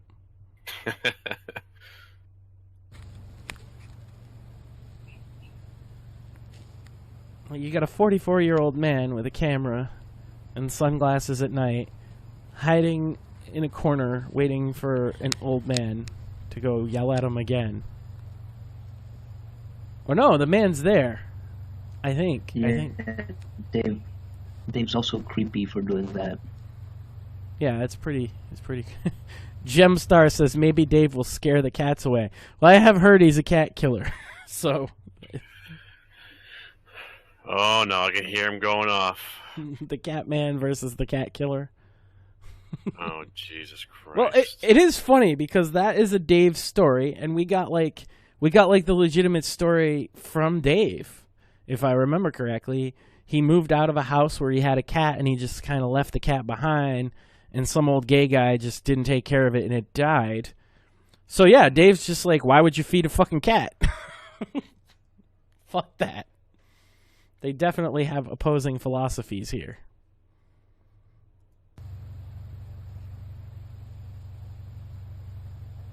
Yeah, he's just standing there watching the guy from like 30 yards out. That's really weird. At first I thought he was waiting for him, but it's definitely the same car. It's got the back open. So that guy, yeah, he's right there.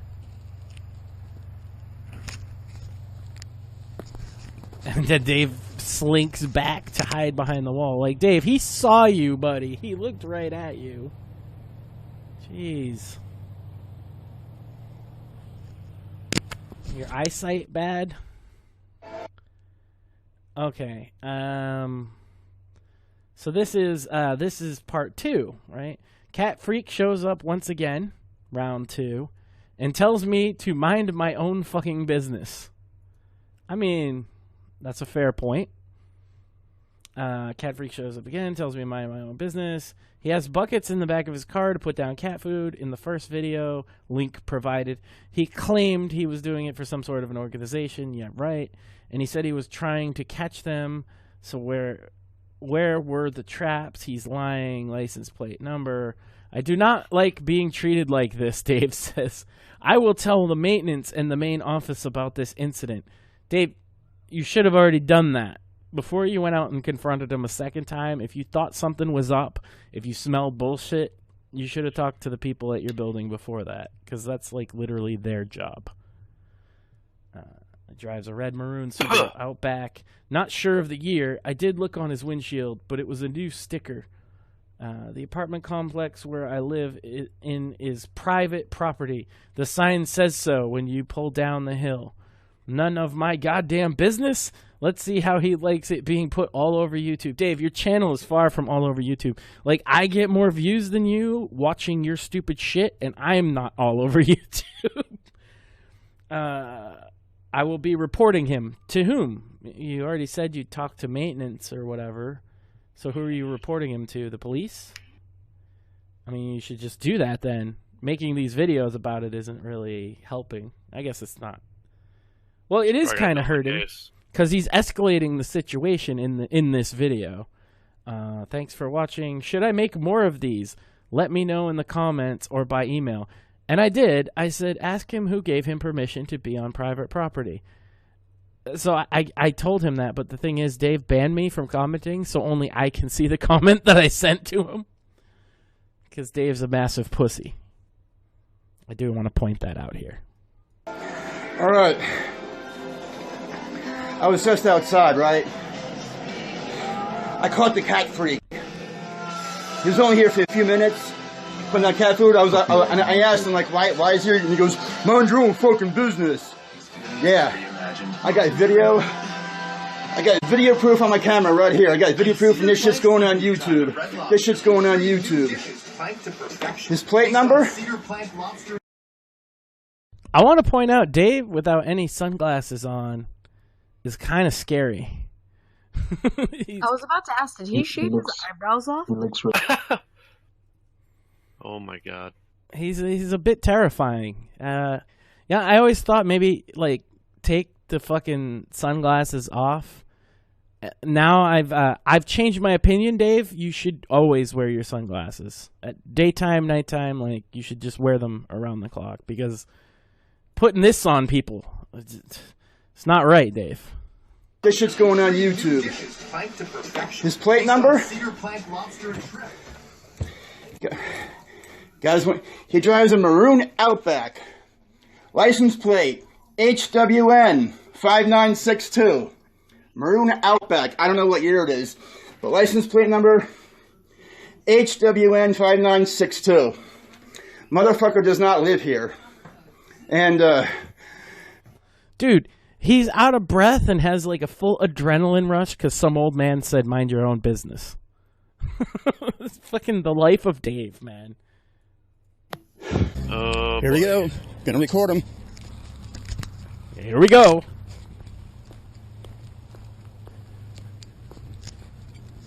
What you gonna do? What you gonna do when they come for you? When Dave Grady come for you. When they come for you. Can I get your name?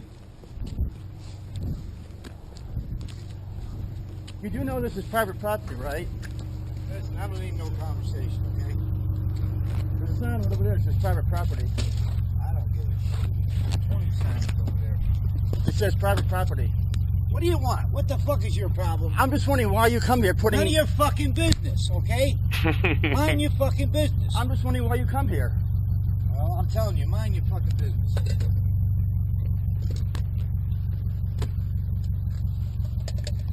I mean, you come here putting like cat food down and behind dumpsters that, you know, you say you're trying to catch these animals and there's no, where's your cat traps?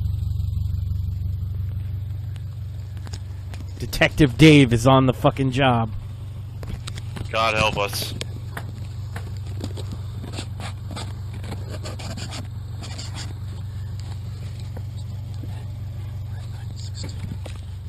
He's still trying to memorize the license plate again. Dave, just walk up and take a picture. Like, geez. Or just pause the video and just write it down. Yeah. Wait a minute. Did Dave's rape whistle just swing into the shot? Yes, that was Dave's rape whistle. Oh my god. Oh my Look, god. you can never be too safe. You gotta have a rape whistle if you're Dave in New York. What is and this, that actually what he France? calls it? Does he France? actually... Sorry. It's all good. Does he actually call it his rape whistle? I doubt it. Oh, okay. I just wasn't sure, because sometimes, like, you never know with Dave. It's true. He might. It's just like, what the fuck is even going on at this point? And it escalates further. Of course it does. And I think it's going to continue to escalate.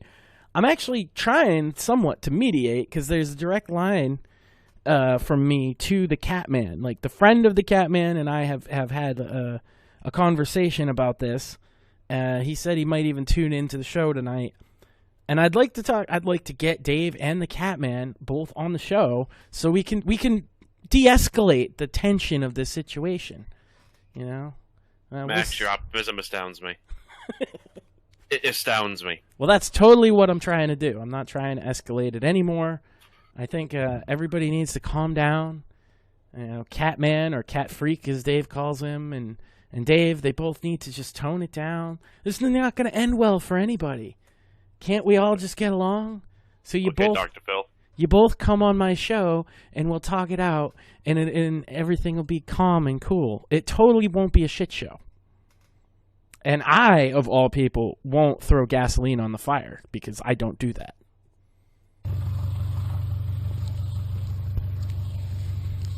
It's not my style. They're not going to come because you're calling their names. Let's go about your business, please. I'm just wondering why you come here. Don't worry about it. I need to worry about it. There's a sign right over there. It says private property. Danielle C. says, Dave can't get along with anyone. I tend to agree. He's an asshole. He said to me last week, I'm not an asshole offline. You don't know me offline. Dave, I've talked to plenty of people who know you offline, and they all think you're an asshole too. You're more than welcome to come on and you know, dispute that claim. But it seems to be a pretty big consensus, Dave, that you're an asshole. Don't give a fuck about it. Go back to the goddamn business. HWN 5962. Oh HWN 5962.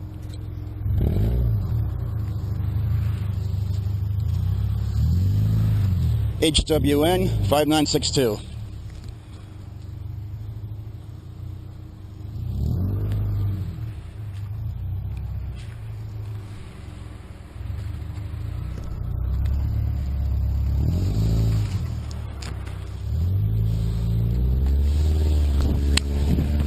can't get away from me.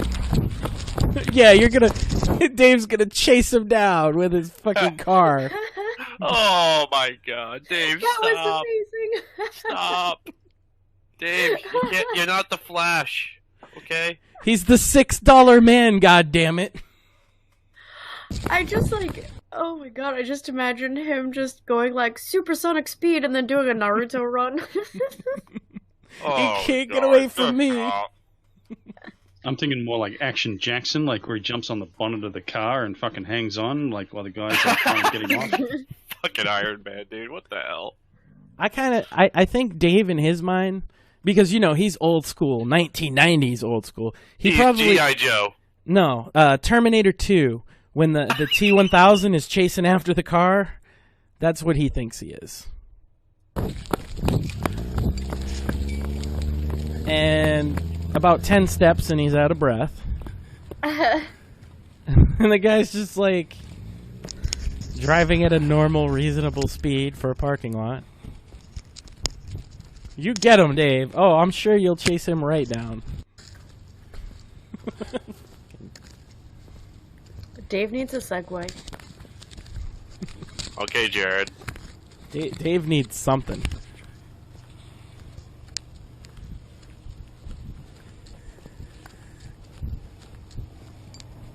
Better medication, maybe. Yeah, he's given up on running now, and he's just kind of casually strolling up to the guy. Like, Dave, do you realize, like, people have rear view mirrors in their car? And that dude just saw you, like, trying to run after him, and now you're going to casually walk over there?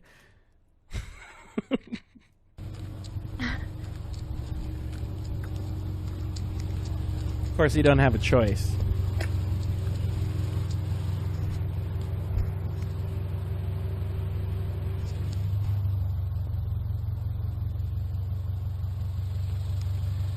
Now, at this point, if I was that guy, I'd be a little spooked if I didn't know who Dave was. Actually, I do know who Dave is. I'd still be a little spooked. I'd be more spooked, probably. Like, this guy's, like, running after you and going to all the spots that you're at, and he's just this big, weird dude that repeats himself. It's understandable why the guy told him to mind his own fucking business. We call that a Section 12 where I work. Yeah, it would... Dave, I believe Dave has been a Section 12 or whatever the New York equivalent is. There's no way he hasn't in his life. It's impossible. This is bordering on him being, like, perceived as a threat to others, for sure. There is a sign that says private property. Listen, Mike, I'm going to tell you one more time. Stay out of my fucking face. I'm just wondering why you come here. None of your goddamn business. Now, dude did just threaten Dave, to be fair. Dave hadn't threatened him yet. I just pictured the That's Mortal what a Kombat cat will announcer. say. You know what's funny, Iron Man? I pictured the Mortal Kombat announcer saying, "Finish him!" when he does that. I mean, if the guy doesn't care that it's private, because he said, "I don't care that it's private property," and Dave's actually has a reason to be on the property, being that he lives there, and this guy doesn't, unless he has some type of permission. In which case, he should say that, right? And then he's like, "Get out of my! I'm warning you to get out of my fucking face." That is a threat, and you shouldn't threaten people. I disavow. Well, him automatically, him saying, "Oh, get the fuck out of my face" or whatever. Like, if someone was doing something criminal, that's what they would say, right? Like, it doesn't prove he's fucking innocent and Dave's the bad guy. Like, this is the whole Zimmerman thing, right? Just because, oh no, he was just innocently buying Skittles and he's a little angel. That's true. Yeah, he shouldn't have got out of the truck because 911 told him not to. He's got the right to do that. Yeah, I just feel like they both did things to escalate this situation to the point that it's at now, which it's gotten pretty bad. They might literally be out there fucking sparring right now, for all I know, because they've both vowed to keep doing this every night. So we'll see. But the next part is the best part. Well, I think it's the best part. I have some extra info that most people wouldn't have, too.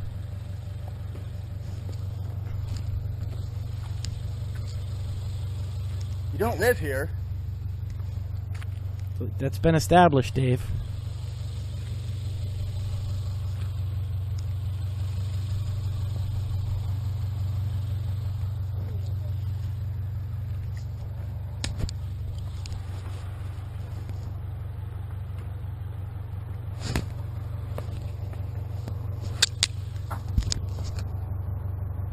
You said you're the other night you said you're some kind of a part of an organization. Listen, I don't need no conversation, okay? Stop worrying about what I do. Oh, God, he mentioned the conversation. Oh, Dave. Dave, you don't get it. He's with the group that's out to get you. Your own business.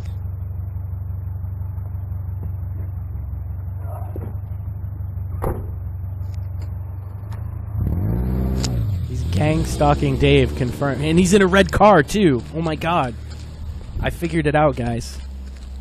The guy actually said, I don't need no conversation. Like, you know, he's dissing the movie, The Conversation, with Gene Hackman.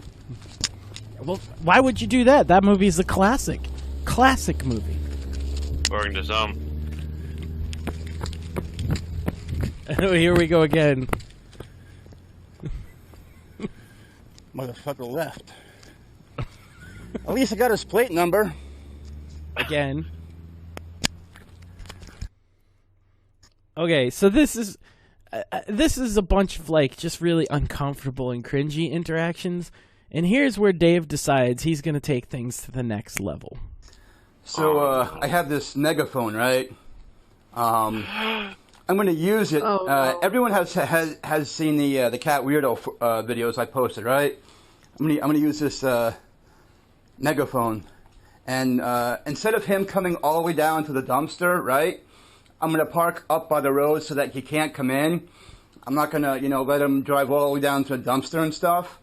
I'm going to just, park out by the road so that he can't get in. I'm going to be like, I'm going to use my megaphone here, right? Oh, no. Get out of here, you cat freak! You freaking cat freak! Get out of here! You don't belong here, you cat freak! Get out of here! No. Yeah, that's what I'll be saying to him, no. all throughout the night, but I'll be yelling. Why? You're like, get out of here, you cat freak! You don't belong here! You don't live here! Fucking cat freak! Cat freak! Cat freak! God. Yeah. Yeah, Dave, I'm going to use no. this tonight to try and scare him off. All right, peace. Dave, this is harassment now. The Oh, bullhorn. wait. I have something else here. So, Did he post the next one yet? Well, the next one wasn't posted by him, but it was posted. But I have something important to show before we go to the next one that was sent to me by an informant of the situation. So this is the plans that Dave drew up for how he was going to do this. I will put it on the Discord for you guys in case you don't have the stream. What? So Dave. he made up plans for his megaphone ambush. And so Blue Mark is where he goes, so he traces this guy's route. I will park here where the circle is so he can't get in. Obviously, that's where he's going to, get out of here, you fucking cat freak, with the megaphone. My building is up here, and, this is the route he says that the guy takes. So, But he doesn't want to give anyone his address? What's the difference? Literally, what's the difference? Well, that's what makes this so awesome on so many fucking levels. I mean, that's just one of them, right? But, this is fucking brilliant. This is some kind of, Home Alone, Macaulay Culkin kind of shit. Where he's planning the fucking, all the traps. Dave cracks me up. I felt like it was important to share the plans before we got into the events that transpired afterwards. Oh, no. I'm face palming. Because Me too. this is spectacular right here. So Max, you provide whole quality entertainment. You deserve an A+. I disavow any good things you've done so far. Okay, so where's the next video? Well, okay, I have two perspectives of events. So, but there's a caveat. So, I have the person in the car, and I have Dave's perspective. The problem with Dave's perspective is it is audio only. So, poll of the people in here right now, and if the audience wants to chime in too, do we want to watch listen to Dave's perspective first, or do we want to see the friend of the animal rescue guy with video? That's tough. Flip a coin. At this You point, know it can't get any worse. Yeah, we should listen to Dave first, because I think the not being able to see it the first time we hear it will add some it's true. Beautiful confusion. You are a thriller for suspense, kids. It's true. I do enjoy the suspense aspect. So, I hate you both. To this Soundgasm account that Dave has, the description reads: audio from Cat Freak. I couldn't get video, but I did get audio. This Cat Freak showed up with another person, said he's his friend, said he's going to come here every night. And so this is the raw audio from Dave's account.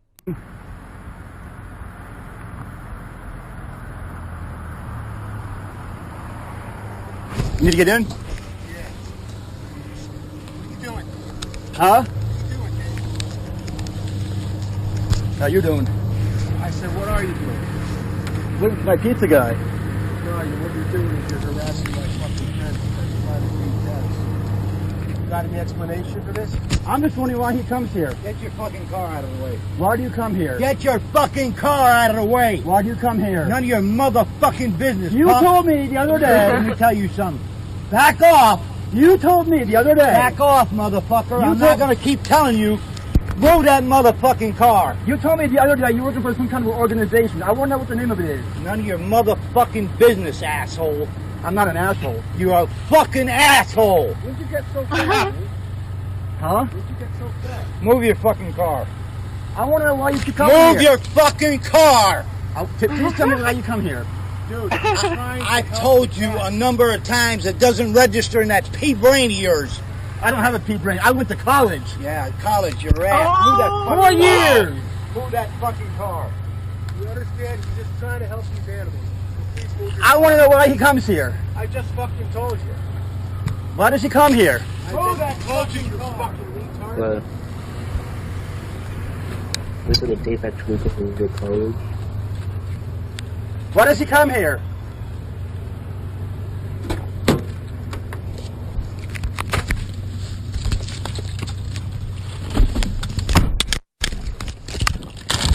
I got him on video too. Good job, Dave.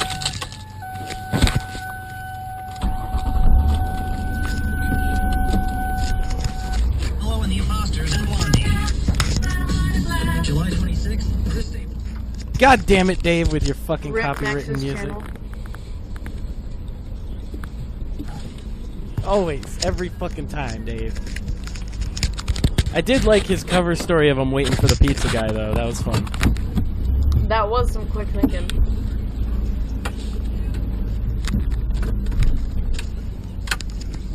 Where is he driving to? Why didn't he stop the audio? Because it's Dave. I'm gonna skip just a few seconds here until we hear something. Okay.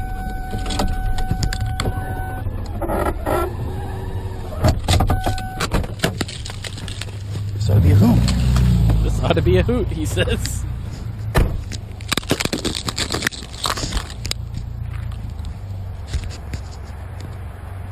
It does get better, actually.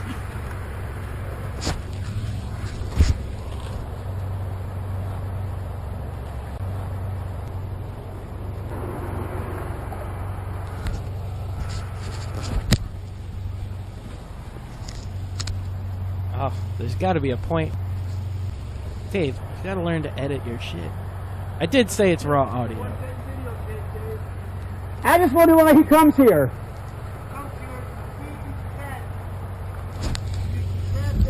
He told me the other day that he comes here and he's trying to catch him. I don't see any cat tracks.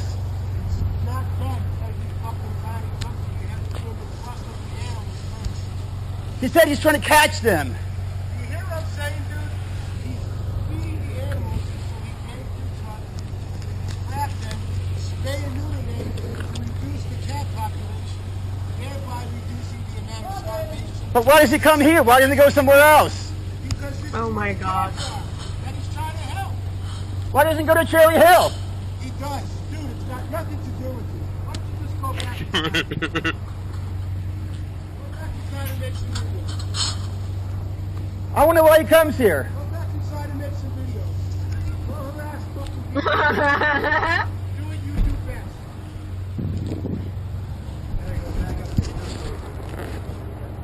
But Dave doesn't do anything best.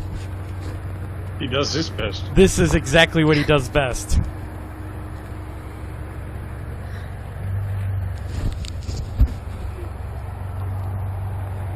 The more I hear that explanation, the dumber it sounds.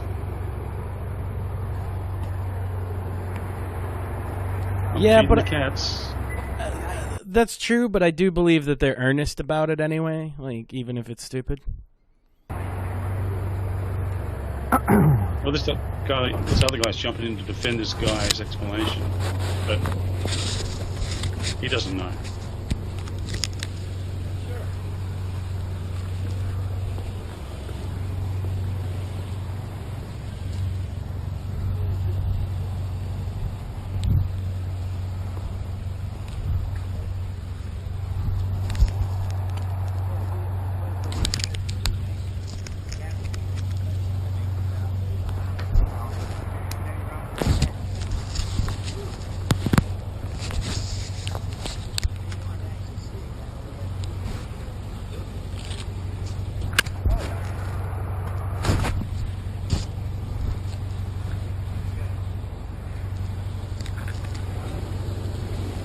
I'm not sure if there's anything else here.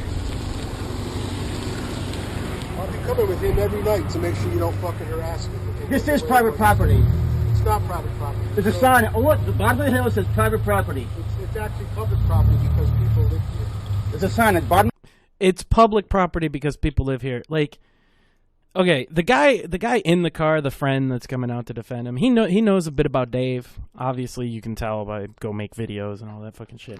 The thing is, guy, he might be listening tonight, and I actually have more sympathy for him than the cat guy, right? It's not public fucking property because people live there. It is private property. Dave's right about that. You gotta, like, just have your dude go down to the management of the building and be like, hey, I got a problem with a guy here. I'm feeding the cats, and, you know, can I continue to do that? I've been doing it for 2 years. They're either going to say yes or no. But at that point, if they say yes, all this becomes not a problem because then you just fucking call the cops on Dave for harassing you and you fucking don't have a problem. Mm-hmm. I'm not trying to give you the easy answer from a place of a content creator, because as a content creator, I want this to continue and escalate and get more video and audio that I can fucking make fun of. But like as a person, just go have the guy ask for permission. Mm-hmm. And it solves this whole fucking problem, because then Dave's acting like an animal, which he does. And I'm sure everybody knows he does. And you can just fucking call the cops or whatever. So. Well, if you lie to Dave, I think he's going to spurg out. So it's kind of like, yeah, it's like the problem is it's private property, but it's not Dave's private property. I mean, exactly. He can't. Yeah.